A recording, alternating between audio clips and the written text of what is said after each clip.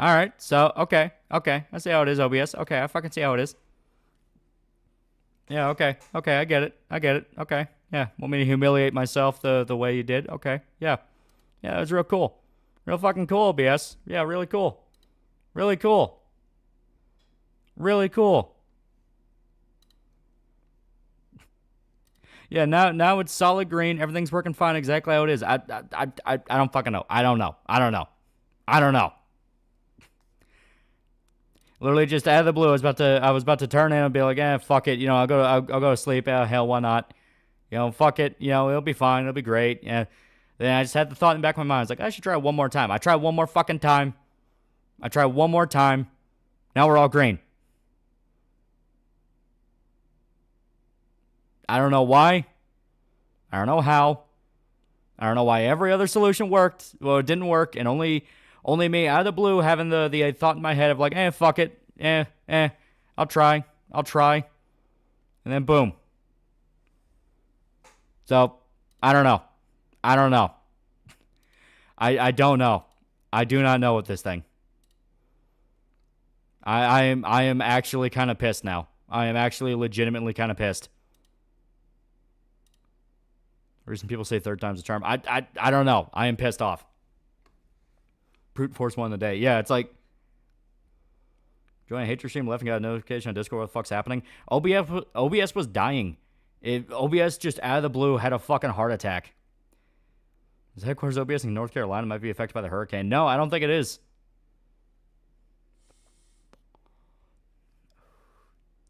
You just put those sticks in there, told me you were streaming.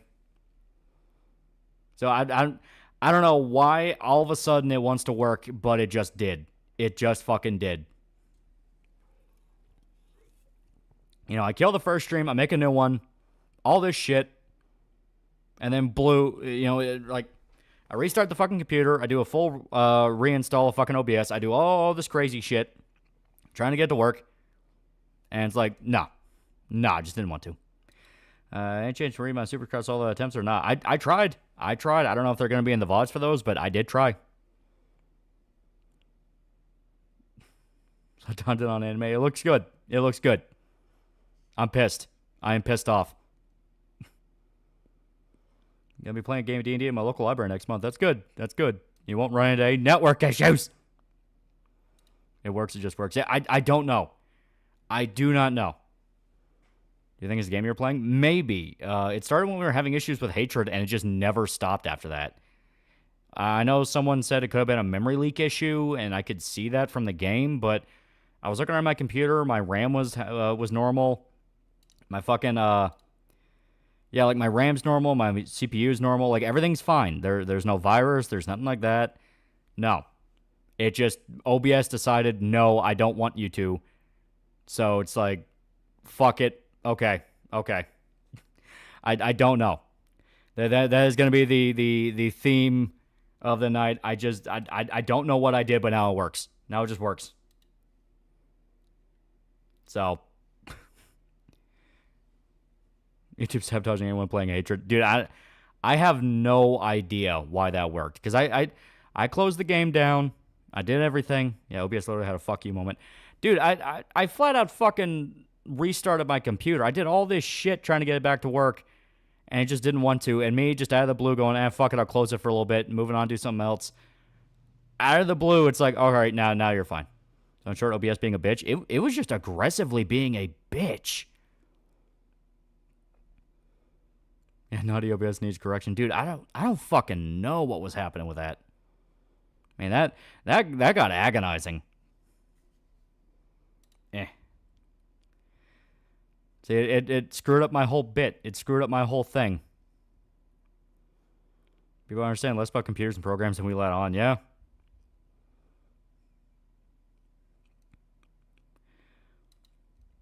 Yeah. Gotta tell Charlotte about this. What's there to say? It's just OBS had another bitch moment. Like, the frustrating thing is that this is a common thing. People across the board have been having issues with fucking OBS lately. So I don't know if it's the solar flares. I don't know if it's just the people at OBS are fucking retarded. I don't know.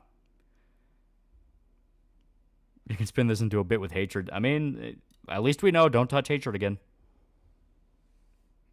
Burn incense and apply the sacred oils. No, I literally just turned it off. I was about to go to bed, and then it just hit me in the back of my mind. It's like, I should try one more time. And then, boom, it works. It works fine. So, solar flares? Yeah, there's literal solar flares going on right now, and people have been warning that it could fuck with technology. You also have China trying to DDoS a bunch of shit, but I don't think they're touching OBS at all. I think it's mainly like government stuff. When we follow up the hatred prank, just pull a Postal 1, play that step 14. Like Kingdom Hearts, I don't have it installed. I would have. If I remembered to install it, I would have done that. Yeah.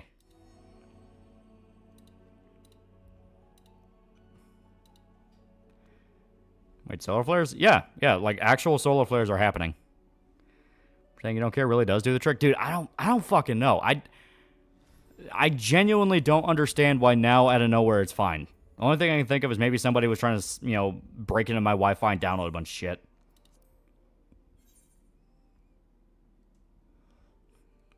New Wi-Fi update has a Wi-Fi bug. It wasn't that. It wasn't that because I didn't even have 14 pulled up, and on top of that, I'm on LAN now. I use wired because I was having issues with Wi-Fi before. Where's it happening at? You talking about the solar flares? I just heard across the board. I don't know anywhere in specific. Do you know what we do know is that we can get up to 10% off gamer subs to Code Tall. That is true. That is true. So fuck it. I guess I'll download all the VODs and like try to piece them together. It's about the only way I can do this. Streams going on in history. Dude, it was network issues. Like, I don't understand why you're trying to puff it up to be like a big thing of like, oh my god. It's like, it was network issues. It was just OBS being frustrating. I'm gonna take a break and see the stream started 6 minutes ago. Yeah, fucking OBS had a fucking freak out. And I don't know what happened, but I know where it wants to work. It just now wants to work. Latest MMO fine, but Hatred's no-go? Yep, right? Yeah. So I want to download Raid Shadow Legends to your computer. Here we go. Longshoremen halted the strike after DeSantis called their bluff. Yeah, I saw that. You linked me the article to it, yeah. Like, they're ready to stretch the strike all the way into holiday season, then DeSantis just threatened to send the National Guard down, and then all the strikes in Florida stopped. Yeah, splice the MyPython technical difficulty screen and interludes between, yeah. I'm finding part 57 like 3 parts after Hatred. Yeah, right? Yeah, that was weird. Yeah, dude, I don't understand OBS. It is one of the most, like, if it works, it works. If it doesn't work, good luck trying to find out what's going on with it. I do not know what the fuck was going on with it. Because literally, out of the blue, it's just like, oh yeah, no, you can work now. It's like, I didn't do anything. I didn't change anything. So I can enter my Wi-Fi. Oh, for the love of God. No, it's green here. It's green here. So it might just be your Wi-Fi. So don't be fighting Matador alone. I clicked on an old stream when I just stopped. Yeah, like I said, I just ran into like really bad fucking technical problems. You think pulled the DQ interview, Squeenix in panic mode, or someone else interesting and desperate reaction? I don't think we're ever going to fully, truly know, but I would like to know.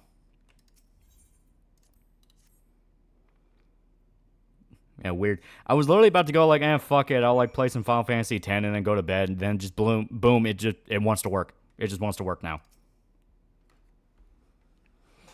Did I listen to Moby Dick audiobook? Really like the part where Ishmael slept with a black guy.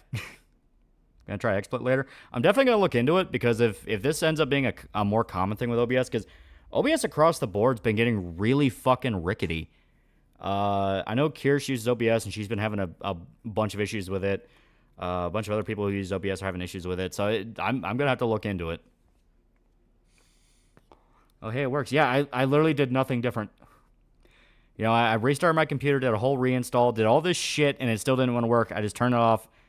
And I just am like, fuck it. I'll go to bed. And then a thought hit me. It's like, I should try one more time. And now it just works. Now it just works. Starlink all in would cost me $440, then $120 a month. Not a bad option. Change Spice and Wolf for review and gotta check it out. Pretty good. Yeah. Hope Krillin doesn't get antsy for another solar flare.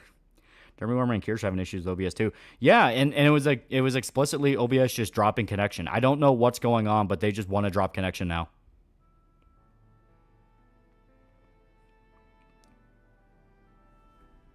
What is OBS exactly? It's a streaming software. Fucking everybody uses it. Actually play 14 immediately works. Yeah, it's like this is how I know this is not a network thing, it's not a virus, it's nothing like that, because my computer's fine. I can pull up 14, I can play through 14, it's all good, it's all great.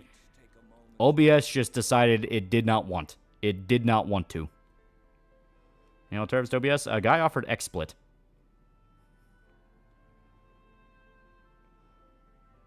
I just got to Shadowbringers. I haven't been watching other streams. It's a pleasant surprise. Yeah, it's my actual main character. The one I personally play. Anyway, checking out the season that isn't a sequel. I'm checking out Don.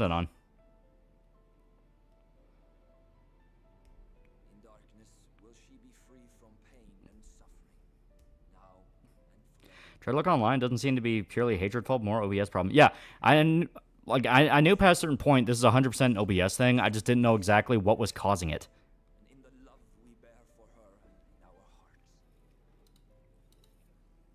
Like, that's the frustrating thing. Wouldn't recommend XSplit. That thing's a resource hog. OBS sometimes just has nights where it decides to have a period. Yeah. Maybe channel because I Berserk, love your style of analysis. Do you plan on doing it for other mangas? Not much content like this, and I absolutely love this type of video. I'm not doing a new saga with a manga right now. I'm doing it on Dead Rising, but that's going to be more spaced out because I cannot get behind on shit again. The Berserk saga took a lot of time. YouTube is sick of your changing game shtick and said, stream 14 now. It wasn't YouTube, it was OBS. Maybe just OBS had an issue with it. Like, I knew for a fact it was not YouTube, it was not a virus, it was not a memory leak. It was just OBS having a period. 14 looks sick. Unfortunately, I can't stop playing OSRS. I always get weirded out when people rediscover RuneScape, because I'm like, man, that was shit I saw in, like, commercials for in, like, 2002. I'm honestly shocked people still play it.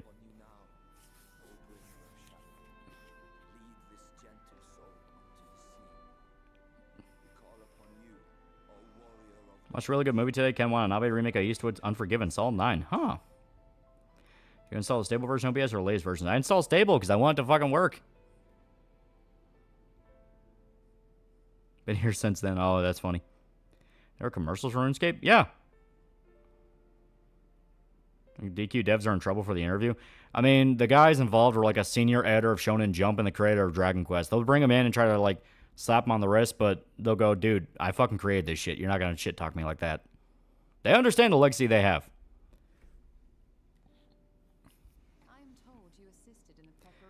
Guess OBS wanted you to stream 14. I guess so. So what we're right. I do not know. I literally just went, fuck it, I'm going to try one more time, and now it works. I have no idea what changed. Any more Berserk releases? No. We live in an era younger gens discover the good shit we always said was good. Yeah.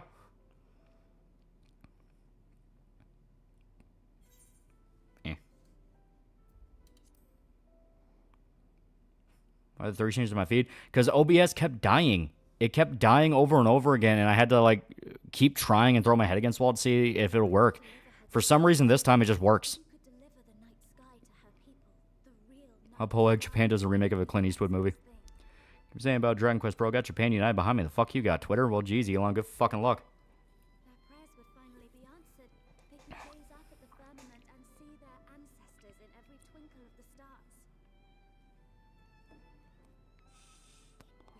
Dragon Quest 3 HD will probably fall.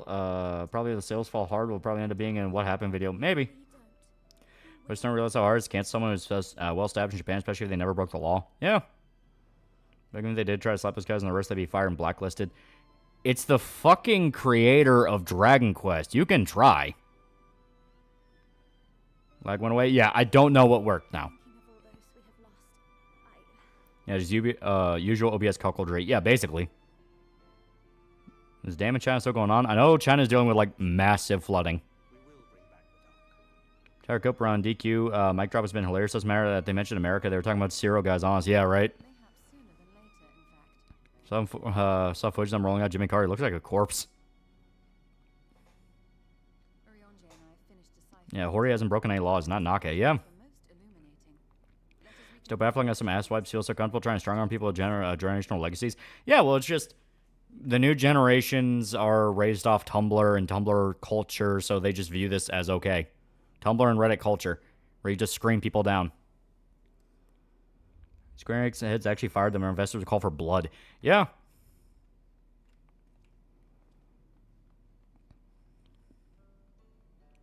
Center art doesn't even look good. Why why the hell are volleyball shorts a thing in the Middle Ages?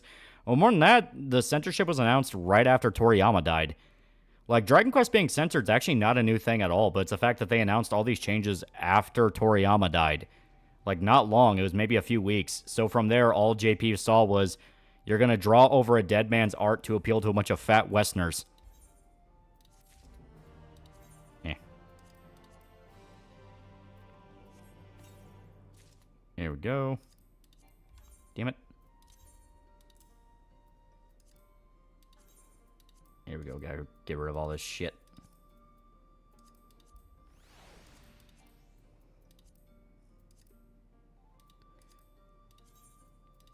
Here we go.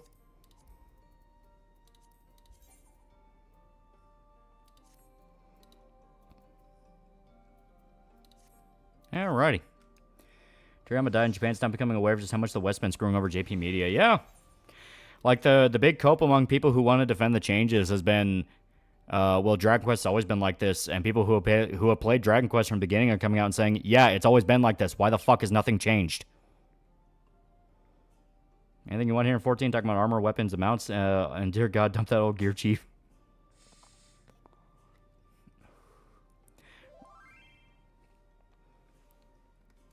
Yeah. Got a tiny Eden minion. Yeah, Toriyama art's problematic. Sorry, pisses on Graves, Square Enix probably. Yeah.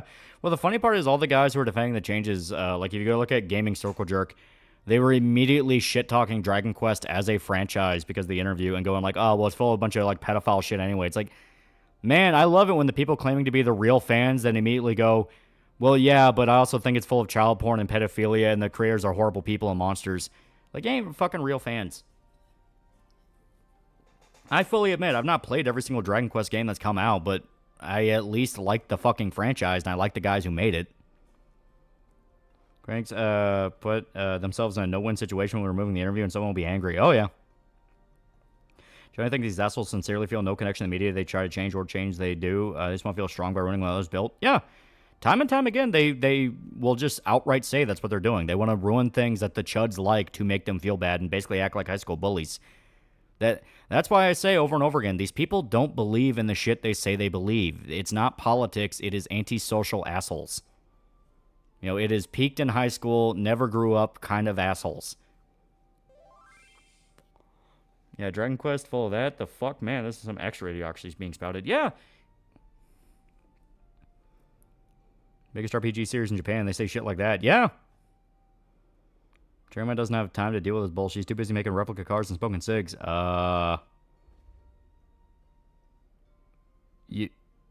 You're aware of what happened to Toriyama, right?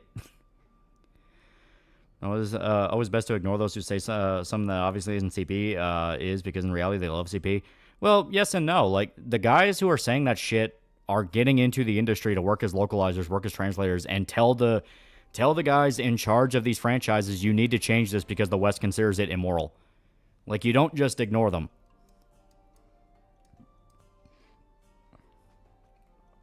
My D&D character in BC also drew. Would like to see it? Yeah, sure. Jam was smoking, making replica cars in heaven.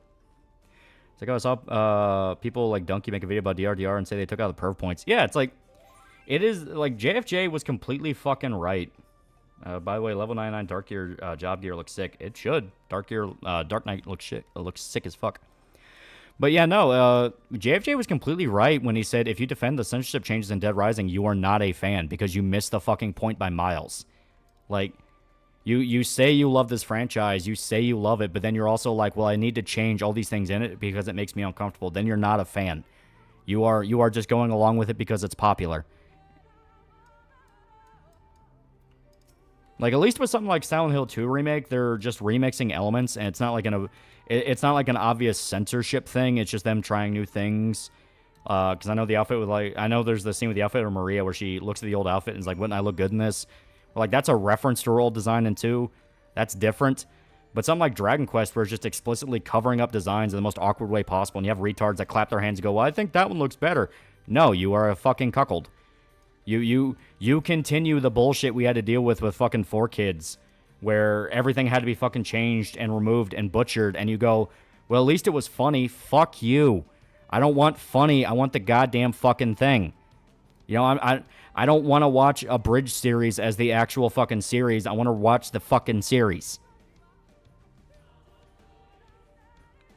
Yeah, don't care, refuse to acknowledge man lets his wife fuck other men. There's shades of assholery. I keep finding jerks that poorly describe some media to make it look awful, turning away new viewers or readers or whatever sickens me. Been nearly 8 months. I know Toriyama's dead by now. I know, but still, it hasn't hit me. And DIFX tried giving a DQ creator slap on the wrist to be fired and blacklisted. Oh, you mean if the guy's screaming at him? It's possible. Depends on how willing he is to do it. Yeah, Toriyama smoking cigs, making model cars, and reading porn in heaven. 4Kids One Piece intro was peak. Fight me. I don't play DQ 11 unless they OSTs from the DQ series. And yeah, those people are legit not fans of Toriyama's work or fan Dragon Quest. Yeah.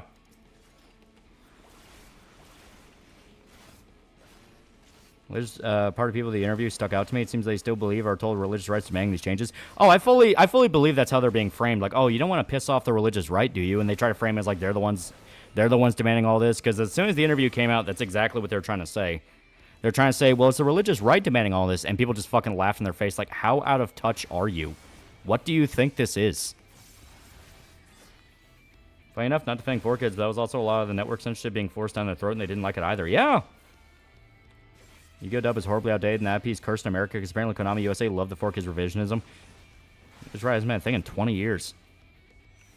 Yeah, no, I hate it because you have these retards that grow up on the butchered version and they don't like change, so they're not going to accept the new version. That's actually the fucking thing you need to experience. And they do the stupid shit like, well, it's supposed to be funny. It's a lot funnier in the West. I don't want it to be fucking funny if it's not meant to be funny. Gonna push the remake back and fix things? I don't know. They're pretty dead set right now and just covering the whole thing up. When Dragon Quest I had loop, they covered a bunch of designs up and they're removing gender references in DQ3 remake. People defend change to censorship, excusing it, saying it promotes racism and sex and other bullshit. I think are no different from Jack Thompson games called shootings. Yeah, they're just pricks. They're just pricks that get off sexually to the idea of making other people unhappy.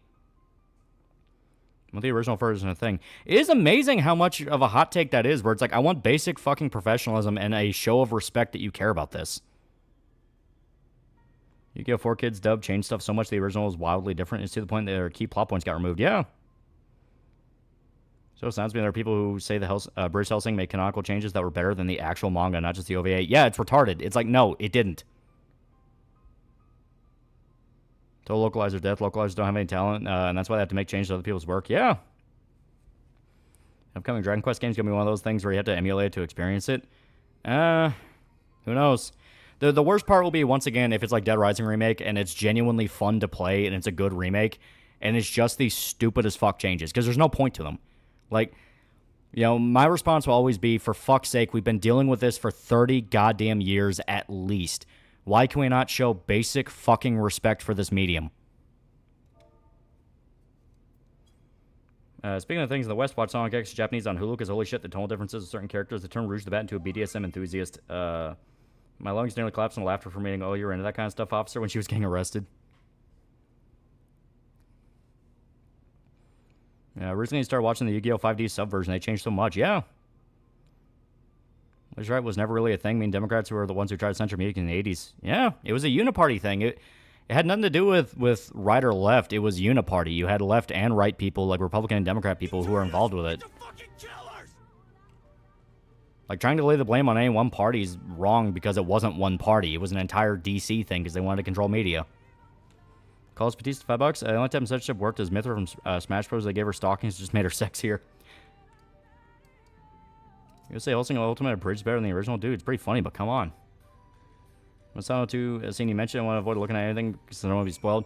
There's a scene where you're walking with Maria in an apartment building. Might be the first time you meet her. And she goes into a closet and pulls out the old Maria outfit where it had the midriff, and she teases James by going, wouldn't I look good in this? I think it's a fun little reference, and it is kind of a clever hint of like, oh, okay, kind of showing she's teasing James, very flirtatious, which fits for Maria. Also doesn't help that because of the airing schedule stuff in the West, we never got final seasons of Yu-Gi-Oh! Post-Duel Masters like GX. Didn't get season 3 or 4 or 5Ds, no second half.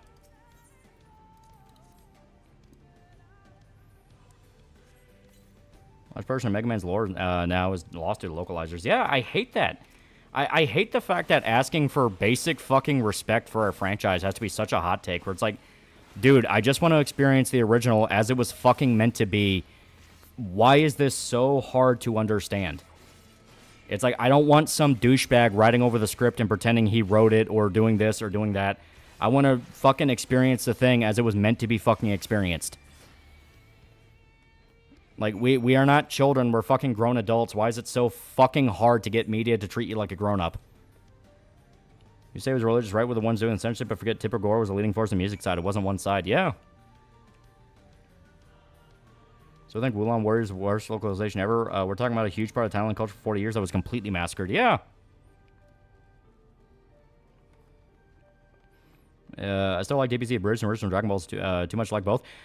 Fucking Dragon Ball Bridge says multiple times over and over, it's a fan-based parody. Don't take it seriously. Watch the original series. It's all the people that didn't and took it as gospel and just were influenced by it that want to recapture it and go, well, we can just do Dragon Ball Abridged like that. And then take the fucking anime scripts and piss all over them. It gave me here PC AIDS. I'm having to watch this at 1440 so it doesn't lag.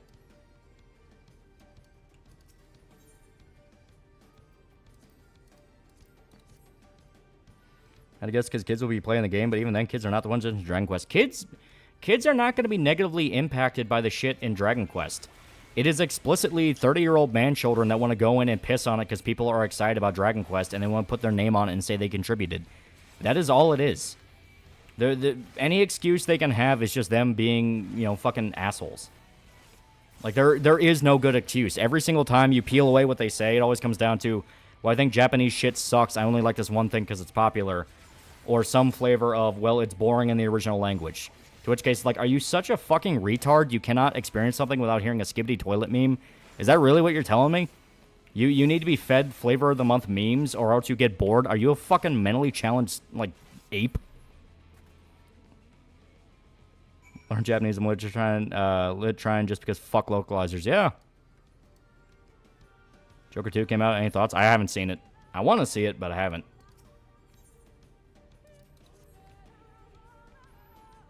Yeah, never forget, there's a reason California produced so many punk bands. Yeah. So you went about TFS, but even Kaiser said in an interview, wherever Dragon Ball's discussed, their names are bound to follow, but can we please talk about actual Dragon Ball? Yeah.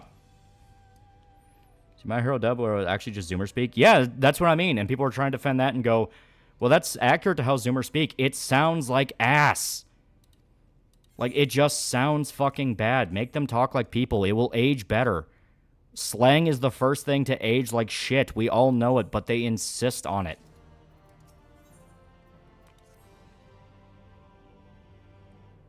Saw that now. Unfortunately, posted the N-word will be instantly and automatically deleted. Yeah, not surprising. Yeah, motherfuckers be like, think of the children and say, Timmy, Lisa, it's time to learn anal. I grew up seeing Dragon Slayer and Beastmaster. Should you be able to react to someone you knew catching the T-virus the same way you would if they started doing hard drugs or booze? Keep an eye on them. Character wouldn't talk like that. She was like a hippie youngster Gyaru. Yeah, it's just stupid.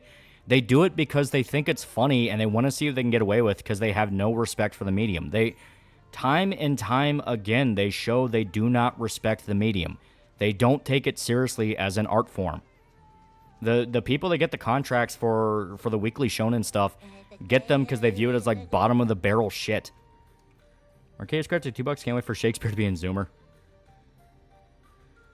My time slang is timeless when it's made up for the universe. Warhammer with frack. Star Wars of Clankers. Blade with suckheads. I like that one. Yeah.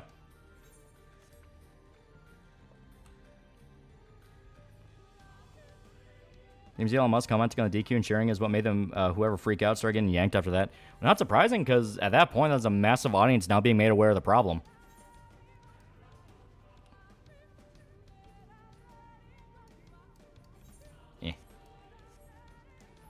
Localized defenders, basically the high school bullies that will try to pretend to be the good student and piss on your manga and say they made it better. Yeah. Like, the amazing part of it all is it's literally just asking, can you please stop getting in the way of me experiencing something from another culture? That's it. It is asking for the most basic respect of this medium and this art form, and just be like, hey, I just want to read what this guy wrote. Can you just fucking translate it? And they will freak the fuck out.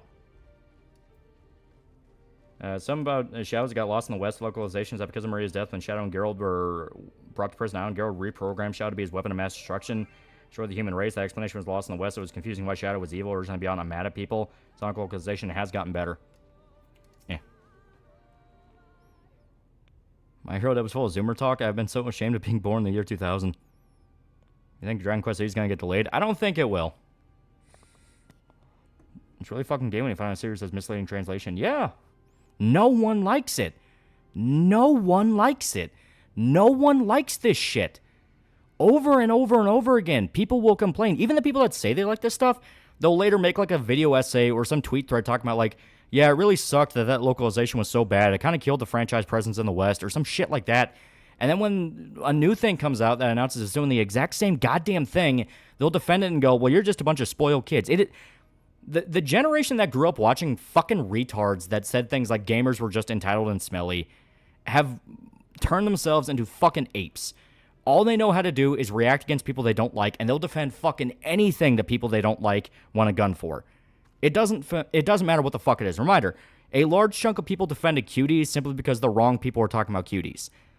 Like, it is insane the level of stupidity people are at. Just call them racist at that point. Oh, yeah, a lot of the time they'll just flat out do that. Like the guy that said more often than not, Japanese people are just conservative dumbasses, and then try to double back on that and said, well, I just the ones I ran into is like, oh, yeah.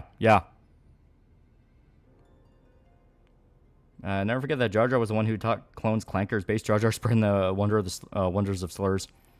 The Japanese version of that one scene in My Hero manga is slang so thick the author included an increasingly confused margin notes translated and gives up. Yeah. How the fuck is it hard to say censorship is bad no matter what side you're on? That's the thing.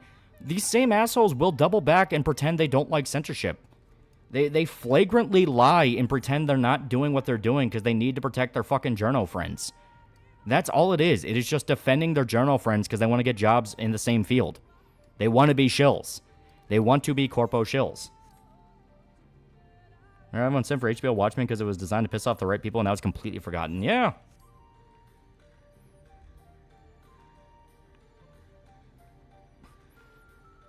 Yeah, anyone defending Q's just self-admit they're pedos.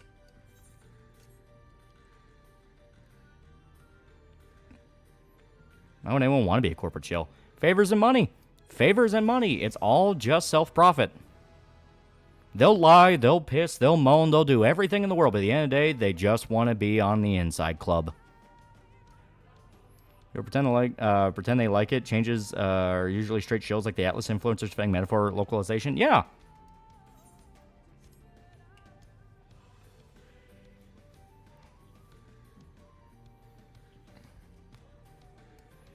Didn't Vosh say like cuties? I have no idea. I don't watch Vosh.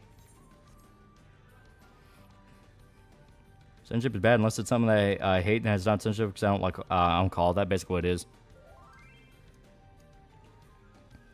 Old DBZ dub fans are the worst. Geekdom 101 was watching DBZ with original broadcast JP audio. Some of the rare shit to find, especially with presentable restoration quality, and dub fans are going in and harassing the dude, saying things like the music sucks, the audio's trash, like holy shit. Then they bitch and moan and he tells them how the dub is shit localization. They're being annoying fanboys. Yeah. It's censorship in DQ3 remake, but I'm even more mad. I can't be excited for DQ3 remake because I want to play it. I love Dragon Quest. Yeah. Yeah, people talk about hating corpos so they get perks from corpos. Yeah. What you Zumaki yet? You liking it? It's okay. Has some pacing issues. I'm hoping the rest of the episodes fix. Seeing the dad and daughter duo reading Berserk, and the dad's so wholesome even during Eclipse. Yeah. Everyone loves Berserk Grandpa. He's great. And Dragon's manga was heavily censored and important plot details removed by Dark Horse. Yeah. Like I said, no one likes this shit. No one, even the people defending this don't actually like it. They just get drunk off being fucking fanboys, or they're just lying about liking it, and then later on they'll all go, yeah, it does kind of suck how much stuff was removed. Like, fuck you. If you know it sucks, you know it sucks. That is the frustrating thing. No one's actually happy they removed the erotica points from Dead Rising. No one's actually happy they removed the communist line. It's just retard. It's just retards. It's just retards that want to fight on Twitter all fucking day. Like, as much people bitch about the culture war, people calling everything woke, the people that defend this shit are the exact same fucking thing on the other side. First episode of Kenshin remakes second season's out, and it's so good. Ooh. Don't watch for bucks. Sawa said, if you don't like anime, get out. You don't like loli, get out. If you don't like Japanese media, get out. Dorsey and base VTuber, yeah. Copo version, I'm a loyal commie party member. They promise to never mess with me. This guy's just old footage, redubbed and recut to fit the manga. I find it super lazy. Really, the only thing they want is piss you off. That's all they want. Yeah, that's what I'm saying. Like, people really should just, like, you know, because you have, like, guys like Mighty Keith and Kate Bush husband, all those fucking retards. They literally should just start calling them, like, you're just the grums of the left. You do the same shit. All you do is rage bait every fucking day to defend shit no one's gonna remember in a month. The few times you're right is because you just scream everything everywhere. So eventually, by law of probability, you're going to be right fucking once.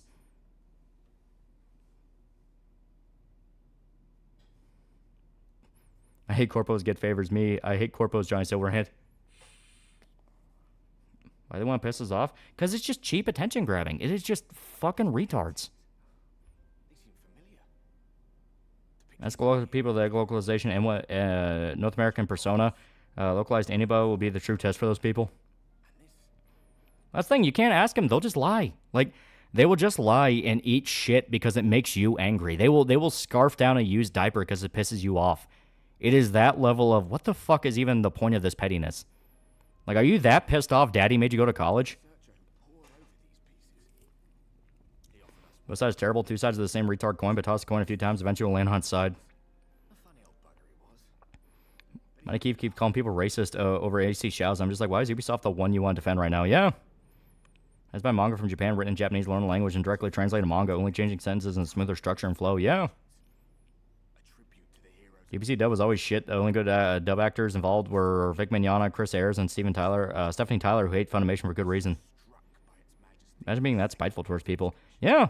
It gets pathetic. It just gets pathetic where it's like you all do this same shit and accuse each other of doing the same shit. I'm starting to hate Donkey when he knows he hates anime and still playing the shit and talking to him. Yeah, it's like, it's pointless rage baiting. It's just, haha, look at me, aren't you so mad? And it's like, just fuck you. Yeah, no reason to defend Ubisoft doing it for petty fucks. Yeah. Maybe in the minority, but I don't like watching channels I already agree with or reaffirm my beliefs. It's like, I already agree. Why am I watching this? I mean, I'm just going to watch stuff I like. I'm not looking for, like, a dissenting opinion or something that agrees with me. I just want to watch something that's fun. Like, if I watch something I disagree with, I'm going to find out the guy's just a piece of shit and took things out of context, because that's always the guys I stumble into. And if I watch stuff I like, it just gets boring. Well, watch stuff just from guys I agree with. It's just boring. It turns into just rage bait. Of like, aren't you so angry about thing going on in the world right now? It's like, I just don't fucking care, man. Being on the Cross series, it's okay. With all Hokkaido goes, goddamn, picks up and pastes at the end. Yeah. Where I left, they'll hate everything the other likes because they hate that group. The type of person we're talking about, they don't believe what they say they believe. They just picked a side and are going to go along with that side. It's a personality thing. Nobody embodies their ideals anymore. It's all just what will get me to the finish line. Makes my fucking blood boil the heart. There's no real rhyme or reason for any of this shit. It's just a bunch of pathetic, petulant man-children who want to hate each other. Yeah. That's what the culture war is. It's just two groups of very, very loud douchebags that want to run your life.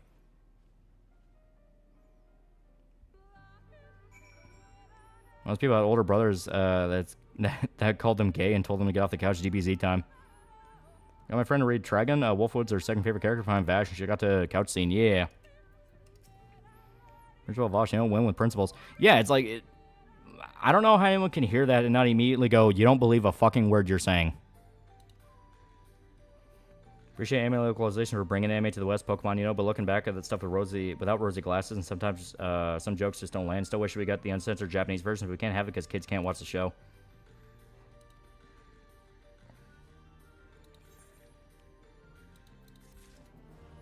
Well, now they made Inaba Black in the original Western release Persona 1 even funnier because one of the things in the game is a graffiti artist. Yeah.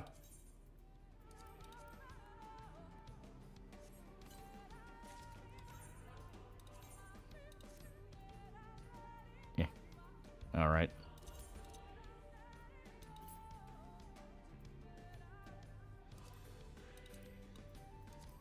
Here we go.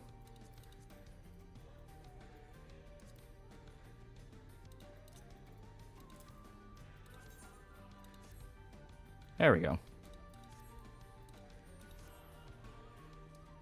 Run for a finish line is imaginary with no prize like dogs chasing cars. Yeah. My philosophy in life is don't be an asshole. World Cup playing, they do their job fine. Don't need to add to the count. Yeah. You just watch stuff like Yellow Flash and stuff like that, but over time it got boring hearing the same woke Hollywood bad for the 100th time. Yeah. That is the whole thing with the culture war. It just gets fucking boring. Like, how many times have we heard Kathleen Kennedy's about to get fired? How many times have we heard man children threaten to kill Daisy Ridley? It's like, I fucking get it. Speaking of original version, am I the only one who wants original versions of games on newer consoles? I mean, same graphics, same frame rate, hell, even same glitches? Yeah. Can't believe Sweet Baby Ray's under so much scrutiny. What's wrong with hang barbecue sauce? One Piece was never meant for a kids network. It should have never been on 4Kids in the first place. Yeah.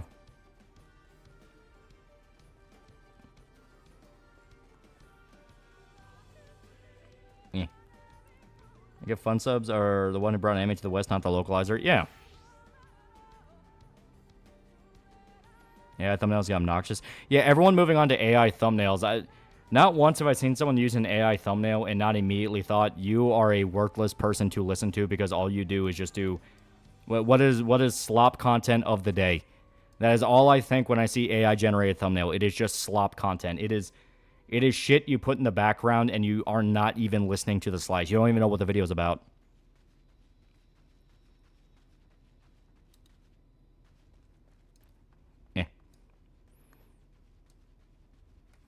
Not Doomer thinking of the culture war keeps happening over and over again. No, we are at the point where it's just exploitation. It is just exploitation. It is just loud, obnoxious groups of assholes all out for themselves, all out to profit, all screaming about the world falling down and everything's gonna fucking fall apart. Like, fuck it.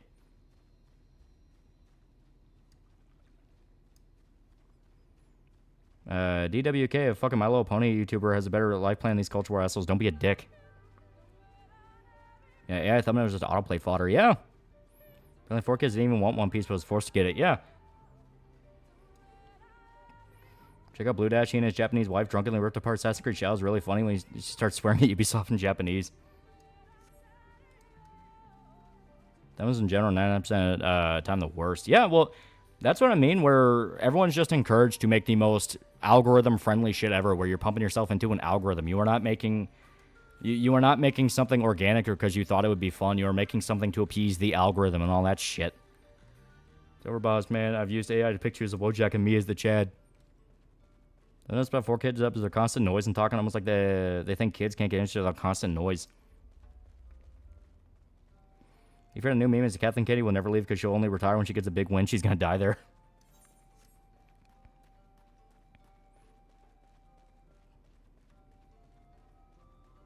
YouTuber I used to watch back in the day came back with Saw 3 review. Wasn't what I was expecting, but it was always cool to hear from him every 1 or 2 years. Yeah. I'm still waiting on Vox's Productions to come back. He was genuinely good.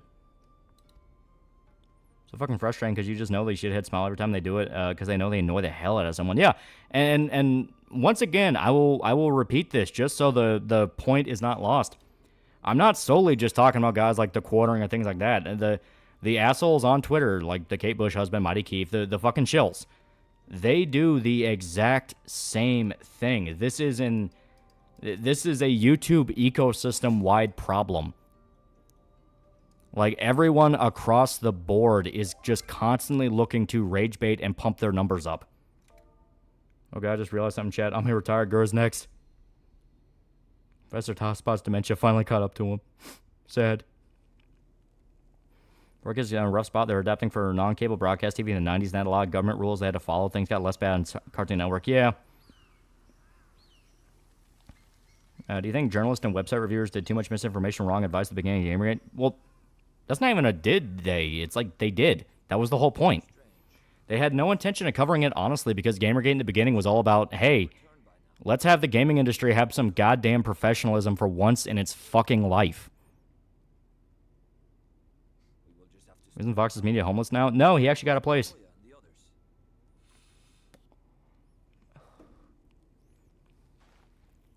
Like I said, it's literally just a case of monkeys throwing shit at each other. Yeah. Also, a channel to bring attention to the shows I hate watching, give those shows second seasons. Yeah. Well, some cases those shows were already planned out for second seasons, but it's the fact of, like, the only coverage you'll ever see and the only thing keeping them in your fucking feed are people not shutting up about them. You can be an asshole on the internet and pays handsomely. Yeah.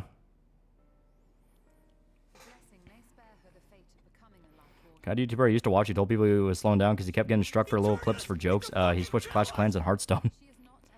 Sim Death Spot, $5. Much as I don't like AI art, I've yet to see any of them ask, why is this a thing and how do I beat it? Instead, they just bitch about it. Yeah.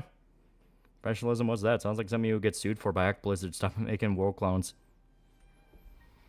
Fun fact, 4Kids lost a dubbing license to One Piece. The early Funimation dubbed episodes were censored for consistency.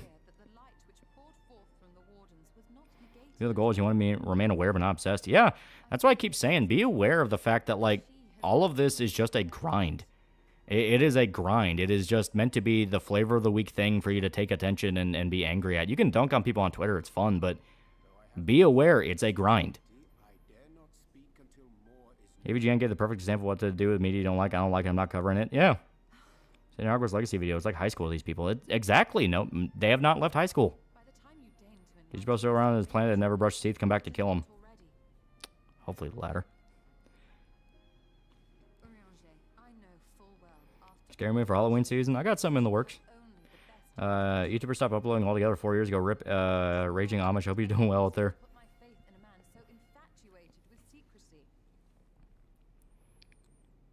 Really hate anything Asian for some reason. Some assets that got a Korean mom will cancel for using the N-word. When the whole point in that was about racism, yeah. And yeah, that's what I mean, where it's like, it's hard to take culture war shit seriously when you see just how fucking mask off people can be, and you just, like, everyone knows the story of the mega preacher getting caught at a gay orgy. Everyone knows that. The guy who screams the loudest is guilty of the same crime. That is the name of the game with the fucking culture war, and time again, people still don't get it. Like, they don't get it. The people pushing these standards and pushing this crap don't believe a word they're saying.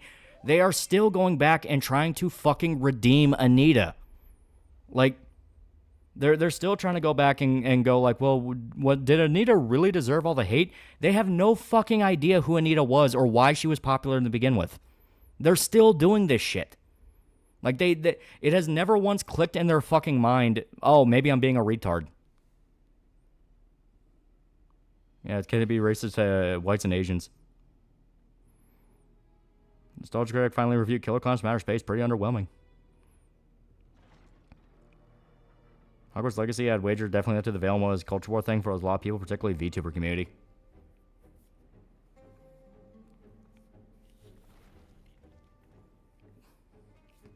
Like, another pretty recent example, and I'll explain the Anita thing a little bit later. Another recent example is the thing that fucking Deadwing got caught up in, where Deadwing, I guess, pissed off, Deadwing Dork, he's the streamer, the guy with the bear. He's a pretty funny guy.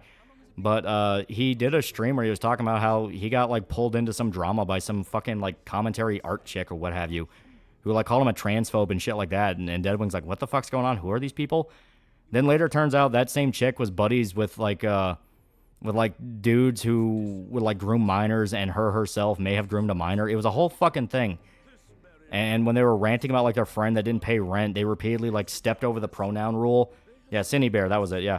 Stepped over the pronoun rule and would, like, call the one who was supposed to be non-binary a he or a she. The pronoun they were born with that they specifically said they didn't like. So it's this thing where this chick who was all into the, well, you can't be heckin' transphobic, immediately then, well, fuck you, motherfucker, you're a piece of shit, pay me my goddamn money.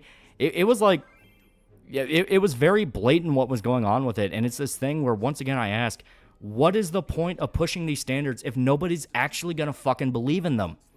If we don't believe in this shit, why do we pretend to like it? Why do we constantly pretend this is something we all take seriously when no one fucking takes it seriously? You know, it's like Emperor in his new clothes, but the Emperor is in his clothes and it's the rest of the world that's naked, and the Emperor's looking at everybody going, what the fuck is wrong with you people? Yeah, the mask never just slips. Yeah. Yeah, compliance and power, yeah. Talk about the roomie like they were a child. It was weird, yeah. Look at how fat the guy is. I was new review on Alien Romulus called Umbrella Parasite Glass. Stop watching. He gets annoying. Romulus was good. I guess about trying to rewrite history and Gamergate, it kills you up to John Brianna Wu Walker. Yeah. You know, and yeah, to bring it back to the Anita thing, because you brought it up. Why's your character talking to Jim Sterling? He's a very important guy. But yeah, there's a lot of misconceptions around Anita Sarkeesian and how she started. People believe that she got her start from Tropes versus Women. No. That was not the first thing she was involved in. And that is something people need to beat over and over again like a fucking drum. Like over and over and over again. Do the black woman clapping emoji on Twitter if you have to. Anita did not get her start from Tropes versus Women. Anita was already a feminist consultant pitching herself to game studios and collaborated with Bitch Magazine, a feminist magazine, to push her consultation work. She did that as a collab to further her career after she was already ingrained in the industry. The industry didn't rush to defend her because they're like, oh my God, woman getting harassed on the internet, we got to protect her. No. They explicitly defended her because she was already cozying up to industry insiders. She was already making friends in the industry and networking. She had the TED Talk too, right? Yes. Yeah, she did TED Talks and even GDC Talks. Yes.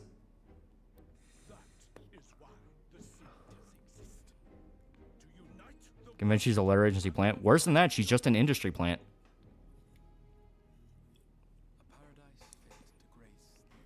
Apparently, Stick's got arrested and thrown in jail for domestic violence. He thinks he's got a Sancho medallion and thought his occult stuff would protect him. And she spoke at the UN. Yeah.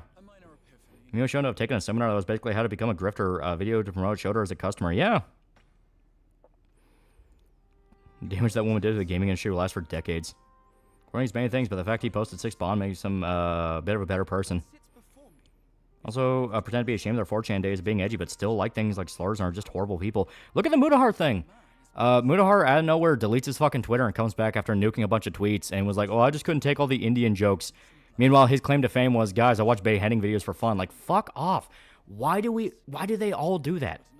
Why do you all pretend you actually give a fuck about these jokes when you clearly don't? Like, it is that thing where you genuinely have to ask, what is the point of playing along with this crap when you know you don't care? Neil Moe and the Coop for 350. Excuse me, sir, but you're playing violence, hating game, violating our term of service. Your comments encourage violence against our extraterrestrials. I'm afraid we must take away your internet for the evening. Thank you. Yeah, that was basically the hatred thing. Damn aliens. Eco for $1. Yeah, no, the anti-woke culture war neckbeards, jump at chows and sharp drama. Progressives are ardent criminals who deserve what Antifa schlub, what that Antifa schlub got. Not sorry. Oh yeah, no, the big difference is right now the anti-woke people are just loud people on Twitter that will shit up a thread. The woke people are in charge of the industry in companies, and they are fucking things up. They are explicitly fucking things up.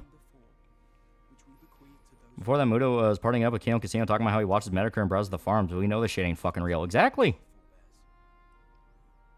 That's how some still try to spam the police bad and never help a society grift. Yes, they have assholes that harass the ones that are stopping the assholes. Do this ironically for the money. Yeah, being safe and bland is profitable. The Goto community consultant was against racism, all that crap, but he was saying the N-word in the past like nothing. Yeah. Like, it is one of those things of why pretend like this? Favorite thing anime from last season, like the Fable, Gigi Harem, and Loser Heroine. I didn't get to start Gigi Harem, but yeah, Fable and Loser Heroines was fucking great. Loser Heroines might be my favorite. The Fable was really good, though. His brother's up, but during the time 6 Seconds was in jail, his wife Liz wiped her entire channel. I'll never forget Zoe Quinn killed more people than Gamergate. I'm part of the religious right. I won the crossback in Dragon's Quest. Look, wait for 1 second. We were talking about Plague Moth. No. Look in the background. Fat man is sexy bitches. Chad has a chance of getting bitches. Then again, fat man might be living up to impossible beauty standards. You know, extremely racist people more nice than accepting the anti-racist.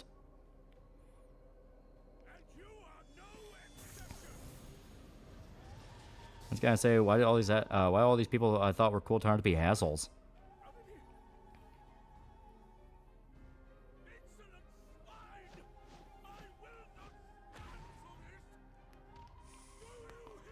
Oh no, not the fist. We stick Saxon Hammer. He looks like a great value version of Razor Fist. Political vlogger. He actually had some pretty good shit. But apparently the divorce with his wife's not going great.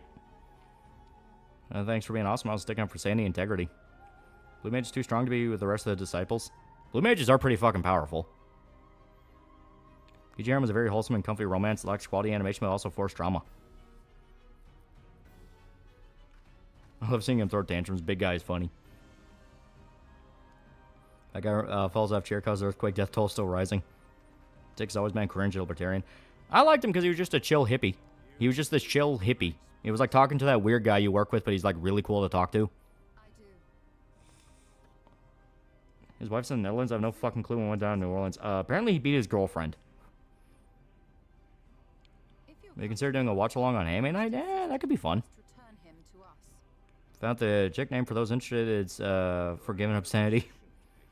Yeah, Dubis Goobus was pulled into an accusation session and led to that shit Civil War video he did. Yeah, I saw that when it went down. I'm trying to remember the exact context. I think he made a jab at BLM, and people freaked the fuck out about that, so he rushed to make the Civil War video. Motion no code, good or not? I liked what I saw.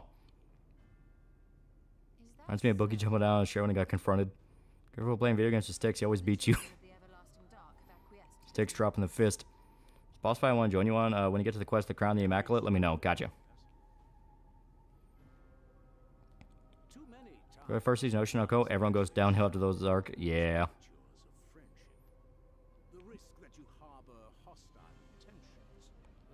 What happened to that G4 Frost dumbass? Completely ruined her career in the industry and got replaced by Alyssa McCarthy. Alyssa McCarthy became the new like white trash chick screaming for attention online.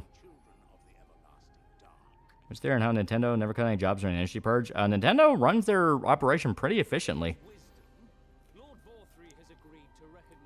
Like, they avoid a lot of AAA trappings, so they don't need to purge. He was a cuck, I hate to say it, but he's definitely the safe, edgy types. Yeah. Once again, it's a thing of, like, dude, just own it. You don't have to become Freedom Tunes if you don't want to be Freedom Tunes. You know?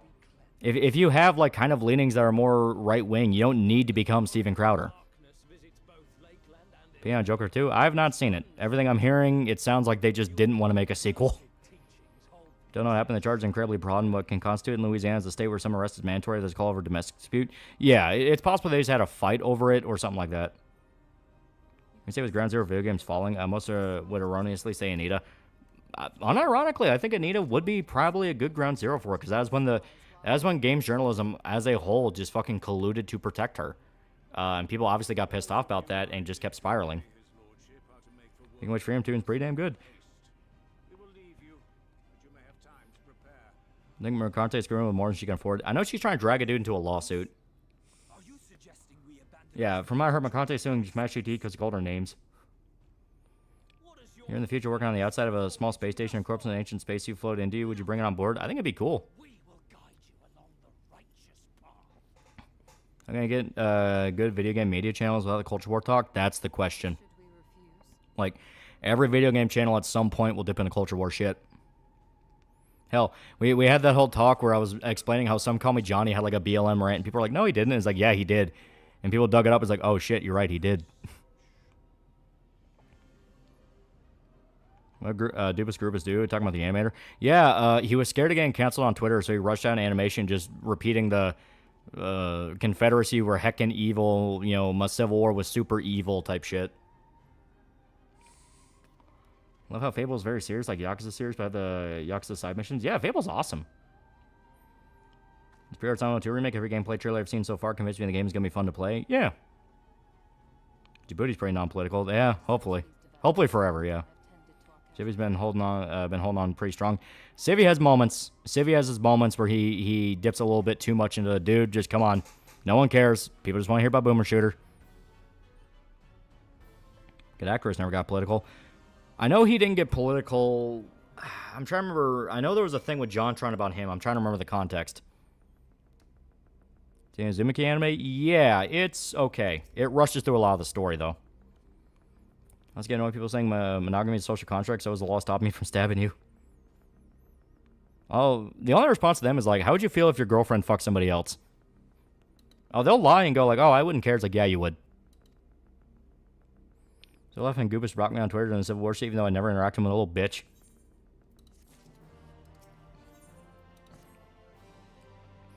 Bought Joker 2 tickets last week because I was excited. Now I can't get a refund. Just signed 2 ways of my life. Signed away 2 hours of my life. Do you have on Mentis Wave? Yeah, Mentis Wave's okay, but he's like explicitly political. You're watching him because it's political. I mentioned Dupus claimed Johnny Bravo is an incel. Did I forget to mention I hate him? Didn't they flat out say in like interviews for Johnny Bravo actually does get chicks. It's just you see the times he screws up. Sivers review Duke Nukem Forever almost made me unsub because he parroted the same shit about the girls dying. I mean, to be fair, that segment's stupid.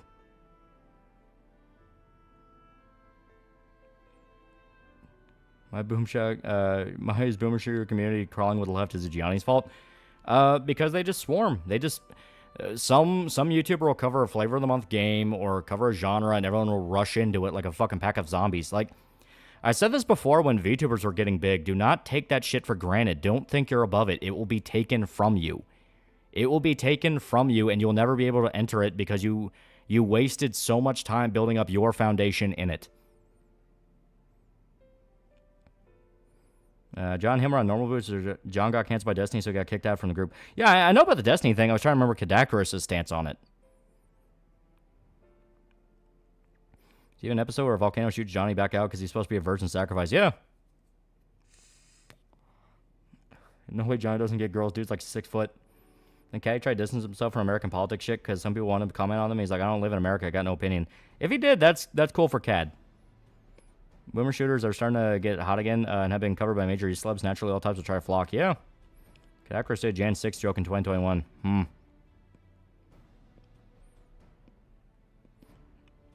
think the film's God in general is Confederate apologism. If you know anything about the Civil War, you understand that the Confederacy has not been given near enough due than it actually deserves. Johnny's jacked, has a head full of hair, and is takes care of his appearance. The only check he's missing is being a millionaire. I'd be shocked if he didn't get chicks. So the thing is, we should call show to Johnny Bravo because he fumbles all the time. Actually, we should call him Johnny Brave in honor of his ancestors who died at Wounded Knee.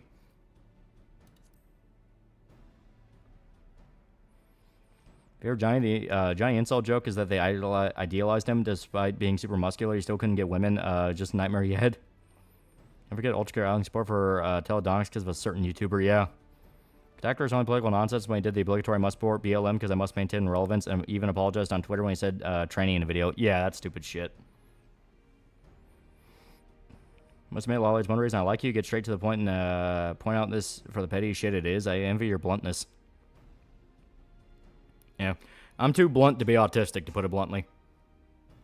Which sounds a little bit like redundancy, Department of Redundancy, but fuck it. So broad, something as trivial as minor property damage or threatening to break something or slamming a fridge door qualifies domestic battery under Louisiana law.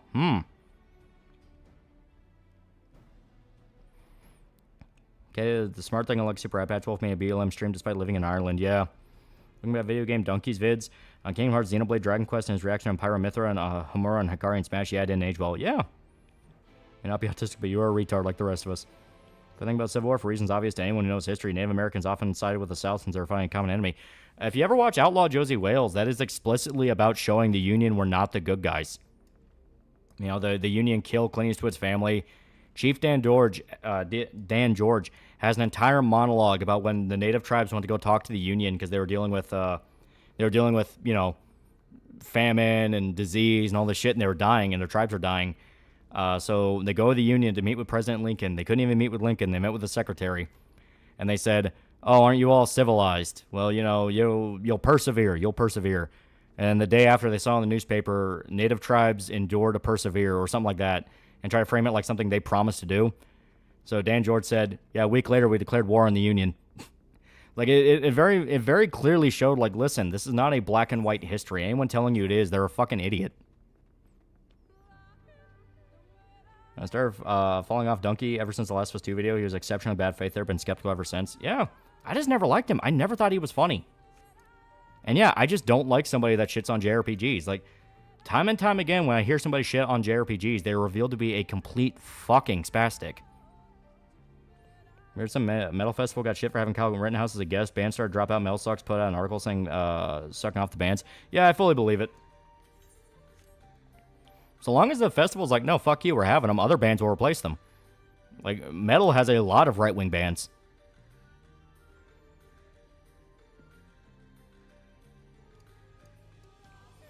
Also, Hell on Wheels, Colin Bohannon is a former Confederate soldier from Meridian. Yeah, and he's actually painted a very complicated guy.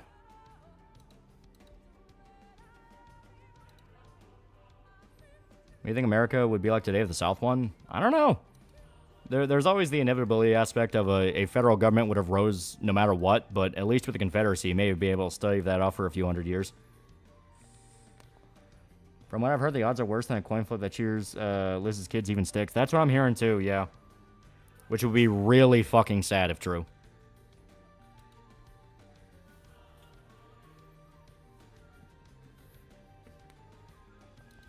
I think it'd be cool if you showed a collab with Kirsch, but she kind of comes only on the podcast and other VTubers, and you guys just kind of shoot the shit playing games in our format, kind of. I know Shota was outright talking about getting something set up, or he was like going to set up a whole business email and try to like word it in like a professional manner and all this. Like, he was going to have his way to set it up. Like when Donkey had a crawl space breakdown when playing Mario Kart. X and John Carter were also Confederates. Yeah, why does anyone take what metal is dead as say? They said Wasp was shit. Yeah. That stream a few weeks back when the new girlfriend six sounded almost like Chris Chain during the groping clip. Oh yeah, like he was drunk out of his fucking mind on that. An origin of Johnny Bravo came and Chad from a twink in high school. Pretty wholesome. Yeah.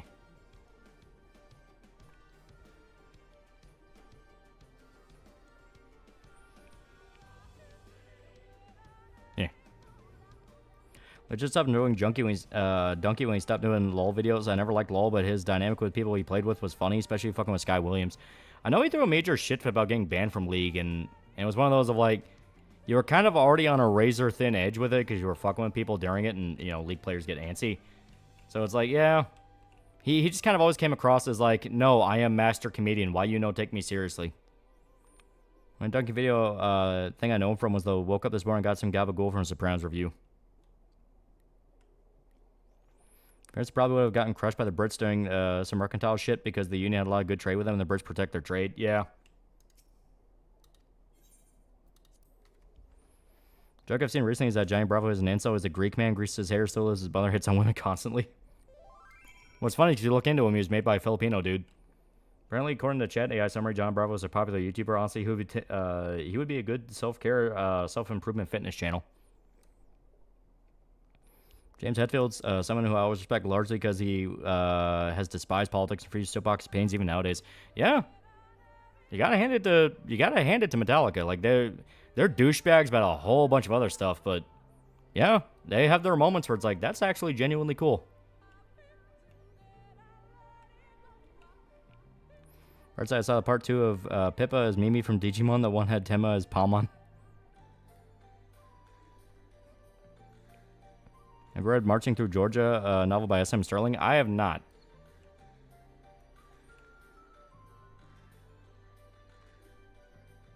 Honestly, never met a Northerner. Didn't think the Southern culture was just slavery. And I'm like, why'd you move down here then? Yeah.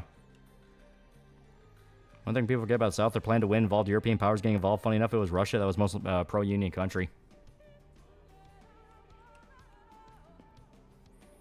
They have no idea what people think Mahler's political, and never once does he state what his political beliefs are. I don't think Mahler really gives a shit. Like that's one thing I'll say about Mahler. I don't think he cares about politics. Yeah, Metallica is about helping vets and helping people with poor mental health. Yeah. Metallica's not been Simpson. Cliff got crushed on the bus for doing the tour in Sweden. Rip Cliff Burton. Yeah.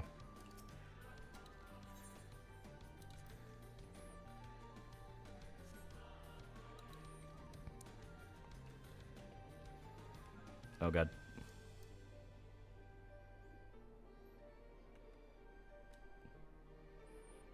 Only reason Northerners come down here is for cheap land and low taxes. Yeah.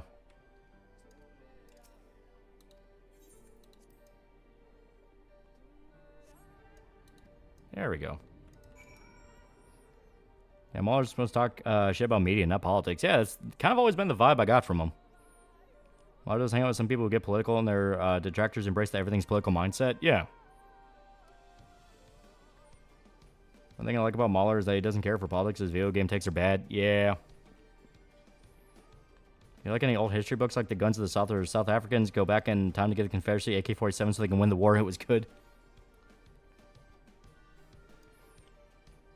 Worst thing about Confederates winning is European powers would pressure the U.S. for resources and fuck to the country being weakened. Yeah. Kind of one of those of damned if you do, damned if you don't. I feel about Lothario. He's funny. I like the clips they do of fighters. Those are fucking great. But enough socialists going to be anti-slavery. Mel Karl Marx is the complete opposite. No joke. He was that. I didn't mean that kind of free slaves guy. Made see Ackman video about are all games woke. He was going through one of the DEI detector lists that a lot of people are suspecting is, I don't want to necessarily say PSYOP, but stinks of PSYOP, because it was saying like every game ever is woke, and like everything had some form of like woke or progressive ideology in it. So a lot of people are theorizing that was made as a PSYOP, to make it seem like hysterical and crazy, and also do the whole every game you like is secretly woke shit, which is not the point of woke. Mr. Insane, $5, you know, it'd be great for an anime watch along. Mushoku Tensei.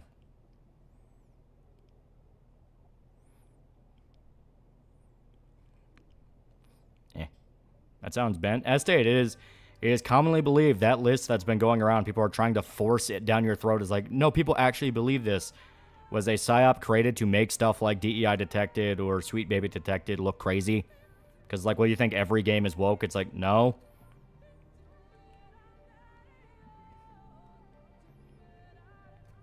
I've seen exactly one good Ackman clip, and it's him and Brandon Herrera dunking on how retarded communism is and how badly written Mein Kampf is.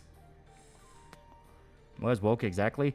My definition of woke is it's very bad people pretending to be good, which is why stuff that we would see in like 90s cartoons that were perfectly fine back then seems so fake and preachy and nihilistic now.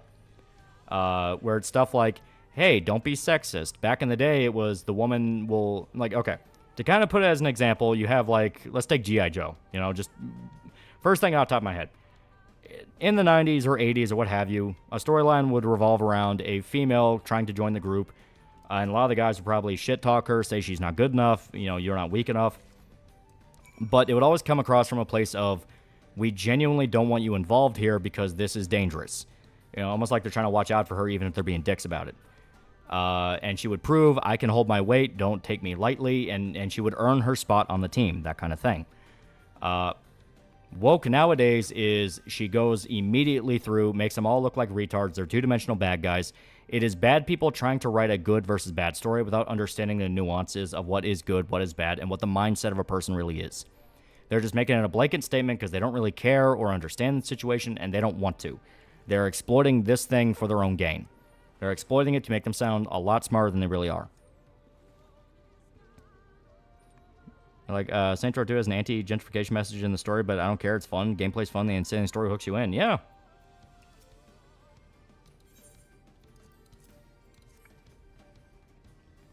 Nihilistic moral superior shitbagging. Yeah. Yeah, strawman stories. Yeah. Best way to describe woke, look at Mulan animated versus Mulan live action. Yes, very good example. Where the whole point around it is the fact that you are seeing a competency crisis in people's morality where they don't really understand why exactly people actually feel the things they do.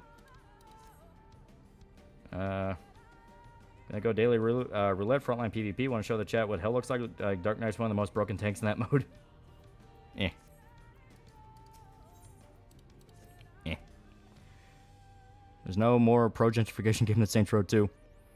A lot of reviews from the 30s. Mein Kampf rose the book, saying it was so bad the Austrian painter had to conquer Germany before he could even force the Nazis to read it. Well, woke right heroes are bad guys trying to make tragic villains are somewhat justified. Yeah. They are bad people pretending to be good. That is why time and time again, a mask will slip and you see them for who they are. Anita Sarkeesian famously never paid her employees despite receiving hundreds of thousands of dollars and could easily do it. stole a bunch of money and ran off. You had Zoe Quinn. You have Alyssa McCarthy. Like, they are bad people pretending to be good.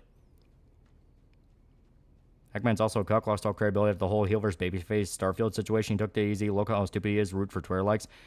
I mean, the heel versus babyface clip is one I will never... I will never say I liked. That clip to me did kind of embody the whole, this is just fucking fake as fuck. Like, screaming your half about pronouns and streaming the game for 30 hours. Like, I hate that. You know, that's part of that content mill of, guys, look how angry you need to be about this, when the whole point of Starfield is it was fucking boring. Like, it just sucked and was boring. You know, I maintain the Seth review of Starfield was so much more scathing. So much more scathing and got to the heart of what was wrong with that game so much harsher. But, yeah, doing... The whole thing about it is there's a way of going like, this is just stupid, what the fuck are you doing? And then, yeah, trying to milk that, you know, milking a guy milking a thing. It was like an Ouroboros of milking. Yeah, let's not pretend that has meant a word he said. Yeah, it's like... My server's wait time front line's over 30 minutes. Woke is insincere virtue signaling mixed with NIMBYism. Oh, we like gay characters. Ew, Mineta can't be gay. Shoto needs to be gay. Yeah. So Quinn killed a guy and her sister sided with her because of financial reasons. Yeah. They're doing the reverse Anita. Everything's woke. Everything's DI. Everything's Marxist. We have to call it all out. Yeah. Choice Rose was saying the painter was so bad, a writer that his battle with the German language is one he'll never manage to win. Much like their stream seems pretty chill until his chat tests patience, then he gets kind of unhinged, especially around his friends who are all really preachy. I never watch his full streams. I only watch the clips. Yeah, end up having a wedding by herself. Shows how despite all that money she got, she won't be happy. Yeah, it sounds kind of gross. It is. Like, they're bad people. Big on Starfield, I think there's any way to save Bethesda, because while it and Todd Howard aren't as bad as some think, there's still problems, especially glitches in the engine. I don't know. I really don't know. Like, all I really care about in regards to Bethesda is id, because they have Doom, and I like Doom. So that's about all I really give a shit about. Well, you guys knew we're playing that news, Ubisoft Star Wars or Mauler and Rags. Yeah, it's like... Wish I was in your server. I'm pretty good Sage. What's on Journey to the West, the original story, not the recent monkey game? It's a classic. I mean, hell, it's inspired how much of Asian literature? Or my favorite slime girl was black because breakdancing.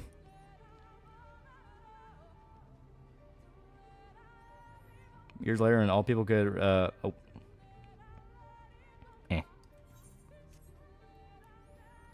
will say, Lothario cuts out the pandering shit because he knows people are there for the jokes. Yeah, and that's smart. Find that Lefties just missing the Dragon Quest interview because of the mistranslation of a single word. What joke? Yeah, they are retarded. They are dumbass shills that will defend it because they were told to defend it because the heckin' gamers are too stinky. Like, there's controversies. I roll my eyes out. Like I said, the pronoun thing for Starfield, I rolled my eyes at, and I was like, what the fuck ever. The yellow paint thing for Resident Evil 4, I roll my eyes at, and it's like, what the fuck ever.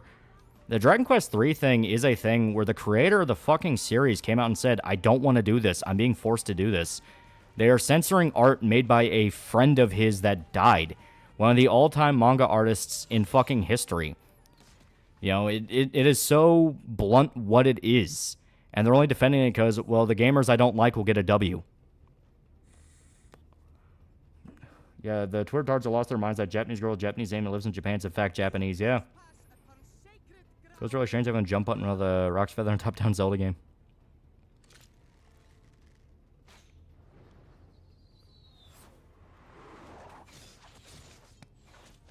Look how many times a woke creator says they respect women and get arrested for beating women. Yeah. It's a thing.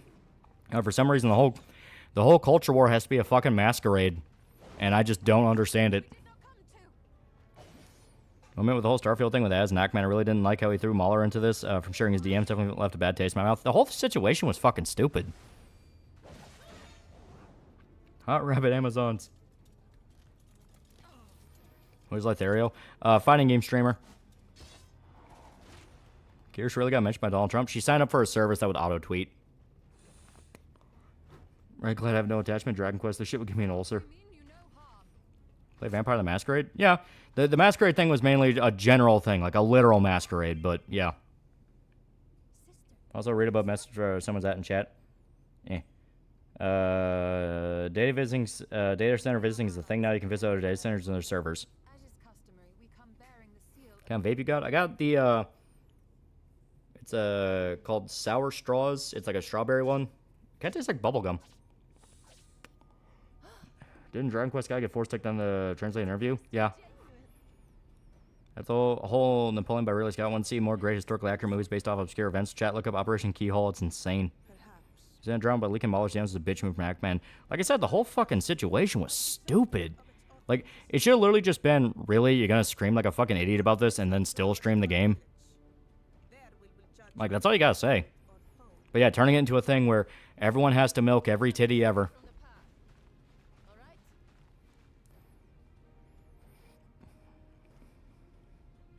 Did you hear about Soul Reaver 1 and 2 remaster and will you stream it? I want to. I love Soul Reaver.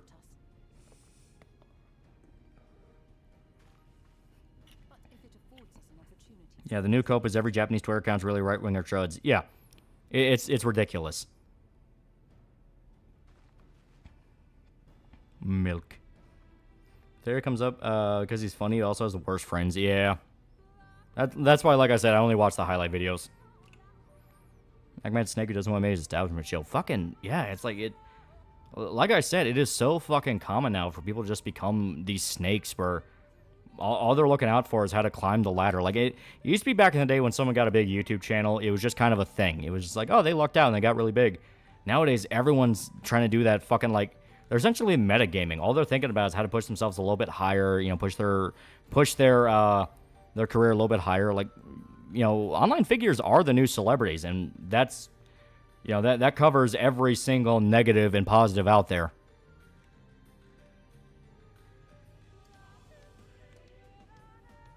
I think Spielberg is actually going to make that Napoleon miniseries based on the original Kubrick script. I don't know. Yeah, some guy claiming Japan claims Yosuke, and it's just Westerners don't like icy shadows. Yeah. No sincerity and content creation anymore. It's either shills or psychos. Father Blue Flowers. Oh, I know. I was just trying to clear out the map. You get XP if you do it. I can't wish he was Russian Badger. Isn't it the way around that as play the game then he has his rant? No, he would continue to stream it. Like, that's the thing. That was just at the end of one of his streams. He still streamed it. Like, he streamed it for like 30 hours. Chad, I admit I make a PewDiePie barrels joke in some way every video so I can put him in the text to help the SEO. Alright, I just didn't give a shit about pronouns. What sent him off as a female character cloned from a male, which was a trope before in media, he made it about pronouns. Yeah. Like I said, it's just, it is this thing where I streamed a little bit of Starfield and all I could think is, dear God, this is fucking boring. And then I lost my shit realizing this is just fucking Fallout 4 in space. They just sold people fucking Fallout 4 in space. Okay, we'll head back down and, may as well use the mount. It's faster. 2024 AD, American nerds will still make up things about Japan to win internet arguments. Right. British someone like PewDiePie made it without playing politics. YouTube even screwed him over a few times. Yeah.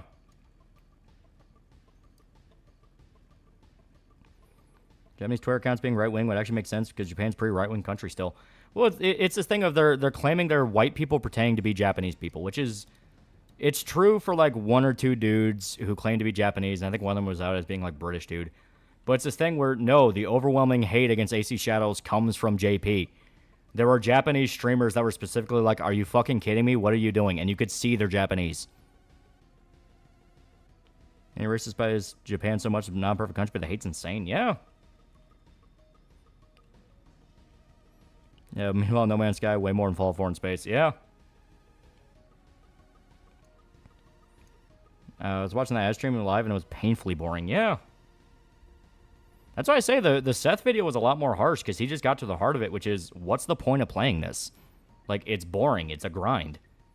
If you have a group of buddies you can, like, talk to while you're doing it, or, like, mod in some kind of multiplayer thing, that's one thing, but it's, like, it's just grinding.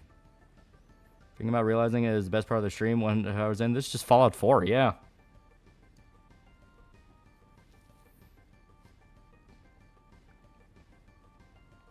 As very much a shouter. I understand exaggerating the rage for a stream. You're trying to keep it fun, trying to keep it energetic. I get that. I mean, me and Shota get pretty loud sometimes. When we were jugging like 3 energy drinks per stream, we definitely got super loud. But it's just one of those it's one of those things where past a certain point you do kind of get hit with that, like, what's the point of even letting this get you angry, though? Don't wait from Open Star Racer, one of the characters where he didn't want Molly to be in the race because he's a woman. You might think he's being a dick, but learning more about him, you understand. Yeah. Love my Bethesda masterpieces such as Skyrim, and Skyrim, Seth. Yeah.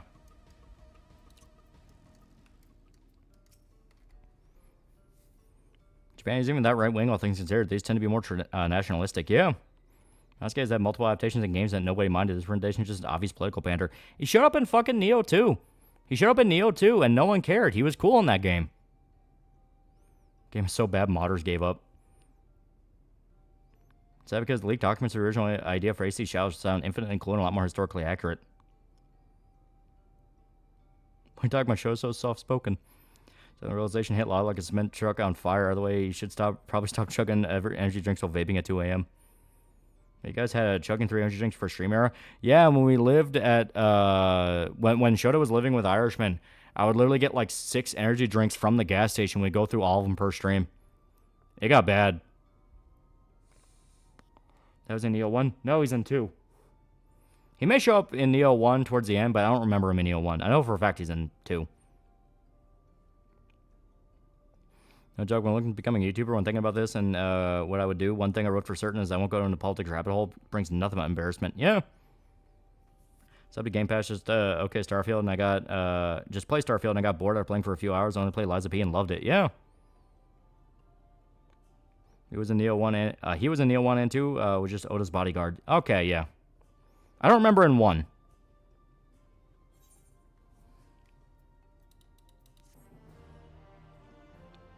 Showed him it's such a lovely voice. Turn the fucking doorknob.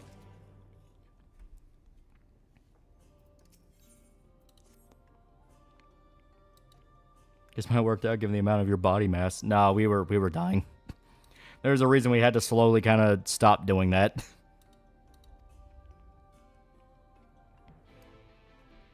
Why'd you do that to yourselves? Because you liked it when we screamed really loud. Now we're getting close to 30, and we're like, oh god, I can actually feel the after effects. Onimusha 5 when? That amount of caffeine could kill a child. Pretty sure he's a boss fight in 1. Think it's a side mission. Like I said, I don't remember him in 1. I remember him distinctly in 2. But it might just be because I haven't beaten Neo 1 in a very long time. I beat Neo 1 back when I was still playing on PS4.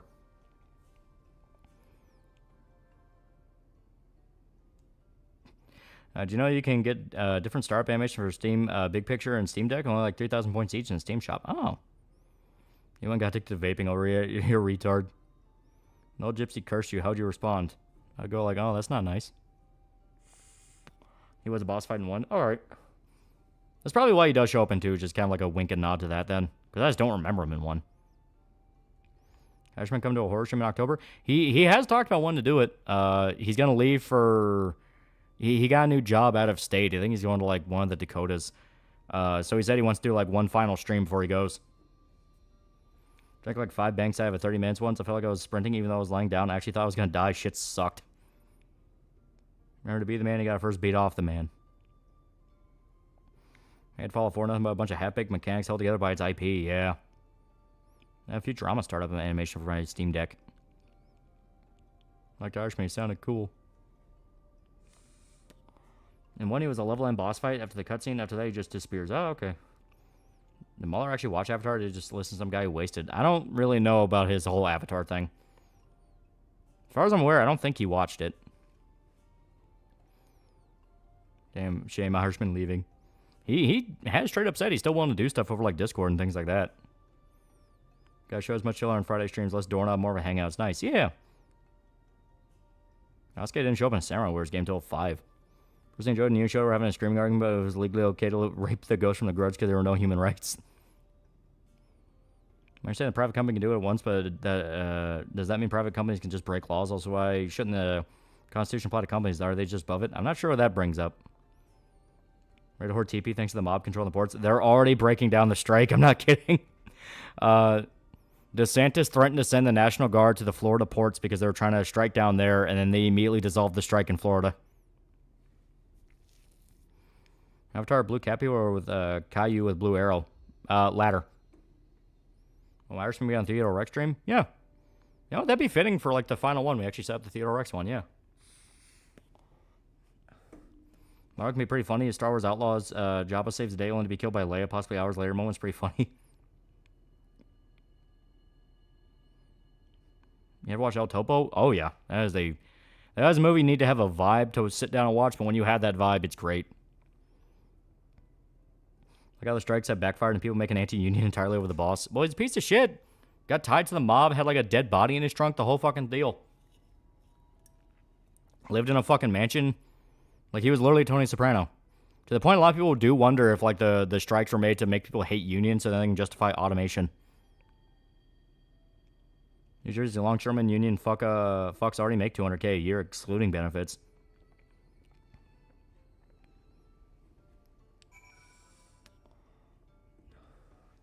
When show it gets soft-spoken serious, you better listen.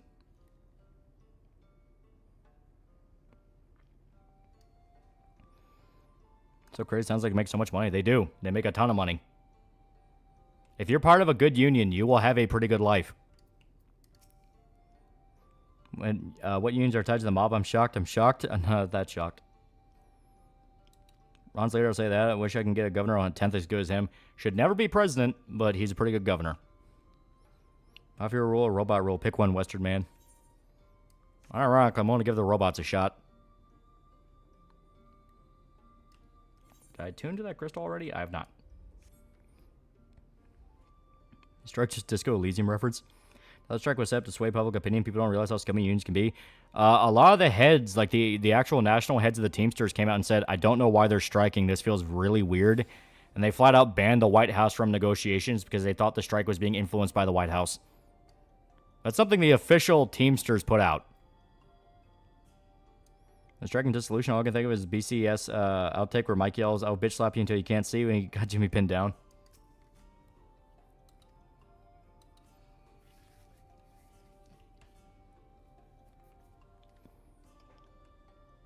We don't even have dental.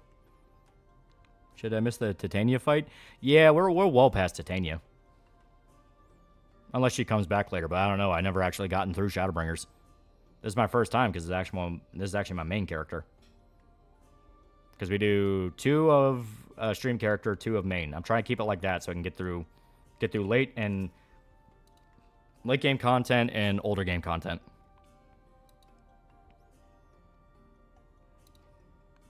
We don't have to worry a lot of longshoremen striking. We have production here in the U.S. Yeah. Here the strike sounds like Mike from Better Call Saul. Sounds that's kind of funny. Here Siren Blood Curse stream for Spooky Month. Yeah.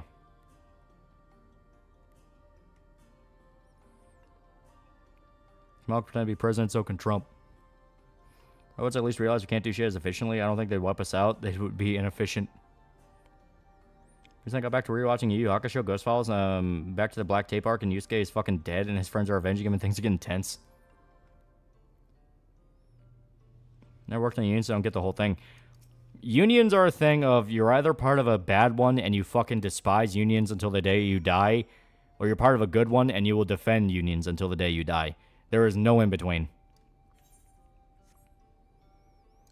Checked on you a couple times past few weeks. I saw you playing your other character. How about that music? Yeah. It's good shit. It's good shit. Shadowbringers is pretty good fucking music. Strike being postponed until January 15th by Tinfoil Hat saying that thing can pray Christ if Trump is elected. Oh, 100%. You can Titanium, remember that Justice League cartoon where Gorilla Grodd revealed the giant woman used to be a gorilla, he G-modded, and the villain went still would? That was Giganta. Her name's not Titania. She's a Marvel character. Know your big lady comic book lore. Yeah, Chapter Black Art should get serious. I mean, Unique has a factory work and they have free house insurance. Yeah. The people who don't know about your grandpa being a union enforcer. He's not my grandpa. He was a great uncle. But yeah, I had a great uncle who worked for the Teamsters and he worked for the dirty Teamsters. Whole lot of stories of him beating the shit out of people. How much do unions still do head busting as much as back in the day or has been lessened? I imagine it's been lessened just out of the fact of like, hey, you can't really do that in the modern era without getting caught. The mob. Not the mob. the Teamsters, who at that time, because it was like 40s or 50s, and stretching into the 60s as well, stretching into that time period, worked with the mob. I remember Gorilla Grodd went back in time, attacked Obama when he was at college. One thing Takashi's ever done when making a short comic where he kills all the Yu Yu Hakusho characters except Kuwabara. Our Teamsters, it was a trucker union back in, like I said, 40s to 60s time frame. They're still active, and I think they existed a little bit beforehand, but they were like the biggest trucker union in America. Massive political influence. Helped get Kennedy elected, and later theorized that they also helped kill Kennedy. His union has a 3-month trial period, and they also have to mail his pay rather than do it digitally for the first 2 months. They don't have a union for working and guest services for hockey. Teamsters are a catch-all union. The actual Teamsters themselves were an actual union. They were the Trucker Union of America. That was their whole thing. Now it's just kind of been boiled down into, any sort of general union, like blue-collar union that may or may not be associated with organized crime. Yeah, Titania is 6'6". Yeah, she big. Because that was her whole thing.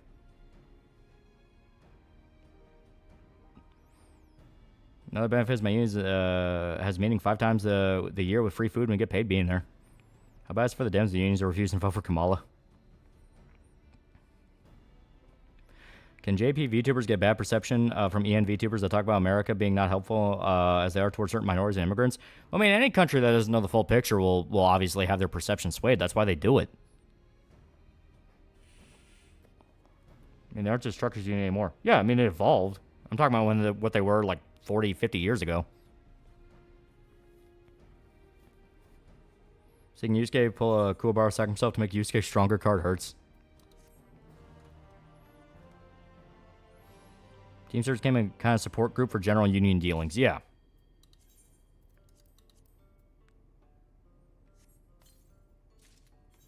All right. Oh, God damn it.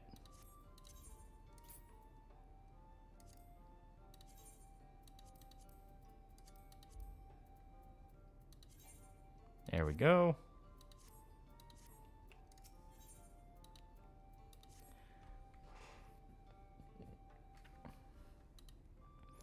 Psychopaths on the review list backlog? It is. No, I'm late, but my turn-off for Az was during FF7 Rebirth stream. I did one caps message, and he timed me out. Really? The shouty Starfield man was timing me out? Screw him. Aaron J. Alpha's a Union Boss Mob affiliate. Yeah. Did you get that Chocobo Sow bag? No, I forgot. I forgot. Here's one way to take it straight to hell, you bastard, man. He give me feelings, yeah. Where's Ayn Rand when we need here? All Union Joes I know are Republicans. All the Union heads I meet were Dems. Yeah. Well, back during the era of the Teamsters, the Democrats were a very pro-union party. They were all about giving favors to unions. That was kind of their thing. They were the party of the working man. Obviously, that changed, or debatably was never really true, but that was the perception. You know why work threatened to take everyone's insurance away if we voted for 50% raise? Yeah. Like I said, there are some scummy as fuck unions. That is explicitly why they're pushing for unions in game devs and unions in, funny enough, localization companies. Because they want to cement their position and can never be fired. There's a reason I say I don't like the idea of game devs unionizing, because what you're going to see is not people actually tackling the, it's not people tackling the exploitation factor like from EA or Ubisoft or any company like that. No, it's going to be people who will just make sure they can never be fired and continue to fuck things up.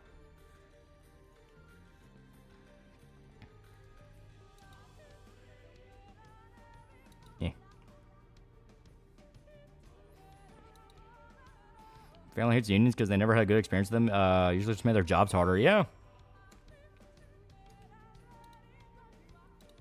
Yeah. Wrong for thinking the way Saul and the man's rivalry ended. Am I wrong for thinking that the way Saul and that man's rivalry was ended the way it was in the Guilty Gear Strive? I don't know what you're talking about.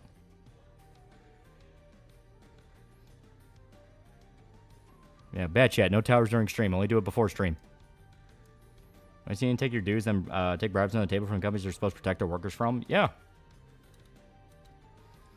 Observation: the problem is people getting into a position that prevents them from interacting with or directly experiencing the consequences of their action. Classic case of luxury beliefs. Yeah.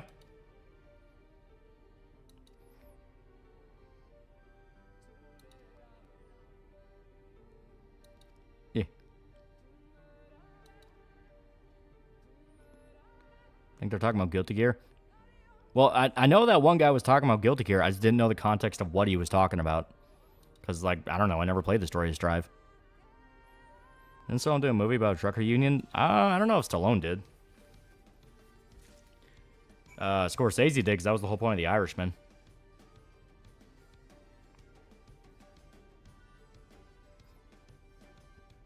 Just as if to ban a bunch of members who are laughing at him, failing in Baldur's Gate 3, banning paying members is not cool.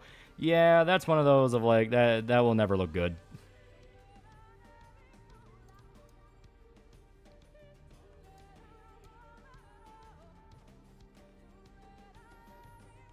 Yeah, Stallone starred in a movie about unions. Ah, okay. Another thing people look over is union bosses and union members have been voting for different candidates for years.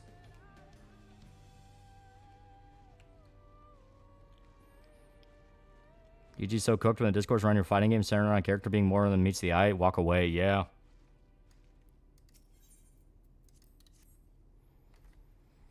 Thank God Blaze Blue's in the vault.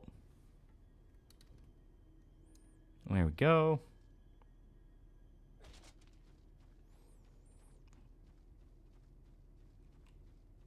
Yep. As one of those I expect to self-destruct in a couple years, I know Eric July's trying to be his buddy and get him healthy, but dude's got to fix mental shit. Yeah. Yeah. Like I said, there's a reason I like my bubble. I don't have to worry about anyone else.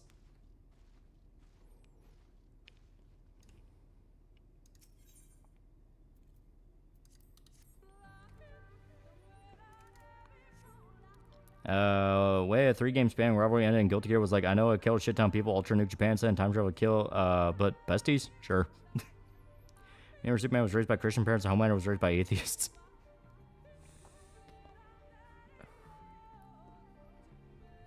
Well, that more left Arxis, so yeah, thank God Blaze Blue's the only mobile games now, yeah. I want to see the hit and miss with modern fighting games more, and where he's wanting a new Darkstalkers, yeah.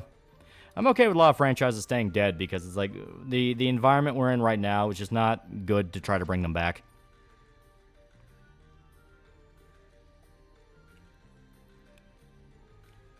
Your 160k bubbles burst. Will burst and be forced to interact. Will make you.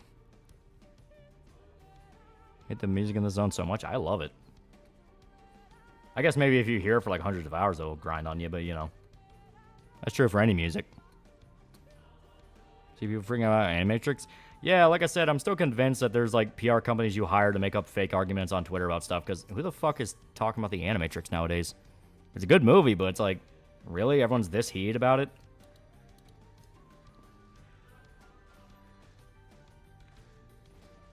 Too bad I have Ebola. Tekken Street Fighter is still staying strong when it comes to modern fighting games. And the FGC is such a horrible place. Yeah. I did 200k, your down spiral start. Yeah. Governor Dagashi kills the cast as a special Bunkaban edition of Yu Hakusho Volume 12. Oh, you think we're stuck with these blue hair clowns and localization until they're fired or usurped? Well, people got to get jobs at those companies. Like I said, start a translation group. Befriend a translation group. Do whatever you can. You got to start at the bottom to work your way up. That's exactly what they did. That's what I'm saying. When you see a new genre pop up, don't just go, well, that's dumb. I'm not going to jump into that. Take a look at it. See if it's something you genuinely want to get involved in. Because in a few years, you may realize you do not have the luxury of trying to get involved with it anymore. Which joined Riddler Media's nerd crew. Bank pay members is some behavior. I think Oz needs to get his jaw cracked at least once to humble him a bit.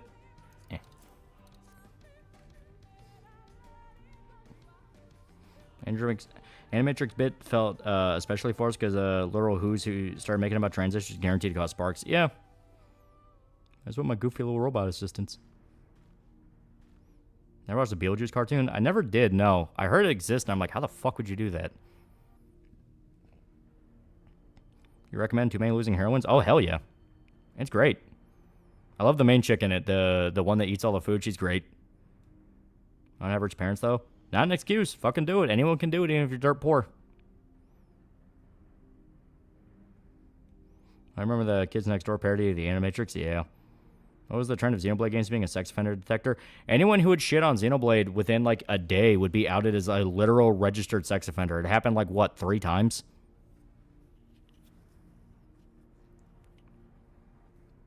Like, it is this thing where the Dr. Pizza effect has become more of a cemented rule to where if you freak out about anime shit, people will dig into you and find out you are a fucking sex weirdo. I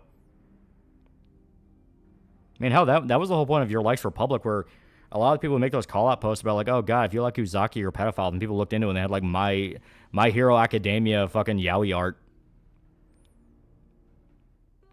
Yeah, Xenoblade isn't that special a franchise. Yeah, it's all the dudes who try to do the whole, like, man, isn't anime gay and cringe? And then people look into them and it's like, oh, you're an actual fucking pedophile.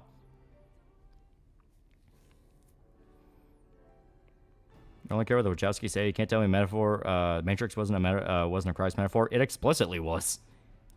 The whole, oh, it's about transgenderism was post-Wachowski sisters shit. Which they only did after their fucking career died. Oh. Come together, share despair, go thy ways, dread burdens bear, mark the crown he its call, avert thy gaze, forever fall.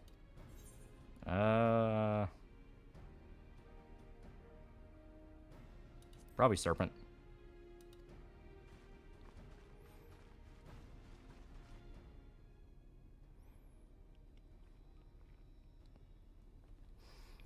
Wachowski's literally called Neo sacrifice in the 3rd film Jesus Time. Yeah. Your favorite stand-up comic? I don't watch a lot of it, but I like Dave Chappelle. Run Christ, you fuck literal children. Your opinion on anime is invalid. Yeah. Went to a boba tea place earlier. Not great. They use fucking Earl Grey as a base tea. I love Earl Grey on its own. Does not work when mixed with milk, sugar, and boba. Yeah, Earl Grey's... You don't really do that with Earl Grey. You can't really fuck with it too much. Remember when Norm Macdonald was alive? Yeah. Agree with the likes of our public stance to call it hypocrisy, but content creators like Rev says Death turn to a dead horse they still beat. Yeah, like that. Once again, that's a content mill thing of... When someone gets into the algorithm game, they learn all about... To put it bluntly, Pavlovian training. Repeat certain phrases, assign a certain action to a phrase, and keep doing that over and over again to initiate a response from that phrase. The whole thing with, like, beating a meme into the fucking ground, like, if anyone watched, like, fucking Mr. Obvious or a similar-ish kind of boomer tier political channel, they would always have, like, those little tell jokes where Mr. Obvious, it was the clown war thing, and it would fucking honk the horn. It is trying to Pavlovianly train the audience to associate certain stimuli with certain reactions, certain thought processes. A lot of time, people don't even realize that's what they're doing, but it just becomes a common thing. You on Instagram? No. Yeah, would you kindly? Yes, quite literally, would you kindly? But the whole idea of it is if they keep beating it over and over again, you will affirm it more and more each time you hear it. It'll just become something you're ingrained in your mind. Reads there a localization called Subaru, Katie Manser. Yeah. How about the online anime retailer Robert's Anime Corner Store? I've never heard of them. Yeah, would you kindly head up there and kill Ryan? Yeah. There wasn't heard about Mr. Obvious becoming suicidal. I have no fucking idea. I pull his name out of a hat because that's the one I would always see boomers talk about. Your boy was right to call them birthday party clowns. Zach is not wrong about the general point. The problem is he's being a spastic about it. Because there's a way to say, hey, I feel like this entire market now is become a market and no one really gives a shit about culture, but he is, like, literally stalking people and losing his fucking shit over it. You know, there's a way to go, hey, this is kind of weird and dumb, and I feel like people are kind of being turned into puppets for whatever side and not really allowed to have their own opinion. Then Ryan went out like he did to prove a point. Yeah. Rolling Stones has taken on the interview when they're Wachowski talking about how their domination inspired them to become trans. What's advisable from your view? Reviewed it, and background music really gives video a vibe. What's coming next? Shaun of the Dead's coming next. would you kindly get a bowl of worms? Yeah, stuff like that. Like, the reason I describe it as Pavlovian training, because that's literally what it is. It is repeating phrases and ideas. That's why woke became such a buzzword just to scream over and over again. Woke, woke, woke. Girl boss, girl boss, girl boss. Hate white, hate men, that kind of thing. Those phrases start off as something that had legitimate power and start off as something that meant something. It meant an actual definition, an actual word. But it's been stretched so thin and explicitly has been used to essentially train people that you're having the rejection stage where people go, fuck you. It's like, fuck you, no. It's being stretched too thin, too fast.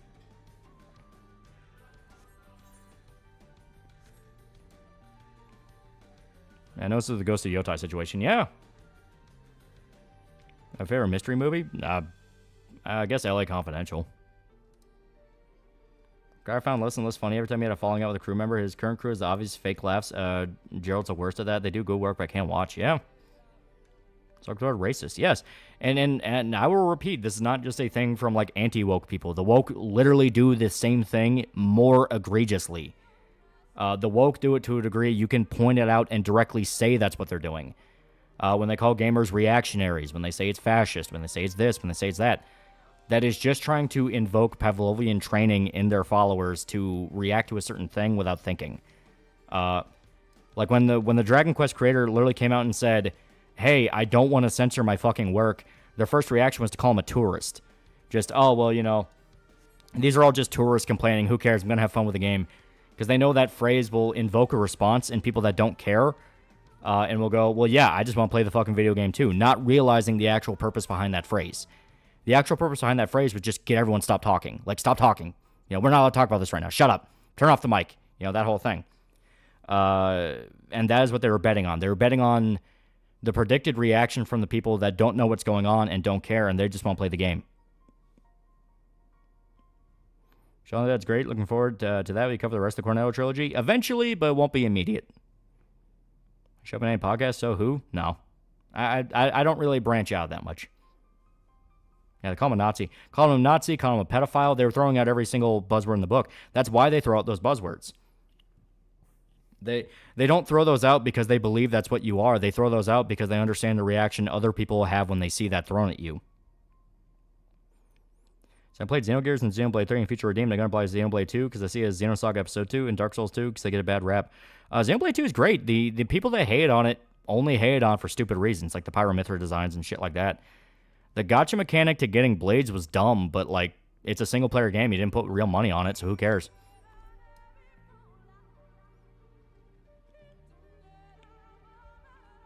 Leftists have killed Godwin's Law. Calling the fucking creator of the damn series a tourist will never not piss me off. Yeah. Or try to play TFT. I don't know what that is. What's your favorite game? I don't have a single one. I have a lot of games I really like. Okay.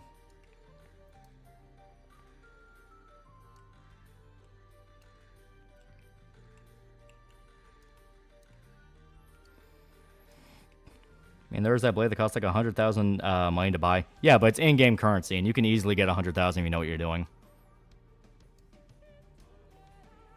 Like, it's not even a matter of like, oh yeah, you have to grind all that money, and they conveniently sell the money. It's like, no, like they don't at all. It's all in-game. You have to earn it. Team Fortress 2? I've never heard Team Fortress 2 described as TFT. I've only ever heard it as TF2. I imagine calling Yuji Horii the father of Dragon Quest and literal god JRPGs a tourist. Yeah, because like I said, it's not because they genuinely view the guy as a tourist. It's because they're just throwing that word out to get people to shut up. They use those phrases to get people to be quiet or to incite a mob. They are doing the Pavlovian training I talked about. They are specifically trying to invoke reactions in people and direct behavior the way they want it to go. That's why they latch on to stuff like woke and DEI and all that, because it allows them to take control of faceless mobs. It's not fans. Xenoblade, I played, if it played like an action game like Kingdom Hearts, maybe more into it. For me, but Xenoblade was just some weird mechanics. I love Xenoblade. They're great. Yeah, buying things and earning them nowadays is bad on modern gaming.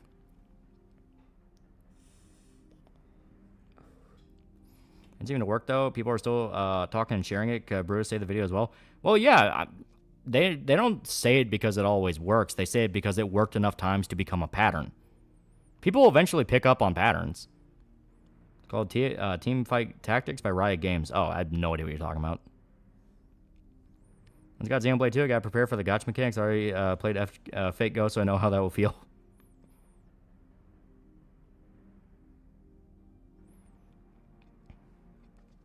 Love Xenoblade 1. The sequel just didn't hit in the same way. Stories like bourgeoisie replacement, are they actually calling creators and capable of writing their own stories how they want? It's just throwing out any term that'll work. The people that are freaked out about the interview are just screaming anything into the void to get people to not talk about it. That's the whole point. You know, it's not a matter of like a cold, calculated, like genius in a room, all according to Keikaku type motherfucker, like, you know, fucking Light from Death Note. It's specifically just autistic screaming, we need to stop talking about this right fucking now. Like, shut up, shut up, shut up, shut up, shut up. It's just an emotional response. You know? Oh, shit. Yeah, I think it took away the... Top 3 animes? I like Ghost in the Shell, I like Cowboy Bebop, and I like Berserk. Did you them and Teamfight Tactics at League of Legends Outchess Battler? Oh, I've never played that. I don't touch Riot Games. Pair recognition is the reason the human race isn't a mass grave. Yeah.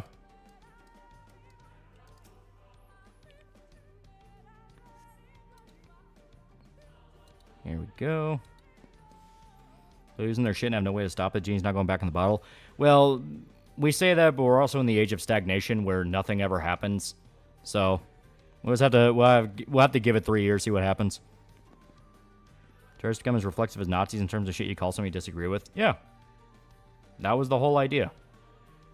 The whole idea behind it is just find a new slang term to get people to shut up and not take anyone seriously when they have a legitimate complaint.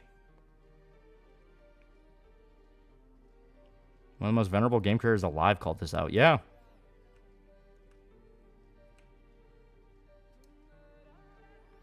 When's a good time to put RNG mechanics in anything? Seems like a bad time-wasting code program action that prolongs the gameplay for no reason, especially for a single player. Japanese games love them. They love their gotchas. Say, but you gotta find different topics in politics. Yeah. Do your spoiler alert? Nothing. Top 3 go-to YouTube channels? I don't fucking know. I just kind of watch whatever. A lot of time I use YouTube as like background noise. The opinions on the Metaphor Fantasio translation stuff. I hate it. I hate that once again Americans are being treated like they're fucking children.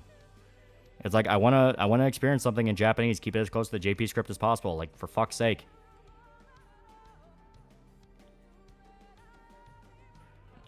Here we go. Yeah, RNG can be fun in some RPGs. Yeah, I mean, there's a reason they use it. It's just one of those of, yeah, Japan loves their gotchas.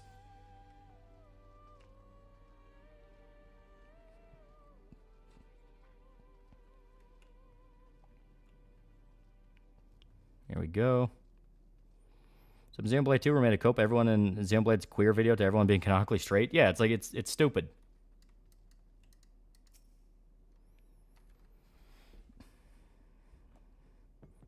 So far, he's a fascist, Nazi, tourist, old man, right-wing chud, and someone else even claims he's going to see you now. You forgot pedophile.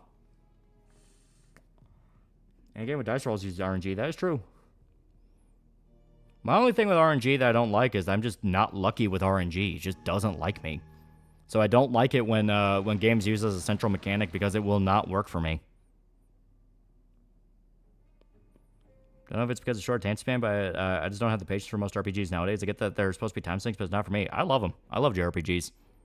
Like I said, I'm going through Final Fantasy X right now. I'm going through Final Fantasy X right now, and 10 is really fun. It is really, really good. What was changed metaphors? I've been keeping up. Fucked with a lot of the character dialogue. Now it looks like Borderlands.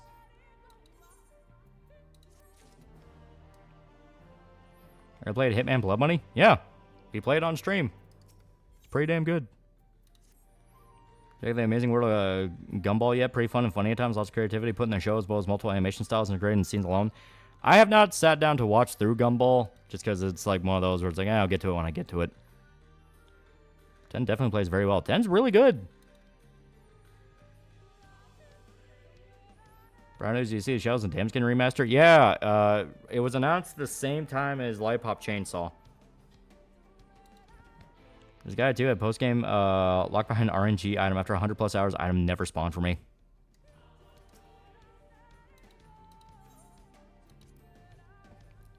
Xenogears queer, Dragon Quest is queer, Chrono Trigger's queer, some shadow guy, yeah, right? Just playing the Buckshot roulette stream because that was ridiculous RNG you got. I don't fucking know. Maybe just streamer buff. Potentially go really bad for localizers. Legends called them out, and there's no way the Japanese didn't notice. Well, Japan in general has been fucking around with using AI to translate, and they've been making headway on it. There are entire investor companies in Japan you can put money into, specifically all about creating AI translation companies. Like, they're pissed about it. They are pissed. It's a thing of we're not going to see the results for a little bit, but once they start coming, it's going to be relentless. It's like when AI took over in the first place. Watch console parries JRPGs, and it's hilarious.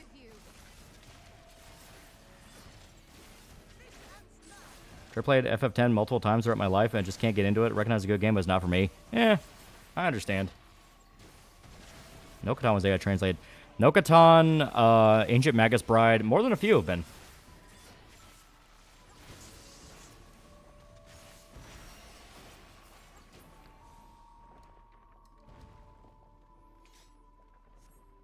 And game this day you hold dear to your heart. MGS3, I fucking love it. MGS3, Silent Hill 2, like, there's tons. Persona 4. I forget DLC openly advertise their AI translation services, and so far Coomers are not complaining. Yeah. Feeling sick, but I got anime and a lot of books to catch up on, so no, it's not all lost. I thought Nokatan was only partly AI. I heard a lot of it was AI. I don't know the exacts. Play Arkham Asylum for October. We have a plan for this October. A great plan. We gotta finish Silent Hill 1.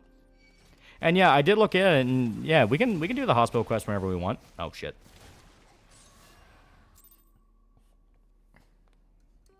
But yeah, we can do the hospital quest whenever we want. We just have to make sure we don't get to the amusement park first. Ancient Magus Pride's good. Is it still on the list? It is. Problem is when they start infecting AI to be woke. The problem is that's not how AI works. That is explicitly not how it works. Like, you would have to go in and change the definition of a word for the AI to be broken like that.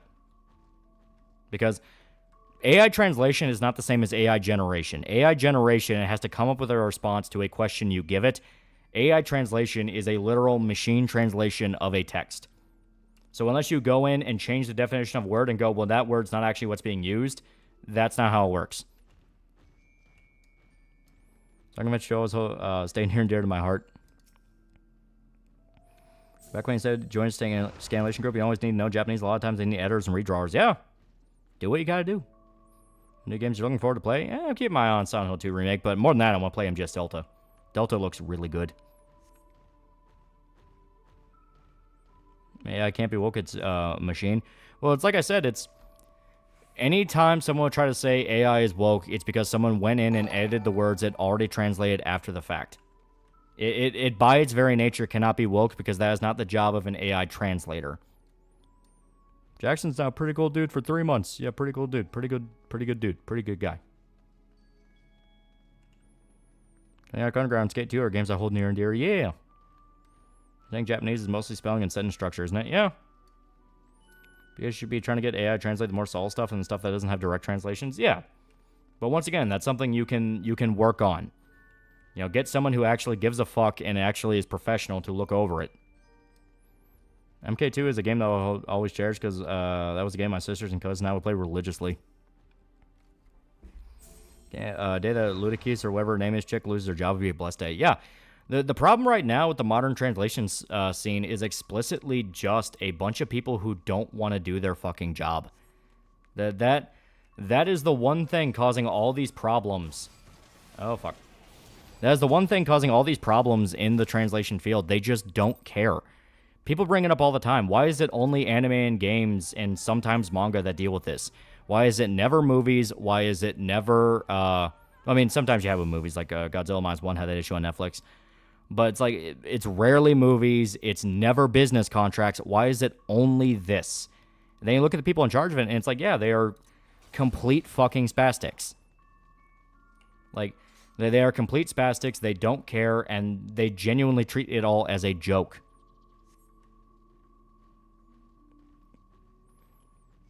Metroid Zero Mission is another one I played to death, not just for Zero Suit Samus either. Great game. It is really good. They don't make their shitty fanfics. Yeah, they don't care. They think they are better than the creator. That is what they do over and over again. There was that one time where there was a re-release of Akira, and the translator for it listed himself as the author on the listing on Amazon, which you cannot fucking do because he was not the author. He was the translator.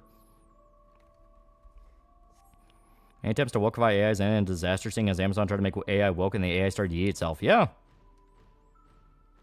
I was like, Koji Fox always does a good job of translations. Yeah, Jello Apocalypse. Yeah, Jello Apocalypse. He was another massive fucking blow to translation and localization. Because that was him explicitly going, I don't care about this. This sucks. I don't like this. Was including like jabs at the creator in the fucking thing. And then the people involved with that had to go out and say, oh, no, he didn't actually do that much. He I don't know why he's ranting about this. None of this even happened. None of this is even true. So it's this thing of, like, they constantly are their own worst enemy. Like, they don't care, but they insist on being involved. There we go.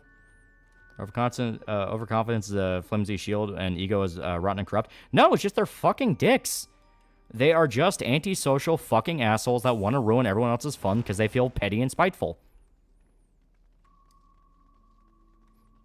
Like, I want people like Joe Pockets to get kicked out and blacklisted because they're gonna make shit so much worse. Yes, they explicitly should because they've shown they don't care about this.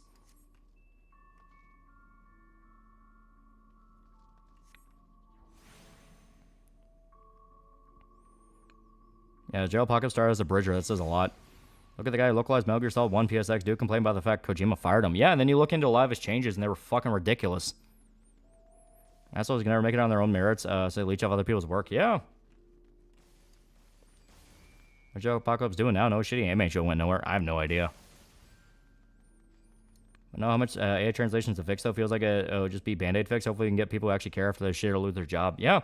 The whole hope is to at least purge out all the assholes that are just refusing to do their job. So then it can be replaced by the new generation that hopefully is getting involved and want to make things better. This is why I say you can't just run away from it with your tail tucked between your legs. You got to get involved with this shit. Otherwise, it's just going to be worse. Didn't some mangaka call it Jello? Yeah, the fucking creator of fucking Lovely Complex. The actual creator of the thing that they were trying to translate said, what the fuck are you doing? Other adapters designed to physically connect old games for PS2 and Xbox 360 PC. You can just emulate it. MGS2 translator also got fired because he also wanted to change a lot of stuff. Yeah. Last time I saw his channel, I was talking about Scooby-Doo. JP Original, thank you for staying by my site, English localization, insert modern day meme. Yeah. Like, time and time again, that is exactly what's going on.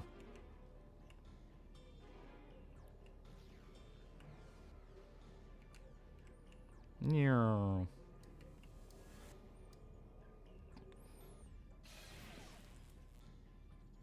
Shay Durax called a jail apocalypse. Yeah, because he was a fucking prick. Everyone said the same thing. You do not deserve your job. If you're going to act like this, you get this 1 in a million chance to work on this series that so many other people would kill to be in. I mean, Lovely Complex isn't the biggest manga in the world, but it had a fan base. And the whole point behind it is, like, really? Like, there's tons of other people that explicitly go, I want to work in the industry. I want to translate stuff. I care about this stuff. And there he is, taking it for fucking granted and acting like such a bitch. Would be ironic if MGS2 went machine translation instead.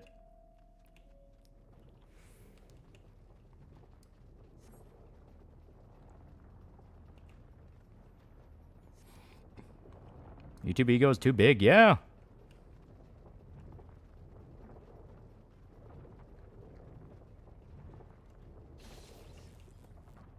Ow. There we go.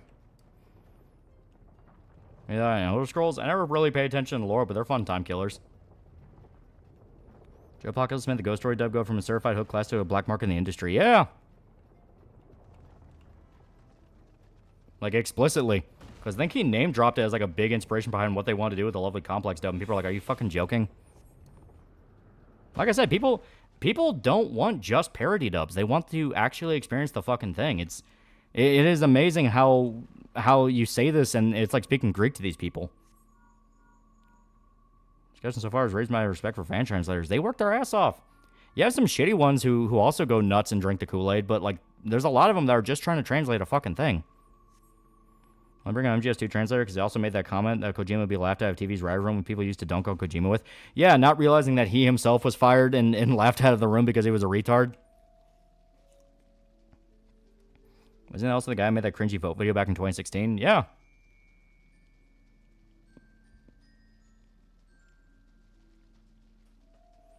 Should you know the interview of Dragon Quest career was deleted? Yeah, they're trying to hide it.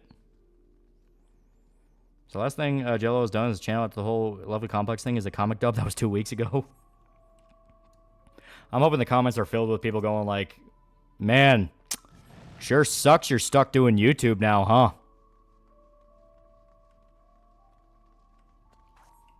Oh, shit.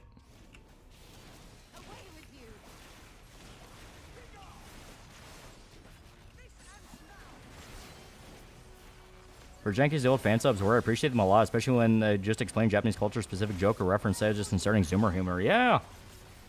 You could actually tell they cared. JoJo recently put out a parody of that Jello vote video was great. Oh, I need to watch that.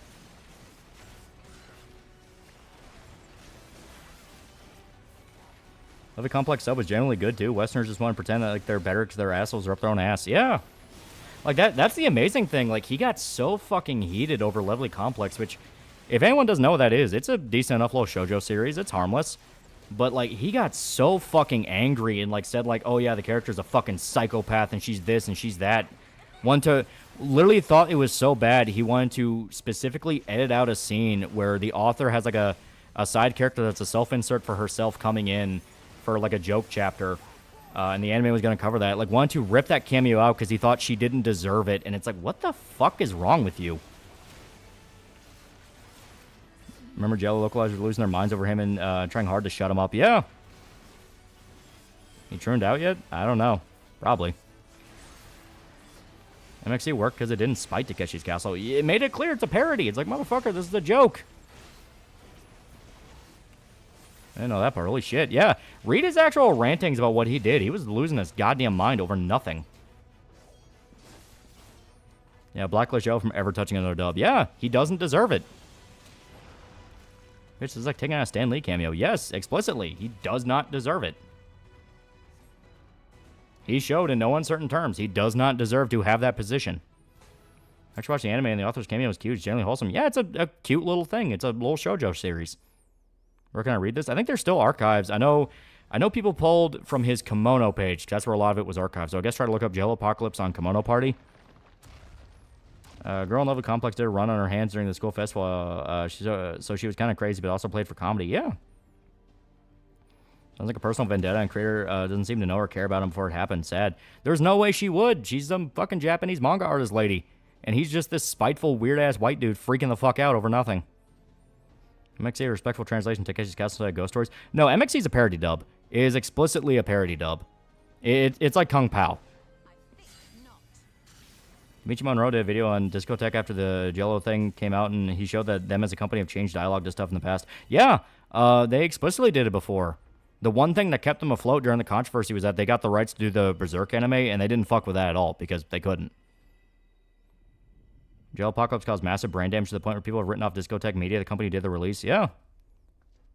Jello Apocalypse, right? Yeah, should be one word. I know Kimono gets specific. The dub make Ghost Stories fucking amazing. Nah, not when you read into it and realize it was manipulation. Like, I don't like that. I don't like them specifically lying about it. That was shitty.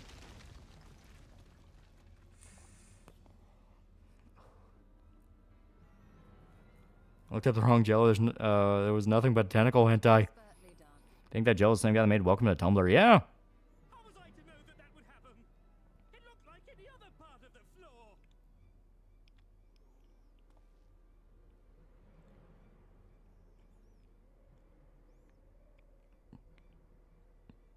Might now be an opportune time to strike a bargain? Yeah, you think Griffith has infinite balls of baby on his castle?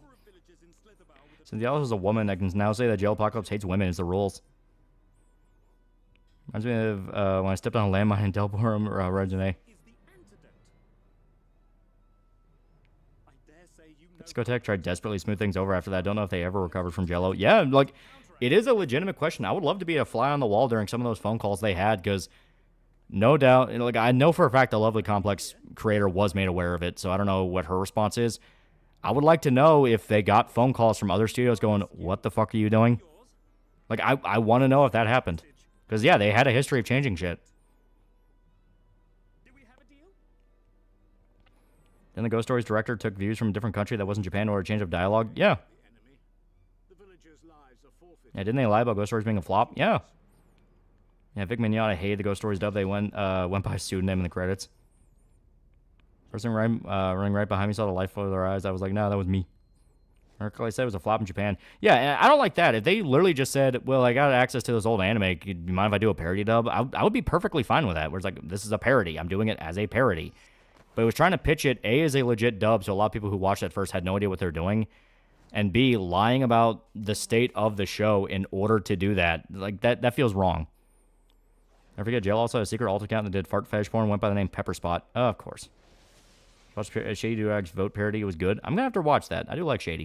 He seems like a cool guy. Kind of a boomer, but cool guy. How many seasons MXC have in America? I think 5. Don't remember Jailpocalypse Hillary Clinton from 2016. Up until that video, he never talked about politics. Yeah. Ghost Stories dub is just okay. Has decent jokes, but a lot of them are more missed than hit, and it feels like a crappy bridge series.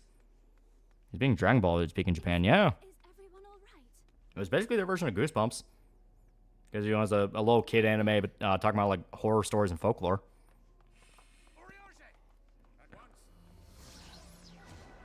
Would you be surprised if the creator shoved her foot up their ass? I mean, I would like to know that happened. I don't think it did, but it is a thing where, it is a thing where it's like, hey, this was kind of an egregious fuck up. There's not much you can really do to make that better.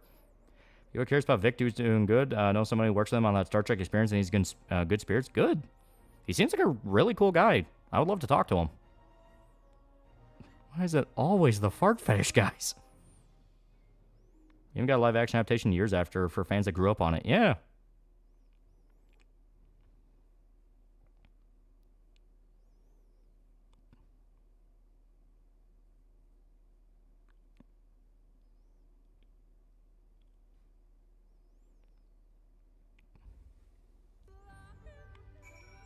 All right.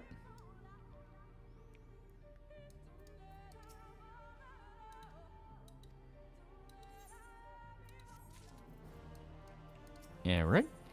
Joe Paco's vote video was very hilarious. He killed his channel. Yeah, it definitely started the spiral. That's for damn sure. Can we confirm if Sonic was the one farting? Ghost Stories is localized entirely on a lie. Guy behind the whole dub of Ghost Stories lied about it being a failure. That the show didn't even make money. Yeah. You leave Sonic out of this.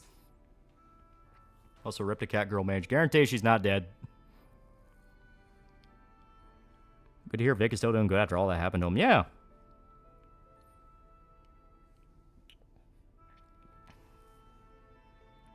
Yeah, series 20 episodes, not much of a flop if you ask me. Gotta fart fast. Burp. I laughed my ass off on the Luffy Gear 5 parody dub with the guy just having fun and fucking around. Oh, drop the vape. Yeah, it's supposed to be something for fun, not something official. Yeah. I was gonna give me a guy grab the vape.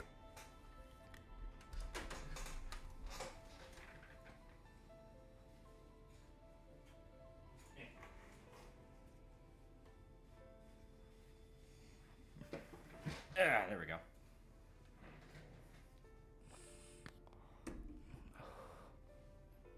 Nice job, jackass. Stop dropping the vape. Damn it, Nick. We lost the case again. That boomer's downright prophetic. One fart fetish or Olivia, the dancer, trying and failing to hold in during performance. Oh, God. I didn't even know that. Makes sense, because chili dogs? Yeah, gross. So you like Lahi yet? Yeah. Shadowbringer's great. Chaz and Mangaka definitely care when their IPs are abused. There was a US con that was going to have an all-ages Sailor Moon burlesque show, but the creator was tagged, so they had to cancel it. How'd you start smoking? I don't know. I just did one day. Oh, his vape upgrade drops the vape, gets stuck, and then spends the next 15 minutes trying to pry it out. I think these bunny girls laugh like Bakura. I'd be sad if they didn't. Is vape bad for you? Not really. You should not be ingesting any form of nicotine, but it's okay when I do it. I'm special. Don't ruin my image of Sonic getting further pornos, sure, but let's not please not the fart fishes. Sonic is just starting to get out of its era of only weirdos like it. Can you see how much VAs support Vic or were neutral? I think it'd be better if they all formed their own dubbing company despite Sabat and Chris casting couch of a company. Yeah. Well, that's what Vic's trying to do. He has a company set up. It's just they're working with what they can get. Woke up with a cigarette in your mouth. No, I think I started doing it while I was working on Berserk Saga, where after I'd finished like a really big one, I would get like a cigar, and it'd be kind of like my treat of like, oh, finally, fuck. It was like the way I survived. Maybe the dancer from Fire Emblem Awakening, by the way. Yeah. Like I know who Olivia is. The main said Olivia the dancer. It's like, yeah, that's probably from Fire Emblem. I played Awakening. Yeah, nicotine's not a drug, and I do it. We need to pause and alt-tab to YouTube. You have to watch and listen to 14 Sokan play Lahi live after getting out of the hospital from his fight with cancer. So I made a horrible Sonic video on the bad era Sonic. He put down Sammy Classic Sonic fan. Sammy seems like an alright chap. Never get the time Ghibli sent Disney a katana with a letter saying no cuts when they asked if they could censor stuff.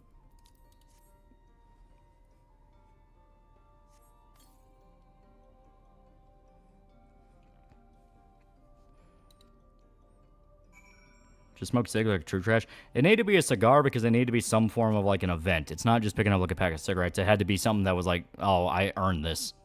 That was my mentality. Is Fire Emblem Awakening good? I made the mistake of playing Fire Emblem Fates Conquest first.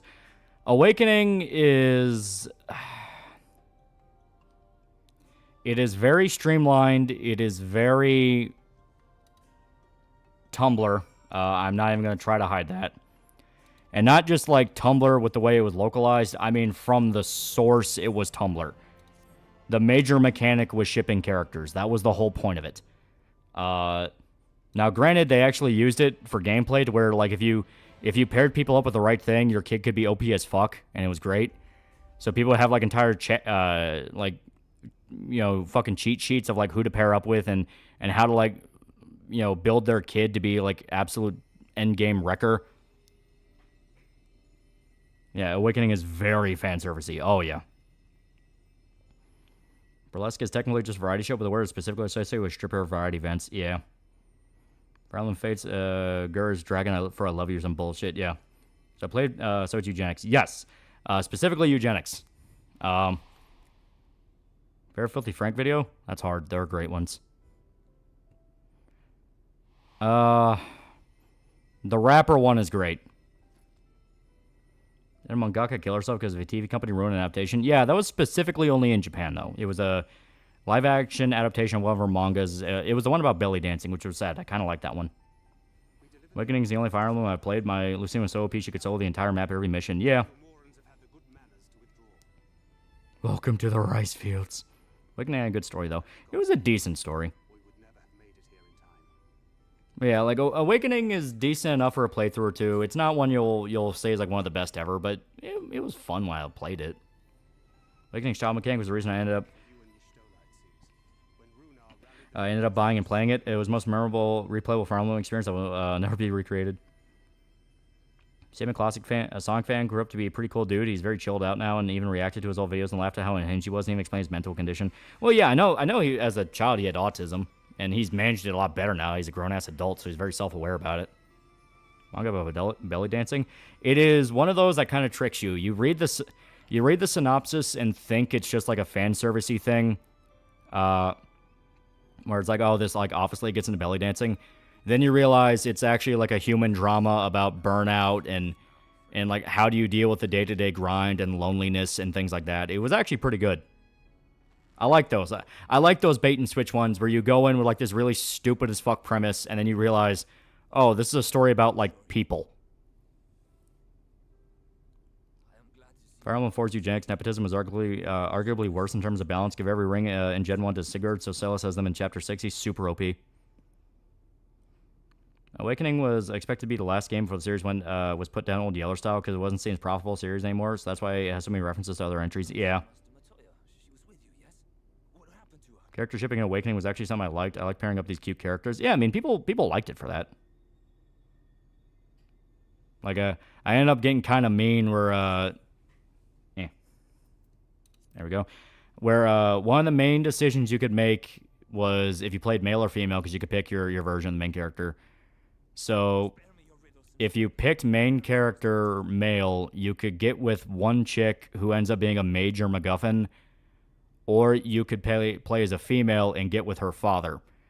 And that ends up like causing a very big like emotional moment where the twist of the story is you are unknowingly the bad guy, so she has to kill you to prevent the end of the world. So if you play as the male, she has to kill the man she loves. If you played as the female, she has to kill her mother. And it's just such a great, like, oh god, that's a hidden fuck you and a half. Once you play on hard, pretty much every character can solo an Awakening. Yeah, you have to play on hard. Love me some good old matricide. Shut the fuck up, no one cares about your robot fan fictions. Know your fucking place. Trash. Yeah, Robin's better paired with Crom or Lucina. I think, like, stat-wise, yeah, Stat-wise, Morgan will have, like, the best stats in the game if you play as a male and go with Lucina. If I remember right, that's how you get, like, the most OP Morgan. Most evil Robin is pairing Emerin because she has amnesia after falling for her death, and she's basically retarded, yeah. You basically fuck Crom's retarded sister. Know what you're talking about? Female Robin and the dad are two halves of a whole idiot. Yeah. I always just got with Tharja. Never thought beyond that. And Goth Lady is pretty good. Be fair, shipping is a mechanic since 4 and 7. Kids returning is interesting, but execution is boring. Yeah, Awakening didn't do a lot with it. It was mainly just, oh, you could do that kind of thing. Hate meta stories. Players bad for playing. It wasn't meta thing. You are bad for playing it. It was that it was the big twist. The big twist was that you were unknowingly going to be used for a vessel for an evil god, which is where Lucina comes from, because her timeline, the transfer was complete, so they turned evil and they destroyed their world. Wait, M survived? It was a patch quest they included later. Pretty much every character that died can come back. I'm not even kidding. Every named character can be brought back and revived. The only one I was happy to see that happen with was the one crazy Emperor's second-in-command lady, because I thought she was hot as fuck, and I'm like, oh, hell yeah. But then her fucking, like, whole route barely had anything in it and was kind of disappointing. Yeah, Gangrel. Yeah, Gangrel was the Psycho King you kill in Act 1. Yeah, Versa. Yeah, Versa. Grima being artificial god is such a wasted concept. Yeah. That's in Baldur's Gate 3. I really like it. I think Baldur's Gate 3 is fucking great. Her one of the key witnesses in Trump's impeachment trial is now MAGA and says Kamala's campaign is far more anti-democratic. Not sure how hot take this is, but I felt like Robin romances were weak and had low chemistry. Yeah, like, the mechanics sounded cool, but then you actually do them and it feels very like just going through the motions to get to the end result, which was a new soldier with more stats. Like, there was no route that genuinely felt fleshed out. Hell, that's why you wanted to do the Lucina romance or like the Crom romance if you wanted to do that, just so you could have that extra scene where it's a little bit more of emotional impact. Be honest, I never ship Rabbit Lady with anyone other than Farm Boy because their support story is very cute and leads to them getting married.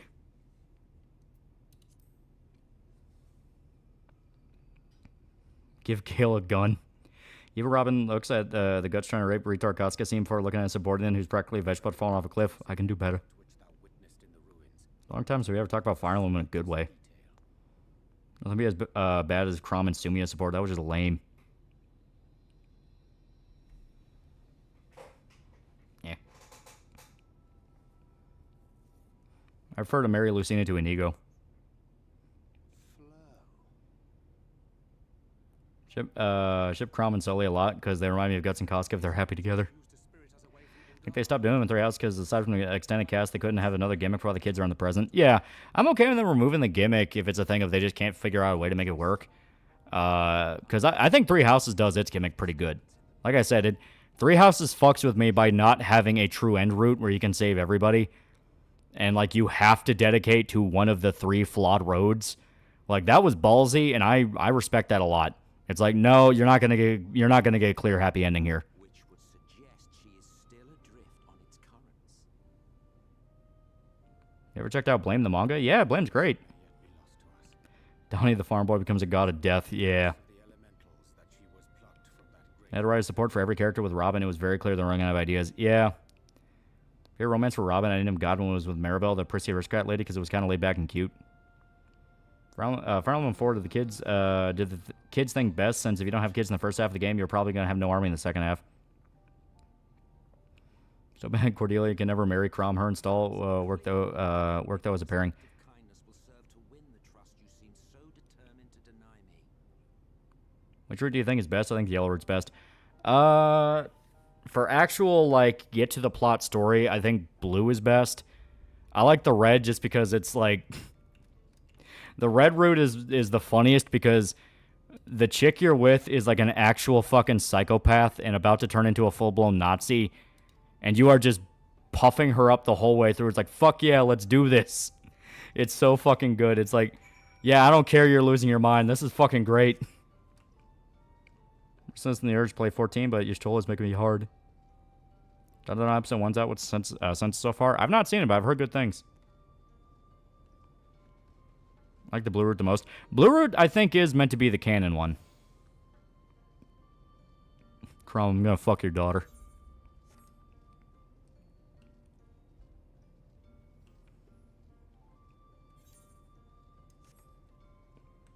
Blue is best because you get punished. Dimitri was right. Fuck Eldegard. She deserves to die. Tried taking the red route, but accidentally fell into the church route, and I hated that one. Red route was fucked over in development. Yeah. Kind of a common story with Fire Emblem games. What's the new Silent Hill film? An upcoming film by the same director adapting too. The original Silent Hill film is flawed, but you can tell it's kind of cool. Like, if this had less studio interference and more time in the oven, this could have been dope. I want them to allow him to make the sequel how he wants. I'd say sequel, but the Silent Hill 2 movie, how he wants, so we can see what he's like off the chain. No studio interference. Don't fuck with it. Just let him do this so any flaws are on him.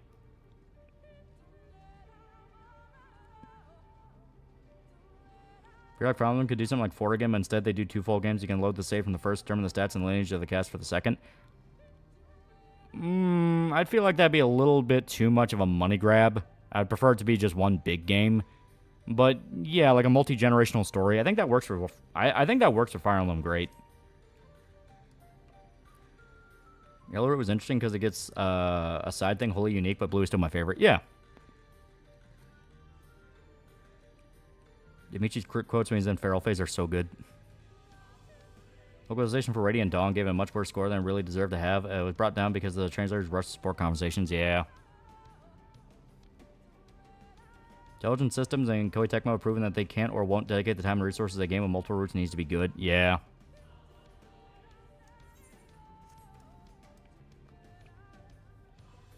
Four and 910 did basically that. Player below my face using that tiny clit in the middle of the 3DS you put in. Wait, what? Fire Emblem 4, the Crusaders must breed to have vengeance of the cultists. If you ever Fire Emblem already did that with Fates, I think there's a lot less money grabbed than whatever Fates did. And like I said, you don't want to get into assuming people will buy the second game. That's usually where you run into some serious production problems. Like, it is much, much better just to do one big game. If you split it into parts, people get pissed, especially now. Even though it's done backwards, Fire Emblem 6 and 7 make a great multi-generational story that unfortunately has no way to carry stuff over.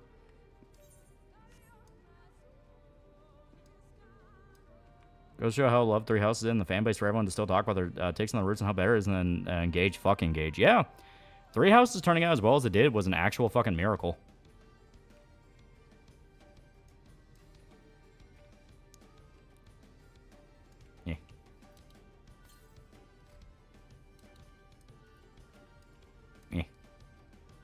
See Don opening? I saw the opening when it was leaked. It was pretty good. Rain Donald screwed up the difficulty naming, so people describing it as the hardest Fire Emblem game. We're all playing on hard mode, naming normal mode in the West. Favorite Fire Emblem MC? I like Ike. Ike is great. He's basically just guts. I say that Fire Emblem 3 House was boring. MC was somehow even more cardboard than Fates. As for whatever the fuck was the actual bad one, Colgate Hair MC. That was Engage.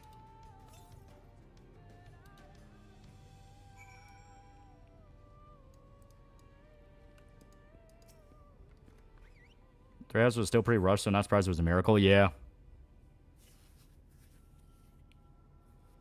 More so meant that the first game had a story that got finished by the end game, and the second game is his own thing, but the characters happen to be the children. And like I said, better just make one big game. People appreciate the scale more. Fire Emblem games are meant to be kind of big in scale. Love gotta stop letting the Danganronpa character designer cook. He keeps burning everything he makes. Blythe was arguably more bland than modern day Persona protag. Yeah, Blythe didn't really have a character. Ike was my main in Smash Bros, but I never played the game he was in because it was Wii exclusive. Beyond 3 House DLC. I still have not played the DLC.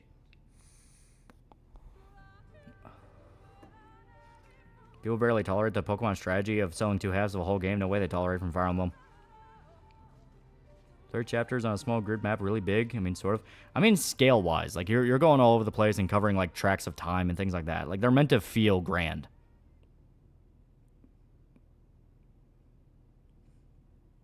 Yeah, that's sort of the point of Blight. It's not really a person. Yeah, but, you know.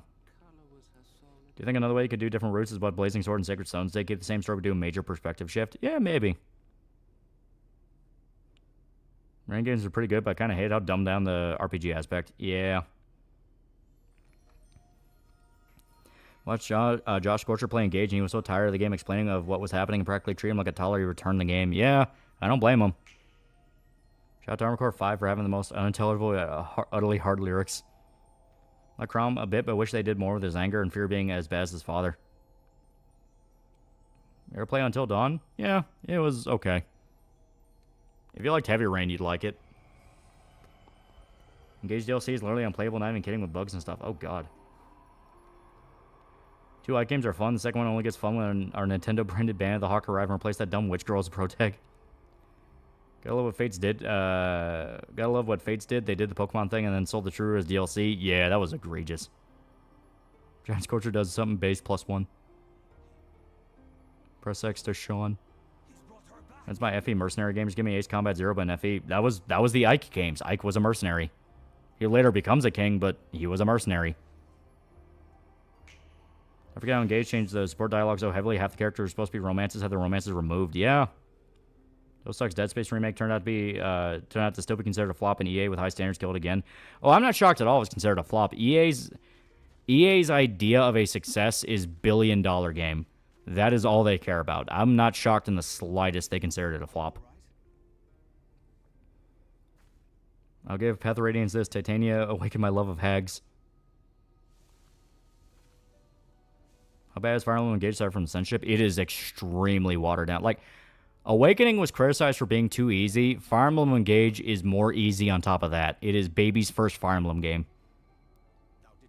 I promise you, Naked, you stole and you had it. Engage has a decensor patch now, yeah. Ever consider doing a video series on the upward fumbling of David Cage? That'd be fun. And Josh Scorcher kick recently. I like the company fails top 10s. It is weird how he's having his own little renaissance right now.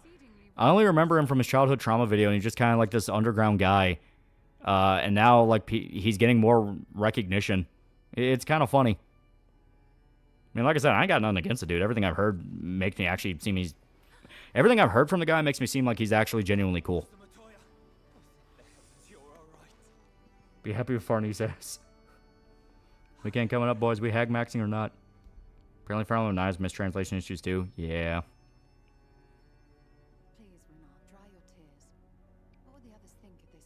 Yeah, Josh Scorcher was known for making top 10 videos alongside the Atriarch of Flame. Used Titanium Portrait for a D&D character before. Would you recommend Like a Drag as my first Yakuza game?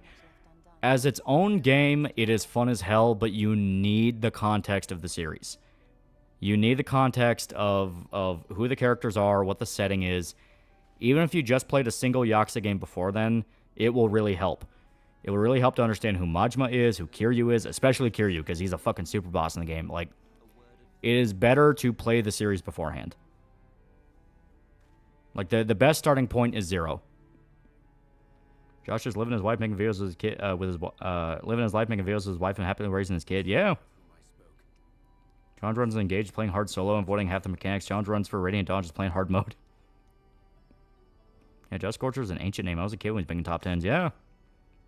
Thank you. Here's a story boss, though, and he will fuck you up. Saved my life, and for that I am grateful. Like, you have got to spam the fuck out of Cold to get him to not hit you. I Truck a Flame is the coolest intro ever, but it's very of its time. You should all watch his YouTube channel intro. Scorcher's the only good remaining countdown artist, considering Rapid Luigi and Artruck went to shit. SOV is a fantastic Fire Emblem game. I fucking love Almond Cecilia.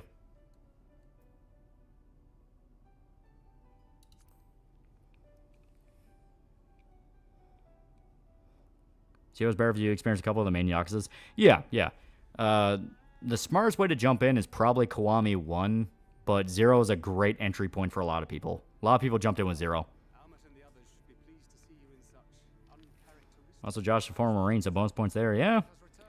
If Yakuza 8 came out, Yakuza 7 isn't beginner friendly anymore, so you need to play Like a Dragon Gaiden. That ties in the previous entries, and 8 ties in the Gaiden. Yeah. They have Fallful Minions, who's just an all-around shadow of its former self.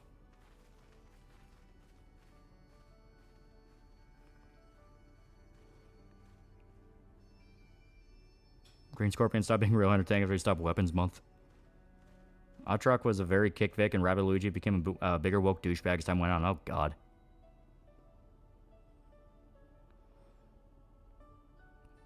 Sharon's back? Nice. Yeah. Like, literally, I was about to call it and be like, fuck it. OBS doesn't want to work tonight. I'm just going to go to bed. And I tried it one more time for shits and giggles, and it worked fine. I have no idea what I did differently. Josh also started making his own little music numbers for his top 10. Should give his Welcome to the Industry song. Zero's best starting point, but if you don't want to hard commit to the Yakuza franchise yet, you can play Judgment, Lost Judgment, dip your toes in the universe. It's not tied to mainline. Yeah, Judgment, Lost Judgment do their own thing. Once again, it'll help to know who some of those people are, but you don't have to for the stories. Josh's also in the Marine band. He played the trombone. Atrak stopped making videos and is doing voice acting for Amazing Digital Circus as the front thumbnail main character with millions of views on YouTube. Is now going to Netflix.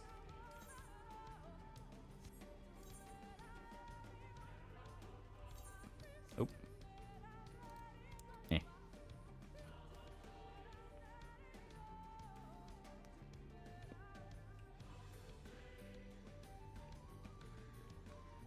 I did the old turn on, off again technique. Now, that's the thing. I tried that. It still didn't work. I literally just said, fuck it. I'll try it one more time. And then, boom, it worked. I don't know why suddenly that time it was the magic number, but I guess it did. Fate was strange. Fate was really strange. And give me 1 second while I check Streamlabs. Here we go. Eco for $1, and people think I'm the asshole pointing out and laughing at these people when something genuinely bad happens to them. Yeah. I'm assuming that's talking about the localizer shit. You heard about Throne of Liberty? I've got a friend who seems to enjoy it. I have no idea what that is. Shara Kwame 1 got free on PlayStation Plus and then played 0. Feels like a decent order playing. Yeah. Man, sometimes simplest solutions are the best one. Yeah. Top 10 YouTube community was actually how I got familiar with YouTube tropes and lines that repeat.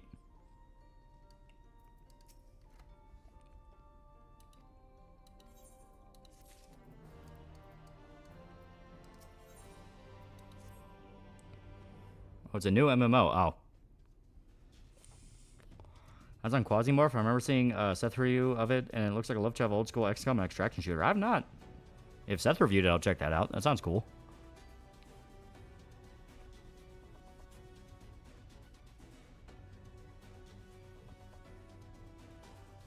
It'd be cool to have different eras of Fire Emblem and official builder like the NES, SNES, GBA, Teleus, the DS, 3DS, and Switch. Yeah, some kind of collection for them. That'd be dope. I think that'd be really cool. Like, yeah, release like fucking Radiant Dawn and shit like that. First, I acknowledge how Resident Evil 6 isn't the worst game on the planet, but still not good for Resident Evil games. The big problem with Resident Evil 6 was the campaign did not go nearly in depth enough on the amount of mechanics you actually could do. Because yeah, people who played the mercenary modes point out that like the melee system was incredibly fleshed out. There was a very in-depth Gunkata system you could do with like every character, and it was really cool.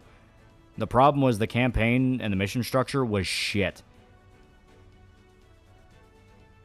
Really wish that FE4 remake rumor was true. I don't know if I want that, but maybe a remaster. Yeah, Nintendo doesn't like money, just suing people. One thing I may not like about Josh Scorcher and Old Outrark, they were one of the bigger factors in the whole Titus. Ah ha ha, hate.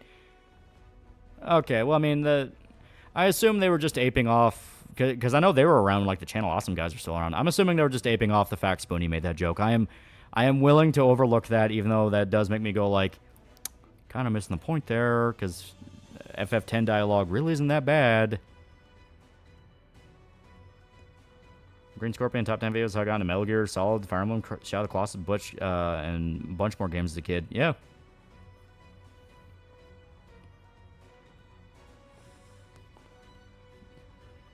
Yeah, Josh kind of went back on the whole Titus thing. Yeah. Like I said, I think he was just making a joke that was popular at the time. Did miss the point of the Titus laugh, and that was my first exposure. Yeah. It's like I'm willing to go like, listen, everyone made that joke back in the day. It's just then people went back and played Final Fantasy X, and it's like, oh, there's more context here. 10 have decent translation. Yes, no. The script itself is fine, but you can tell. You can tell. Okay, Final Fantasy X was the first one with voice acting, and it was a very big deal. It was the first one with voice acting because this was like right off the back of right as the PS2 was coming out. Looks very good for a PS2 game, we'll say that. And there are some scenes where you can tell the actors didn't know how to pace their dialogue to match with the lips and movements of the characters. They didn't really sync it that well for them. So there are moments where they're like having to stilt their way of speaking to match the intonations of others. But there's other scenes where it works out great. Titus has a bunch of fucking monologues where it's him like narrating events going on in his mind. He sounds fine because he's just monologuing. You know, he doesn't have to worry about how to look or this and that. He can just read the words on the paper. John DiMaggio plays Waka, and Waka, like, you hear John DiMaggio, you assume he's just going to do Bender. He's going to do Bender or that loud, like, type voice he usually does. No, he's a very, like, kind of quiet, subdued, chill guy. There's a lot of really interesting things they do with the voice acting in 10. Yeah, some in the past, I saw people posting about the laugh before playing 10. Even I knew it was obvious he was making himself laugh like in that context scene. Yeah. Ty's a good protagonist. He's very interesting, yeah. Like, for those who have not played Final Fantasy X, Titus is... Okay. I can't say everything because we are eventually going to sit down and play 10. But, so, Titus starts off as kind of a cocky little shit. He is a superstar athlete, and he is brought to an era that does not care. Very fish out of water type story. And his whole journey kind of humbles him, and you see it. Need healer DPS for the upcoming dungeon? Maybe, if you want to jump in. Whoever cast the dev of 10 was smart because they cast experienced VAs who could adapt to circumstances. Yeah. Yeah, Univia had that problem for most of the game. Yeah, there are moments where Una sounds fine, and you can tell her actress is good. It's just she didn't really know how to pace it. And F games like 10 and X2 had awkward dub because of the lip sync issues with the English dub because they recorded in Japanese first. Kingdom Hearts games were the opposite, I think. Yeah. And we weren't really at the... Games weren't really at the period where you could afford to do both. They just had to go like, fuck it, do it in Japanese first. XVAs were able to convey scenes well, just the actual pacing. Yeah.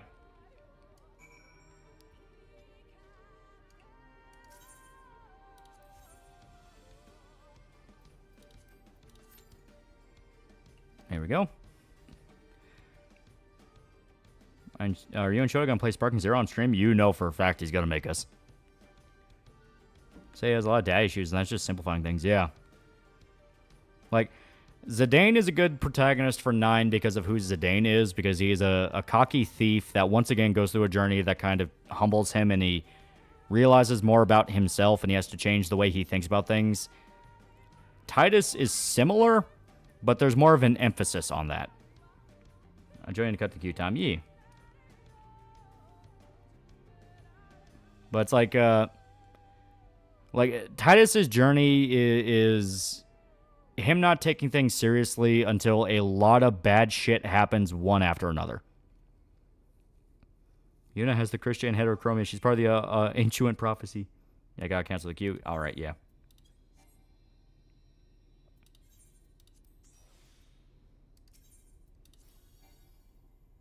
Damn it.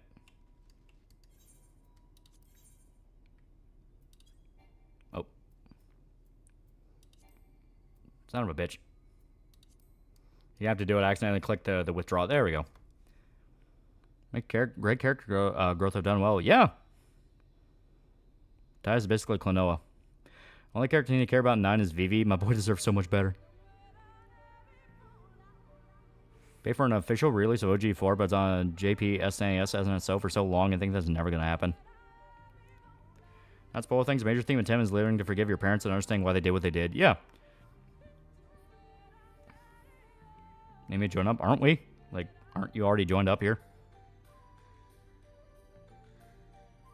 What's the plot of Final Fantasy X? So, okay. As stated, Titus is superstar athlete guy who is very, very big in a sport known as blitzball. Think just like fantasy soccer or what have you. It doesn't matter. It's a cool sport. Doing a real group, tag me in. All right. No, I logged out. Oh, okay. Well, here I'm going to withdraw then because then we have Envy wants to join as well. But yeah, so blitzball is a very popular sport. Tons of people are loving it. It's filling up stadiums, all this. Titus is a celebrity. Yeah, soccer mixed with football. Yeah, basically.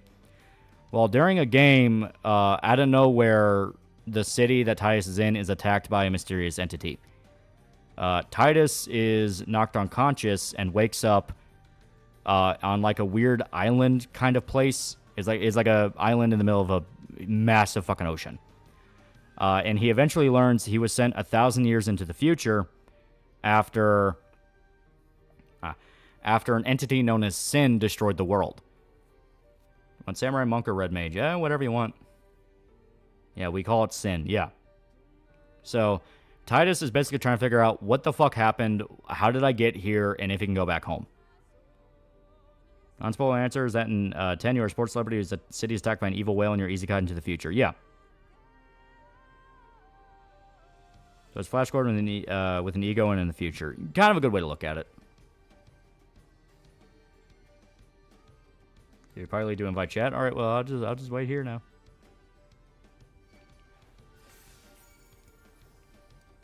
There we go. Does Kwame 3 not be happening? Should 4 and 5 get Kwame as well? I don't know. 4 and 5 are great as they are. 4 you can fix up some things, but 5 is great. Is Titus the awkward laugh blonde kid? Yeah, there is a reason for that laugh. I can't say what though. What video game characters can survive the Berserk universe post-eclipse? Any of the, like, more easy-to-break JRPGs. His outfit changed from X to X2 is a true embodiment of a church girl, a saint in the streets, and sinner in the sheets. Brendo SP described Final Fantasy X as an easy guy from before easy guy became the norm. To call it an easy guy is not even accurate because he just travels into the future. Like, he just goes forward in time. That's not really an easy guy. Like, yeah, the world is completely different, but it's not really an easy guy. It'd be like calling Futurama an isekai. That's not really right.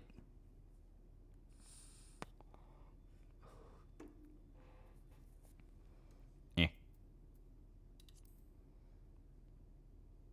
There we go. Yeah.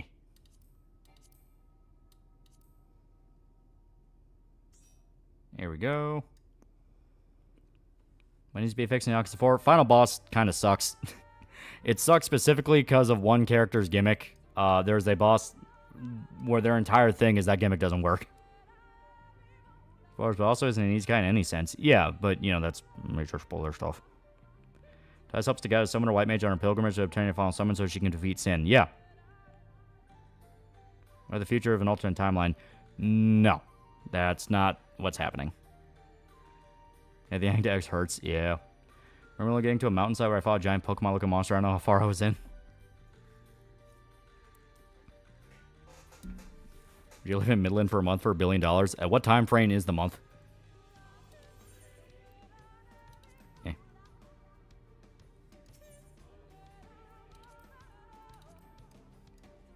Yeah, what era Midland? You're right, that boss sucked. How strong is Titus? He's pretty fucking strong. He's main character. Main characters have pretty fucking good strength. I think Rise and Ride would be alright in Berserk universe. So some idiots say the lore should not matter in Lord of the Rings because he never finished it and that lore would change over time and evolve. Yeah, that's dumb. Like, there is always the whole thing of, like, lore will change as time goes on, but the change they're talking about is Rings of Power, and Rings of Power sucks ass. I'm on Victoria. Gotcha. Eh.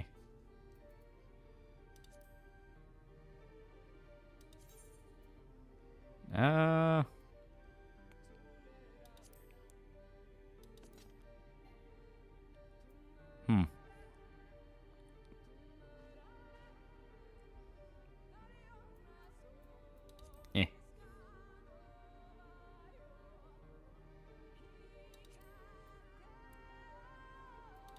There we go.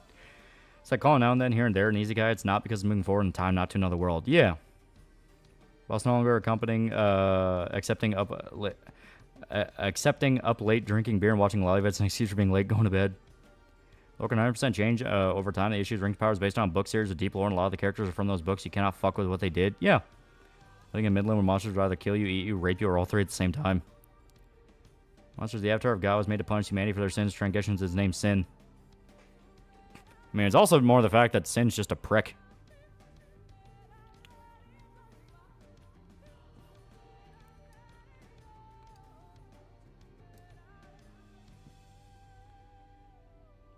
Had to watch Player Grabs Vid about 10 to finally get it.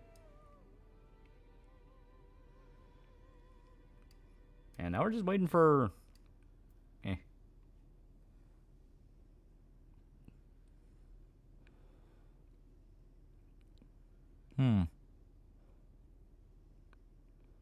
Think perhaps I can't join you because you're on a different data center. You should be able to visit.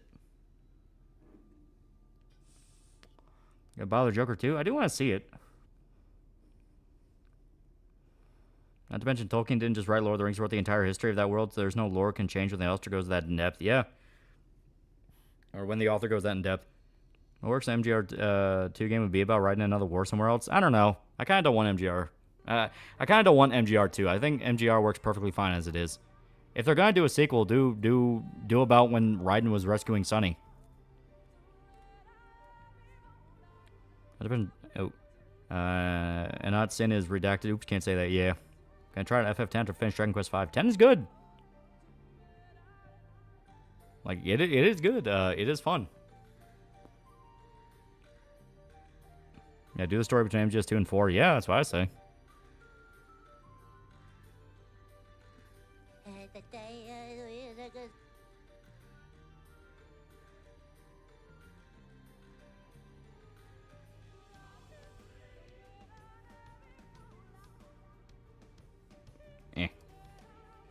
Cost $2. Thoughts on World of Final Fantasy? Never really touched it. Comic campaign still going up? Yeah, we have 4 days. 4 days left of it. 4 days. 4 days. Ryan's free to fight injustice on his own terms. Let's leave it at that. Yeah. Now and then here and there technically is an easy guy by those standards, but that seems wrong considering how alien the world is.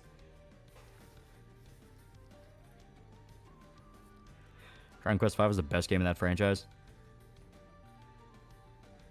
Yeah, saying the lore for Lord of the Rings Middle-earth decayed Silmarillion doesn't matter is bullshit because it was Tolkien's main thing he was personally doing for and wanted to do. Yeah. The only reason they're saying that is because they want to excuse Rings of Power, and Rings of Power is just fucking dumb. It's just a bad show. Could do a game about Teen Raiden meeting Rose. He would not be a cyborg then. You would not have any of the... Oh, damn it, I dropped it again. You would not have any of the cyborg shit. Metal Gear Rising is explicitly when Raiden was a cyborg, so it would need to be a very specific time frame.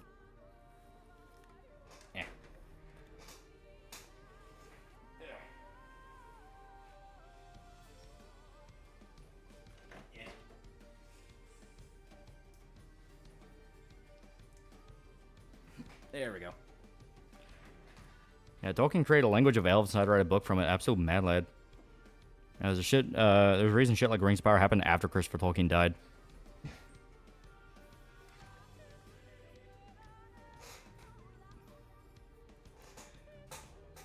Make a wildly successful franchise. I write into my will to be put into public domain. The vape run away again. Yeah, it slipped out of my hand. This one's a bit slippier compared to the others.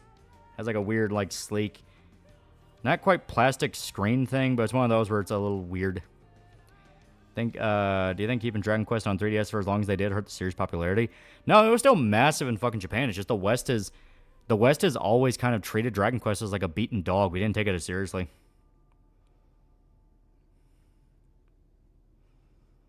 Is there any fantasy elements in Matt Reed's Batman universe? I don't really understand making a grounded Batman. I mean, they haven't talked about anything just yet, but I have no doubt it's going to be there in some way.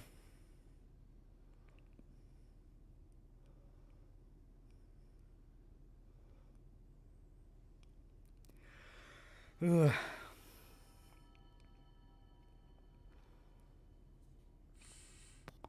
I still want to know how Sonny was rescued. That's still a mystery. Yeah. Like the original Dragon Quest 1 to 3 series, man, is 3 going for a long time. I do some Googling, but I found a Ray for an invite. Yeah.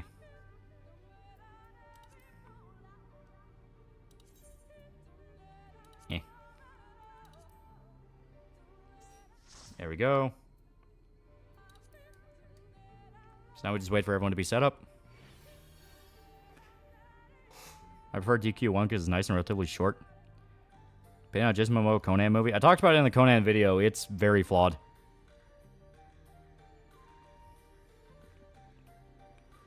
Don't think we've had Lord of the Ring as it is. Yep.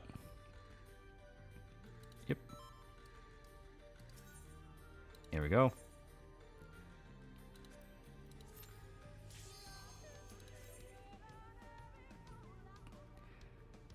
Matt reconfirmed no fantasy elements in his Batman trilogy. It's considered an Elseworld story, so they can do whatever is not part of the main gun DCU, which will have fantastical elements. Okay. As long as they're able to stay in their own little world. DQ's biggest issue is that half the freaking franchise is Japan exclusive, yeah. So you want to make it a long work of fiction mythology from the English, because their own mythology is almost all gone, and to see if he could hold people's attention, well, he succeeded. Would you travel to the UK? Not in a long time. Yeah, people started liking DQ around 8 on the PS2. Yeah, for the West.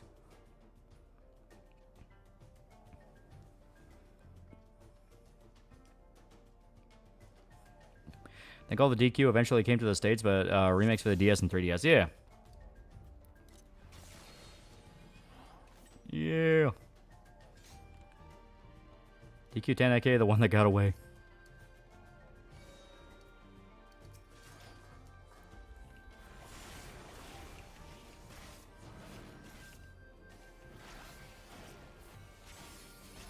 Yeah.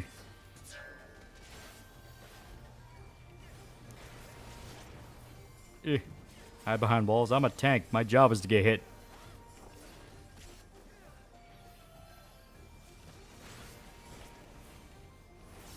Yeah, consider Tolkien's the father of modern fantasy. He did a pretty good fucking job. Yeah.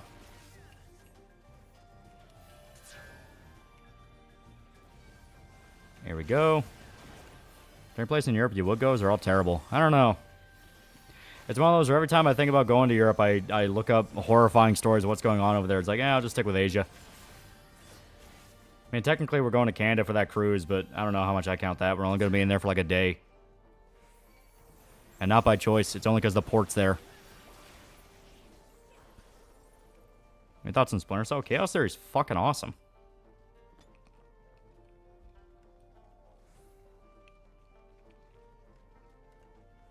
Finland. I like the newest Dragon Quest 11, because the story is pretty intriguing and compelling. The story also acts as a sort of prequel to all the other DQ. Yeah. 11's super fucking good.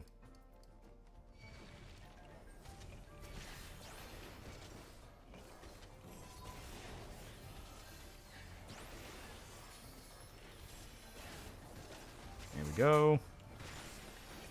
Let's burn still Conviction. Yeah, Conviction streamlined as hell, but it's fun. Yeah, human or people defending Rings of Power lore changes that the only reason they exist, they got the rights to a part of the appendix of the book. Here's Square Enix censored the interview DQ creator. Yeah, they're straight up trying to bury it, but it's not working. Because shocker, people downloaded it. Canada isn't that bad to visit. Staying here, that's the problem.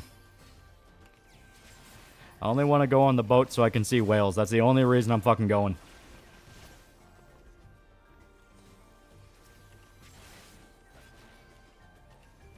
DQ11 also a good amount of hentai too, so good fat material. My own grap is the heroes go back in time to fix the world-ending shit. Would have made the story better if they didn't do that. I go to Europe to see the historic important history sites I'm interested in, unique genealogy and beauty in different countries.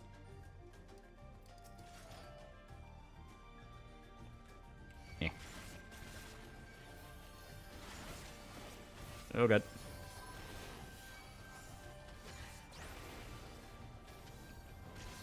Is there any follow-up to the response to the Dragon Quest creator and Dragon Ball editor talking about being forced censor? Well, like I said, Square Enix or somebody associated with Square Enix trying to bury that interview.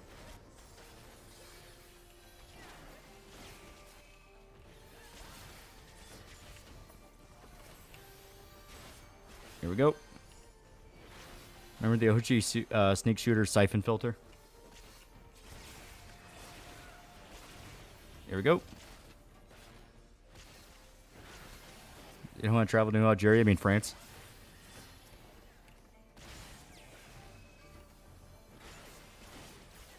Veronica dying in DQ11 was damn good storytelling. Your sacrifice was a huge part of such story and character progression when they made it to go back in time to save her. I mean, Dragon Quest games are always meant to be kind of lighthearted. It's not shocked they do time travel shit. That's on Switch and it looks like a fantasy anime over there. Like I said, every time I think about going to a place in Europe, all I see is, oh yeah, they have shitloads of Muslims. And it's like, maybe not now. Maybe later.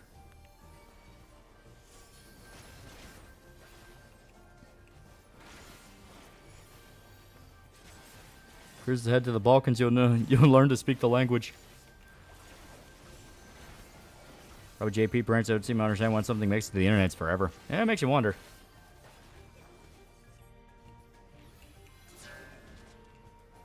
Here we go. Kirito shit always does time travel. Yeah. He likes to time travel.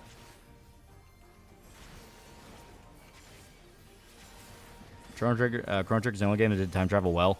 Yeah, I can see that.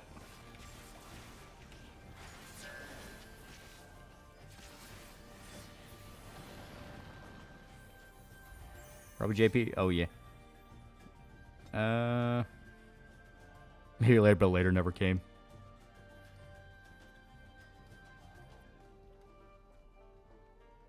Yeah, time travel's a bitch to get right. Yeah.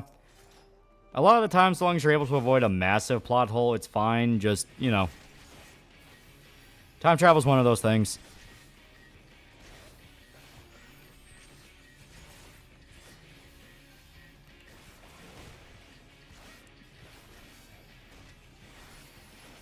Ugh. Time travel in Titanfall 2 is sick. Majora's Mask is time travel. Well, yeah.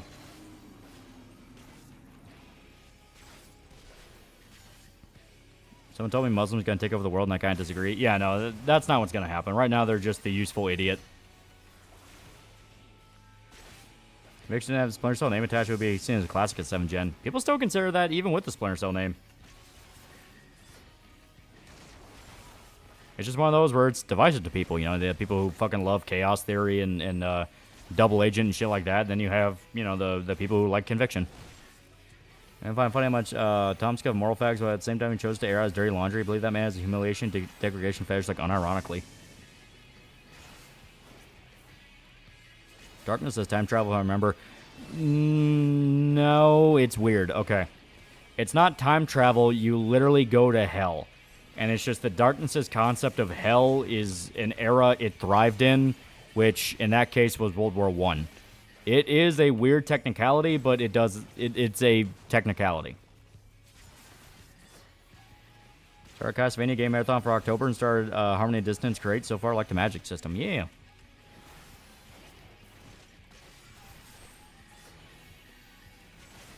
there manga or games like Black Swordsman Arc and Berserk all the way from beginning to end? Just play a Souls game.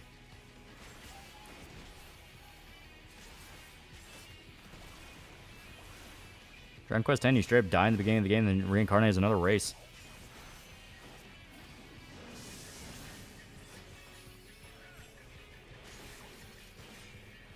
Scared the shit out of me, to be honest. Oh yeah, the Hell segment in the Darkness, it's fucking awesome. Guess there's the best Splinter Cell game, but Conviction kind of feels more like a Jason Bourne type game. Yeah, you're not wrong. I think it was heavily influenced by like 24 and Jason Bourne and all that.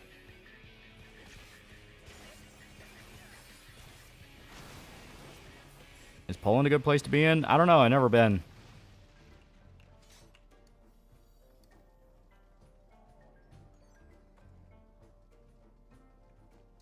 DQ10 and MMO? I don't know. I never played DQ10. Or wait, no. Yeah, no, I never played DQ10. I was trying to remember, like, which one was that? It's like, okay, yeah, no, I never played that one. Usually tough time travel. The time travel in Looper was stupid, but still enjoyable. Yeah. Yeah, 10 is an MMO exclusive to Japan. Oh, okay.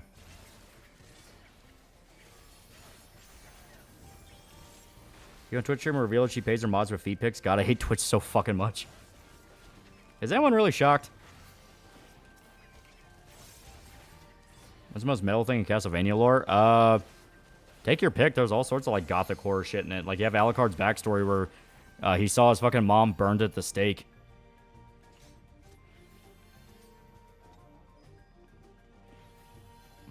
Followed New Vegas' time travel well. F5 and F9.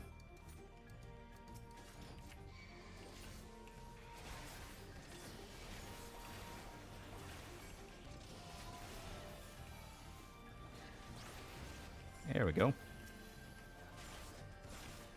I never understand feet. No one really does. Surely just Britain's Texas. We are fucked, just not Britain levels of fuck, not yet.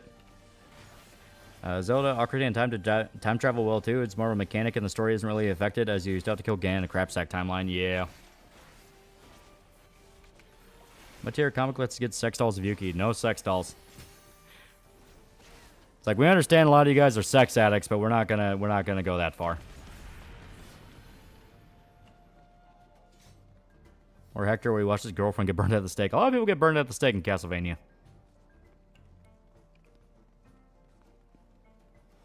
It's actually an English fan translation for DQ10 right now. Complete the entirety of 1.0 campaign. Really is DQ game just online.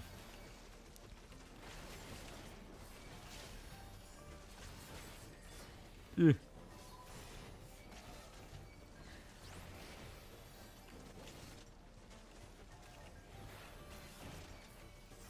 Here we go. It's so Yuki over. Coming. And Castlevania 1 should get a remake? Once again, I am legitimately hesitant of games getting a remake nowadays. It's only when I see clear and uncertain details that, like, they're not fucking with it or doing anything stupid with it do I get excited. Like, it's one of those things where I say over and over again, do you really want them to try that right now? Doesn't matter, fans make their own Yuki sex doll. Big Inspire Cell, remember the Chaos Theory remake that was a launch title on the 3DS?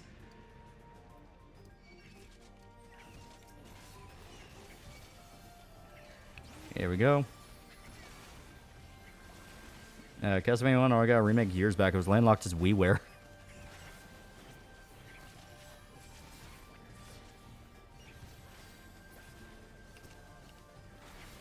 There we go. Yeah, you'll be sorry. Yeah, basically. Yuki's body made by a sex doll company who somehow got military contracts. No, it's explained where she comes from. There's games to be more available. I don't want to emulate.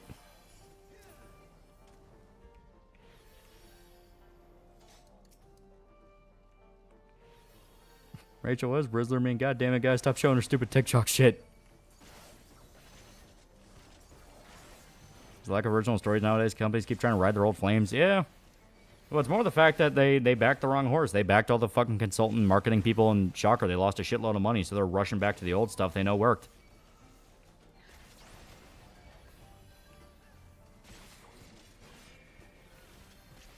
Can Yuki run Doom? And the 3DS version of Chaos Theory, along with the port of MGS3 and the 3DS. Castlevania 1's so basic, I don't see a point in remaking it. Most you could do is do a palette swap or have it be 3D graphics. Koji Igarashi was in charge of a Castlevania remake, probably good. Yeah. Just put him in charge and, you know, don't fuck with anything. Of course, then he'd probably just get Bloodstained. Bloodstained's pretty hype.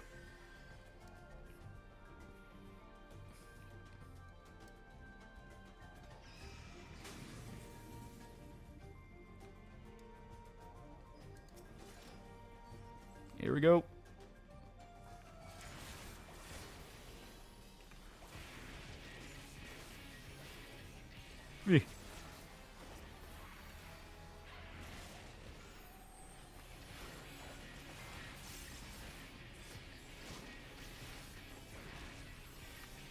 Ugh.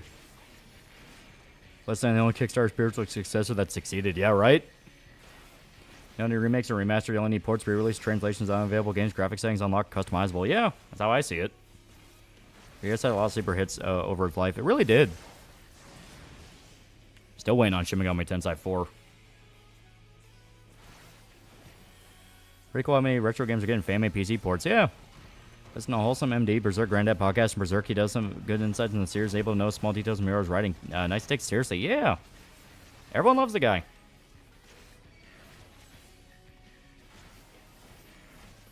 Can I get the Zelda spin-off? Think it should have been called Missing Link. I planned on it, yeah. I was going to get it on sale.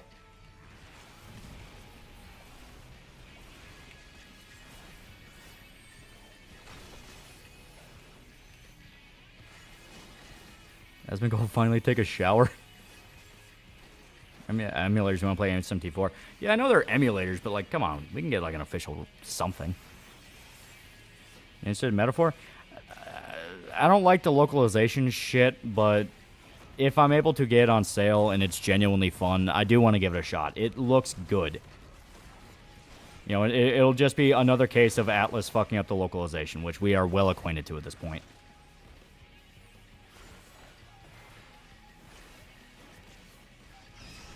Yeah, too much work, small company, please understand.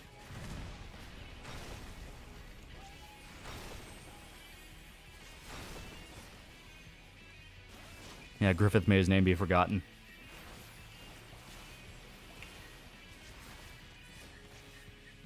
I'm gonna do a Slayers watch together. He's almost dead.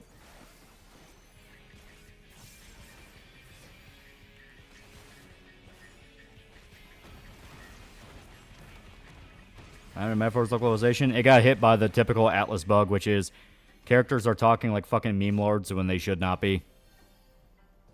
Brainwash Jack Frost, need him for fusion.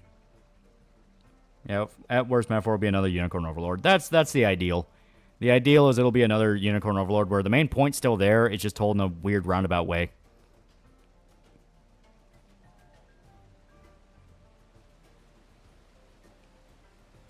I'm going to play Loud Mountain when it comes out.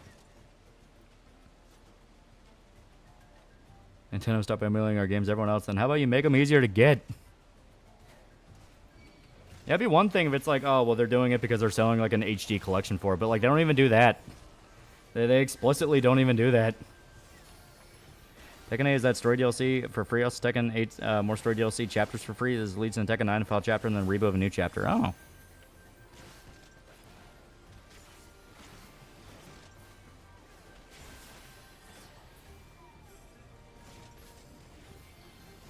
Alright.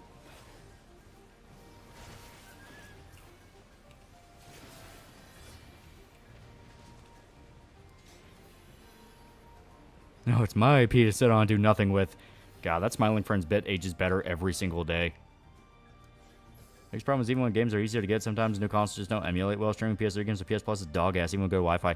Yeah, game streaming is a bad fucking idea. The minute I heard, oh yeah, you can stream games now, I was like, that sounds like a fucking stupid idea. Just let people download the goddamn files. There are rumors that the delay for AC Shells that they want to reduce Yasuke's role for the story due to backlash. No way they're removing him. Twitter would explode. I don't believe that. I think it's the exact opposite. They want to make it launch on Black History Month so they can double down on the Yasuke thing. To be like, well, now it's about the Black Samurai. Like, they tried doing the whole, well, everyone loves Yasuke. Even Japan does. Now they're just going for broke and going, fuck, if you don't like Black Samurai, you're racist. Like, I'm fully convinced that's what Ubisoft is doing. They're going to double down on Yasuke.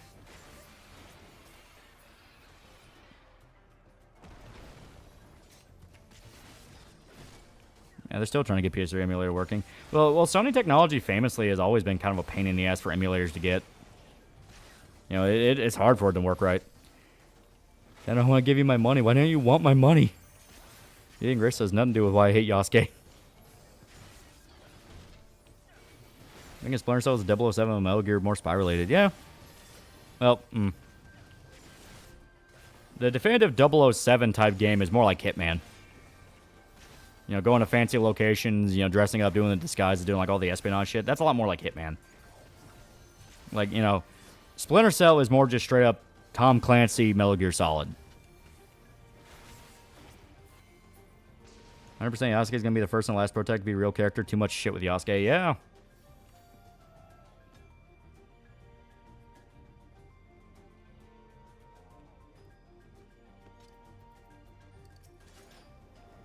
Ugh.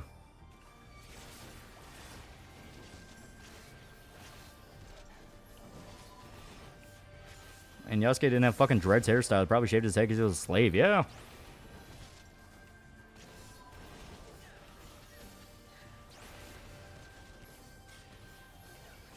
Good.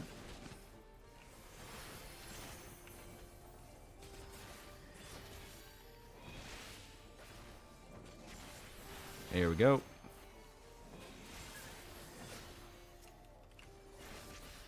There we go.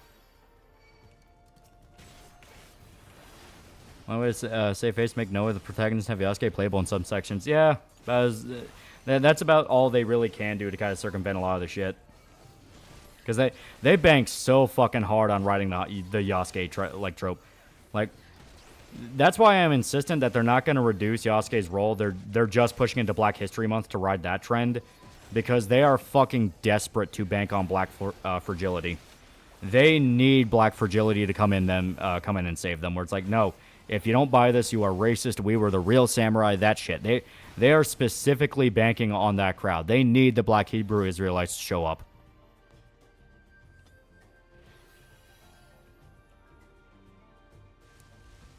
Yeah, trying to pull a Black Panther. Yeah. It's more of an Afro-Caribbean thing that got popular in America. Things guys like Bob Marley. Yeah. Yeah, they put hip-hop in the game. Yeah.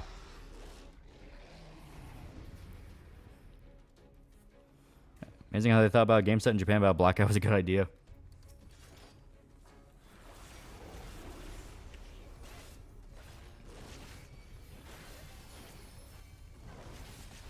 Ubisoft doubling down. Yasuke makes you wonder if they're going to try something similar to other games they've been working on, like Splinter Cell Remake.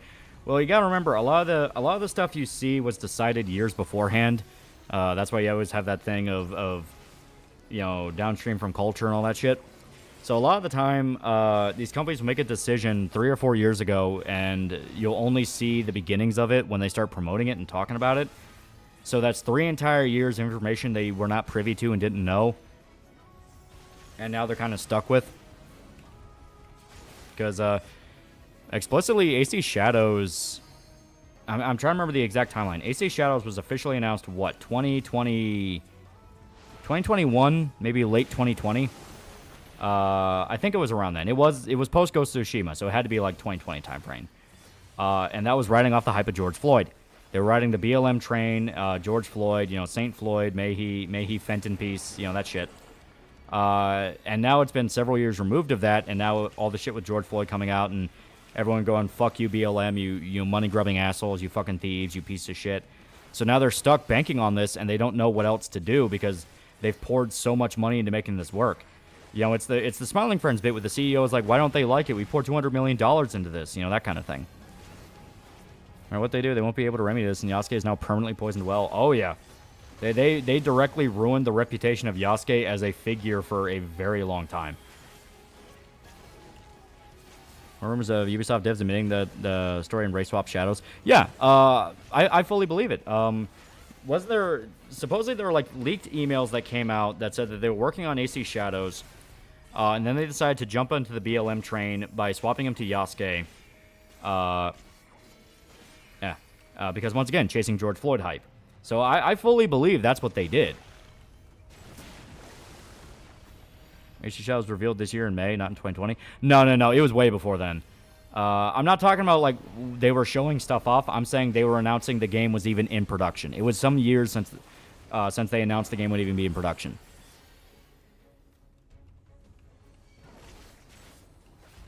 Was there an actual war between the Koga and Iga ninja clans? Basilisk, basically? I can see why Morgan Freeman would call American History Month instead of Black History Month, but me saying that now, does Morgan Freeman really believe what he said? I think he does. Morgan Freeman always just seemed like a really chill guy. He was explicitly willing to not even bank off his race and just go, if you want to stop racism, just stop fucking talking about it.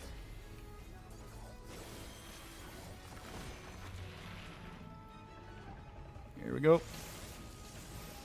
Final update for AC Val in like 2022. Yeah. Fenton Peace. Oh god, I'm going to hell. Asuke was also just a sword carrier for a royal, but that's neither here nor there. Yeah. Like, the whole idea of Assassin's Creed is like the alternate history thing of like, oh, here's what the historical figures were really doing, quote unquote, and it was all the fictional assassin Templar shit. So it's like making him bigger as a figure, making him seem much more important. That goes in line with Assassin's Creed. I didn't care about that. It's the fact it all comes from a legitimate place of exploitation. Like they were just exploiting Yasuke for cynical profit. Why kid, you know, censoring the box set and removing offensive sketches. Poor Trevor. That is really sad. Maybe that's a thing where like the production company they're with doesn't want them to do it. When people actually want to racially segregate the Oscars, yeah.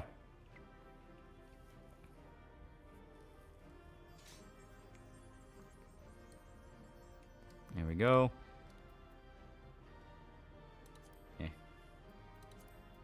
I don't need any of this. Okay. Since getting Assassin's Creed alt history's been a goddamn joke, yeah.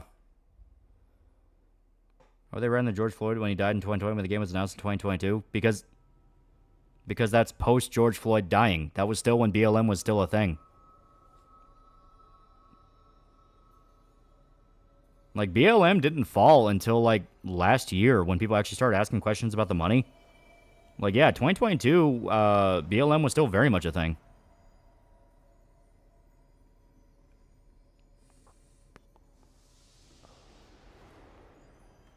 Yeah, St. Floyd Hollow be his name, yeah. Convinced they're going to have Yasuke be in a gay relation with a young boy while it's with one of their consultants will be obsessed with men-boy relationships. All the protagonists weren't historical figures. They just influence events that happened in history. Did I miss a game? No, that's 100% what it was. That's why I'm saying they were exploiting Yasuke. They jumped on the BLM train and went, well, not only is he going to be a samurai, he's going to be Yasuke, the black samurai, because they wanted to exploit that.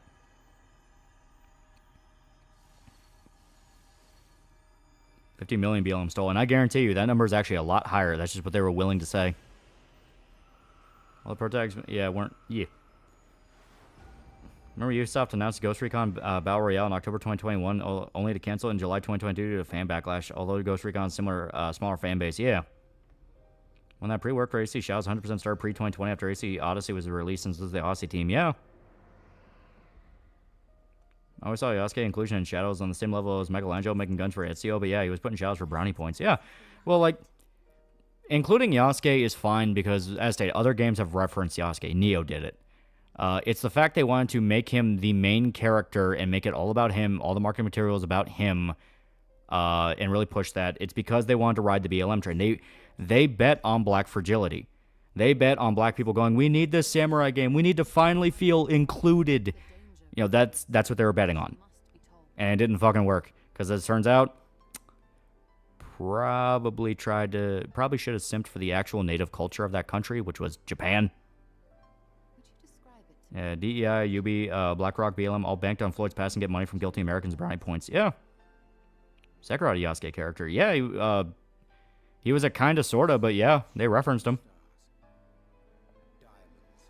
Very spoken about playing RE2 remake for the first time, loving it so far. I hope it's not interrupted by some giant gray Terminator. $2 for $2. Sorry, Mr. Streams. It's all good. It's all good. Imagine they did Assassin's Creed 3 modern day. They would have made Connor so annoying. This native assassin represents all natives. Yeah.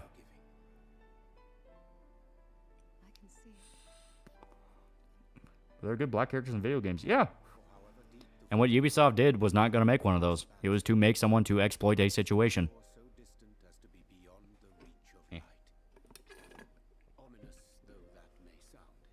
And the Hebrews, they've got Asians aren't just white people like spicy food. Yeah, that is unironically what happened.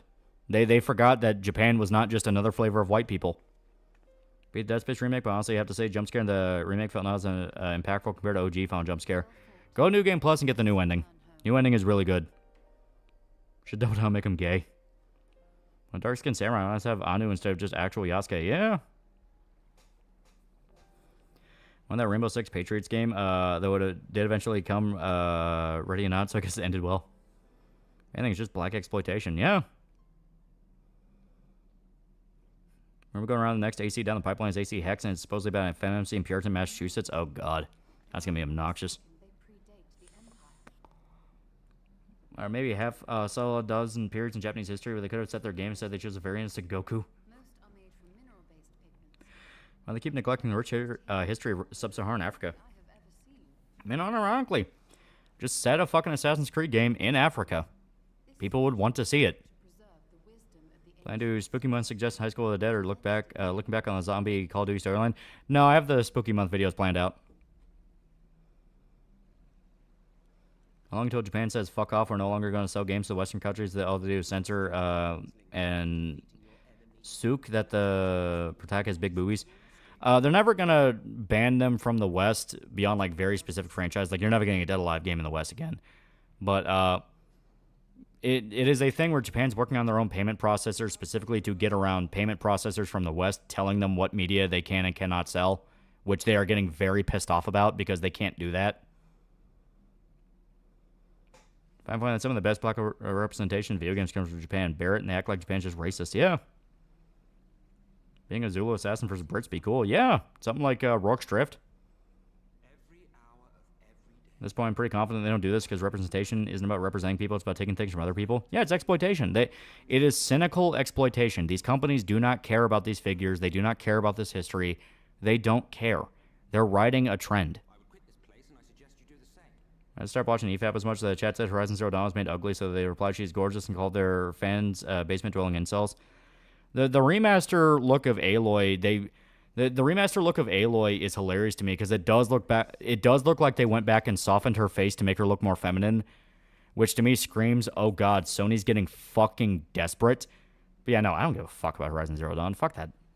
Like, Gravity Rush had to die for that? Fuck you. And yeah, I love the fact people are saying she still looks like shit because yeah, good.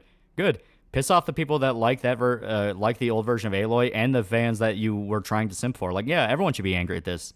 Fuck that franchise. Yeah, Aloy's still ugly as hell. See, that's what I mean. It's like, yeah, good. You know, they try to make her look more feminine as like a last gasp of like, please buy our game, and everyone's saying no, she still looks like shit. Yeah, fuck you. Fuck that game series. To be that guy, but most Asian people don't like black people. It's not even that. It's that they could tell Shadows was exploitation. Here is a game, an Assassin's Creed game, which is all about the history of the region you are playing in. It's about that. And here they are shoving in Yasuke the Black Samurai to make it all about black people instead of Japan. No shit, they'd be angry. Especially with all the fuck-ups Ubisoft has shown since then where they don't care about Japan. They are exploiting this section of the world for profit. They don't care.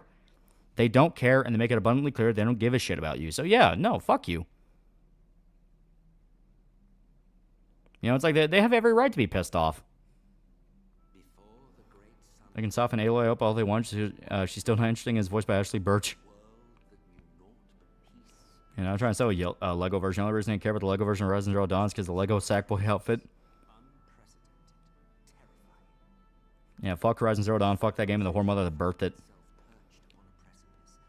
There are actual empires in sub-Saharan Africa that have a rich and storied history that are completely overlooked by woke writers. Yeah. Who's Ashley Birch? Anthony Birch's sister. All you gotta know. Yeah, Ubisoft got caught using Chinese architecture and shadows. They really don't care. Yeah. It's funny because Aloy's real-life face model is super hot, and they went out of their way to make her fucking fat and ugly.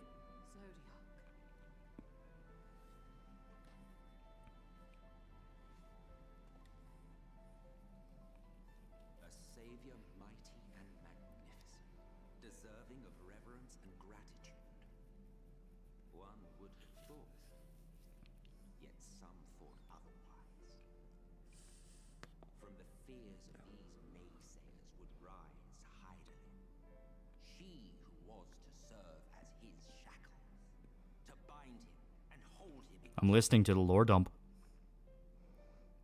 So they fought, and they fought, and they fought, and in the end, Hydaelyn was victorious. Yeah, could you imagine the shit they would have gotten into if Ubisoft announced a black protagonist for a Chinese Assassin's Creed game? Yeah, right? So devastating that it split the very fabric of reality. And thus, was Zodiac banished and his being divided. They do know about the rich African empires. They don't care. They want to outrage by rewriting culture. Yeah, basically. Yeah, Yasuke would never be as cool as Afro Samurai. Yeah, didn't even try with the architecture. They threw the Asian architecture into an AI. I fully believe it. I'm sorry, I can only assume I misheard. But it sounded an awful lot like you were implying both Zodiac and Hyder. Oh, we just have an Assassin's Creed game set in Africa. You team up with Shaka Zulu. Yeah. See the Lloyd's concept of Art of Ayla? We got fucking robbed. Yeah. Didn't EA do a similar thing to Horizon did with the actor who plays the Eden version in Battlefront 2? I don't know who you're talking about. Personally, don't care for Grab Rush 2. I prefer 1. I like both. They're both really fun. The thing is, Yasuke isn't even the first Black Assassin's Creed character. There's a French colony assassin in Assassin's Creed Liberation. That and Adewale and Black Flag becomes an assassin.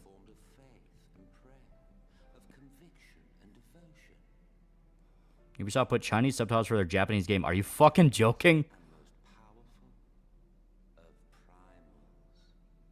Which Asians don't like black people the most? I know China doesn't like black people so much, but what about Thailand? China, Southeast Asia just does not like black people. That's literally all I can really say.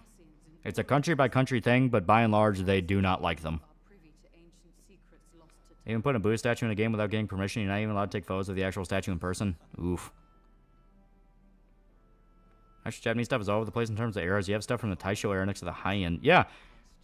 Like, once again, that's why actual JP people, like streamers and shit, are getting so angry at Shadows, because it does not give a shit about their region. Everything about Yasuke is ironically playing into what Ubisoft wants, where they want people to focus on Yasuke because then they can just call everybody racist. Meanwhile, you have the actual Japanese people coming out and saying, you don't give a fuck about our history or our country or anything, and you're just cheaply exploiting this. And the only response they can ever tout for that is, well, you're just a bunch of white guys using Google Translate, which only makes them look worse. Now, do you see why we yearn for the great rejoining? You have Yasuke work with the assassins, have to lead back to Africa, and have the next game be in Africa, and have Yasuke be the leader of an African guild? Yeah. For all creation to be made whole again. Really want Gravity Rush Theory so close to perfecting the gameplay. Who knows? Maybe after the success of Astrobot, they'll let Asobi do it. If only old Ubisoft did Assassin's Creed game in Japan. The minute they announced it after Ghost of Tsushima, they were fucked, because Ghost of Tsushima gave everyone what they wanted. The Italian advert used black people to discrimination, so black color toothpaste. Oh, God.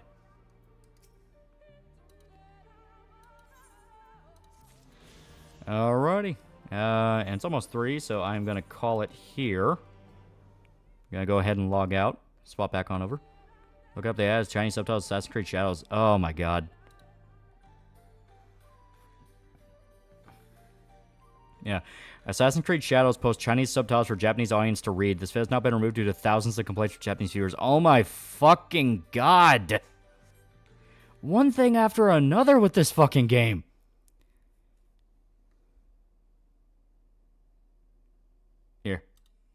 Here we go. I'll show you guys real quick.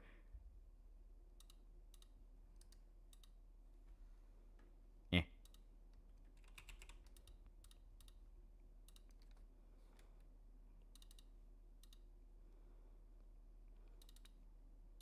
Yeah, here we go. Yeah. So, Assassin's Creed Shadow posts Chinese subtitles for Japanese audiences to read. I assume this was like maybe a commercial or a trailer they put out. But yeah, they straight up put the Chinese alphabet in place of the Japanese one because they didn't know. I guess they just looked at it and went, fuck it, it looks like it. All of this money they spend on culture consultants, and not fucking one of them can point this shit out. Same thing happened with fucking Spider-Man. No one caught that fucking flag. No one told them the Spanish dub was a bad idea. None of them care. What's the point of spending money on this if they do not care? Yeah, how do you fuck up this badly? Like, what's the defense of this? This is what I'm talking about. The Yasuke stuff is just there to get people yelling about Yasuke and the Black Protag and all that. And he is meant to be the lightning rod. Yasuke is meant to be the lightning rod. When if you look past him, all over the place, this fucking game is idiotically racist. idiotically racist. JP YouTuber says they found opening for a native Japanese localization tester in Chengdu, China. Oh my fucking god.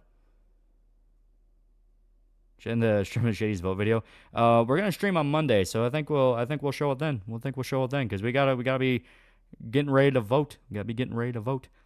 Our textile is going into wiki revisionism over Yasuke. Fuck is SP a parry such foul paw, especially considering Japs and Chinese hate each other. Yeah. Didn't get to fight Matador, need top Kappa Tengu and Ame no Izume in the win Magatama before I proceed tomorrow though. Yeah. Hopefully next stream will go better. Yeah, hopefully OBS won't have a fucking stroke next time. Always comes back to China. Always does. YouTube is funny. I looked up Horizon and recommended your stream. Are you going to bed? Yeah, I planned on it. It's almost 3 a.m. here. Think China has something to do with this or France, or is that stupid? It could be both. Remember, who funds DEI? Last Ubisoft game I played was Assassin's Creed Odyssey. I didn't like it. I have any interest in Ubisoft games. Like I said, like, the Yasuke thing, I genuinely believe, is there to be the lightning rod where they get to exploit the black fragility thing and then go, well, no one, everyone who hates this game is just racist and all this shit. Meanwhile, you look past it and they're doing shit like this. Shimpepe for $1. Hey, Loli, you're talking about recent Squeenix shenanigans with Twitterinos about Sugiyama-san. I'm not sure about the whole him denying the Nanking massacre, but the whole he hates women and the gays organized attack. Yeah, no. They keep going after Sugiyama long after he died, and they do the whole thing of like, well, he denied the Rip and Nanking. My response is, the motherfucker was a kid in World War II, okay? He has the right to some kooky opinions. He was an old man who made music for video games. Leave the guy alone. He's dead. You know, literally can't defend himself. Saying the shady vid and DMs to download. Good shit, good shit. Yeah. Like I said, we'll start the next stream with that one. Also, Marshall sent me the D&D character. It's a nice little nerdy girl elf. That's pretty good, pretty good. And I'm going to download this real quick to make sure I have it. Okay. Recommend one song for the end of the stream. Soken's live performance of Lahi. Once again, we'll do that maybe next one. That'll be a good one. Next one we'll make a good time. Yeah. Cricket Pro disappears. No stream starting to not work. Coincidence. We have Japanese consultants. Japanese consultants are half Japanese, have never visited Japan, live in America, and don't care about Japan. Yeah, right? No wonder you had that guy who was going around saying, yeah, they're not hiring sweet baby people anymore because you guys fucked them over like this. Your exact job was to make sure they don't get into a Twitter mob where everyone's calling them racist, and you pulled them into that. Tonight's been interesting. It really has been. But still, as stated, we have 4 days left on the campaign here. It's pretty fucking good. Pretty fucking good. We still have a lot of goodies that we are working through, and a lot of stuff we want to be able to show off to you guys. I think it'll be great. I think it'll be really cool. So make sure to sign up while you can. $2 from Schroger doing Kentucky Groundhogs this year. Yeah, we're doing Silent Hill right now. We almost have Silent Hill 1 finished. We just got to go do 2 side quests, then we can do main story stuff, and it'd be great. Don't forget, several historians have been discredited over seashells, especially the one who turned outside himself. Yeah. Chat, you need more conversation topics. Politics only get you so far. Asian consultants are a bunch of liberal white people. Only exposure to Japan's anime and sushi shops run by Chinese people. Yeah, it's agonizing. Like, I'm not mad at people that basically grew up in occupied Japan and felt resentment for them. Yeah. But yeah, okay. So we're calling it here. We are calling it here. I am tired. So thank you to everybody who showed up. Very good time. I'm also trying to end this early just because I don't know if OBS is about to start dying again if we try to stretch this out any longer. But yeah, we're gonna go ahead and see if things will be okay on Monday. But we'll have a good time. We'll have a good time. So see ya.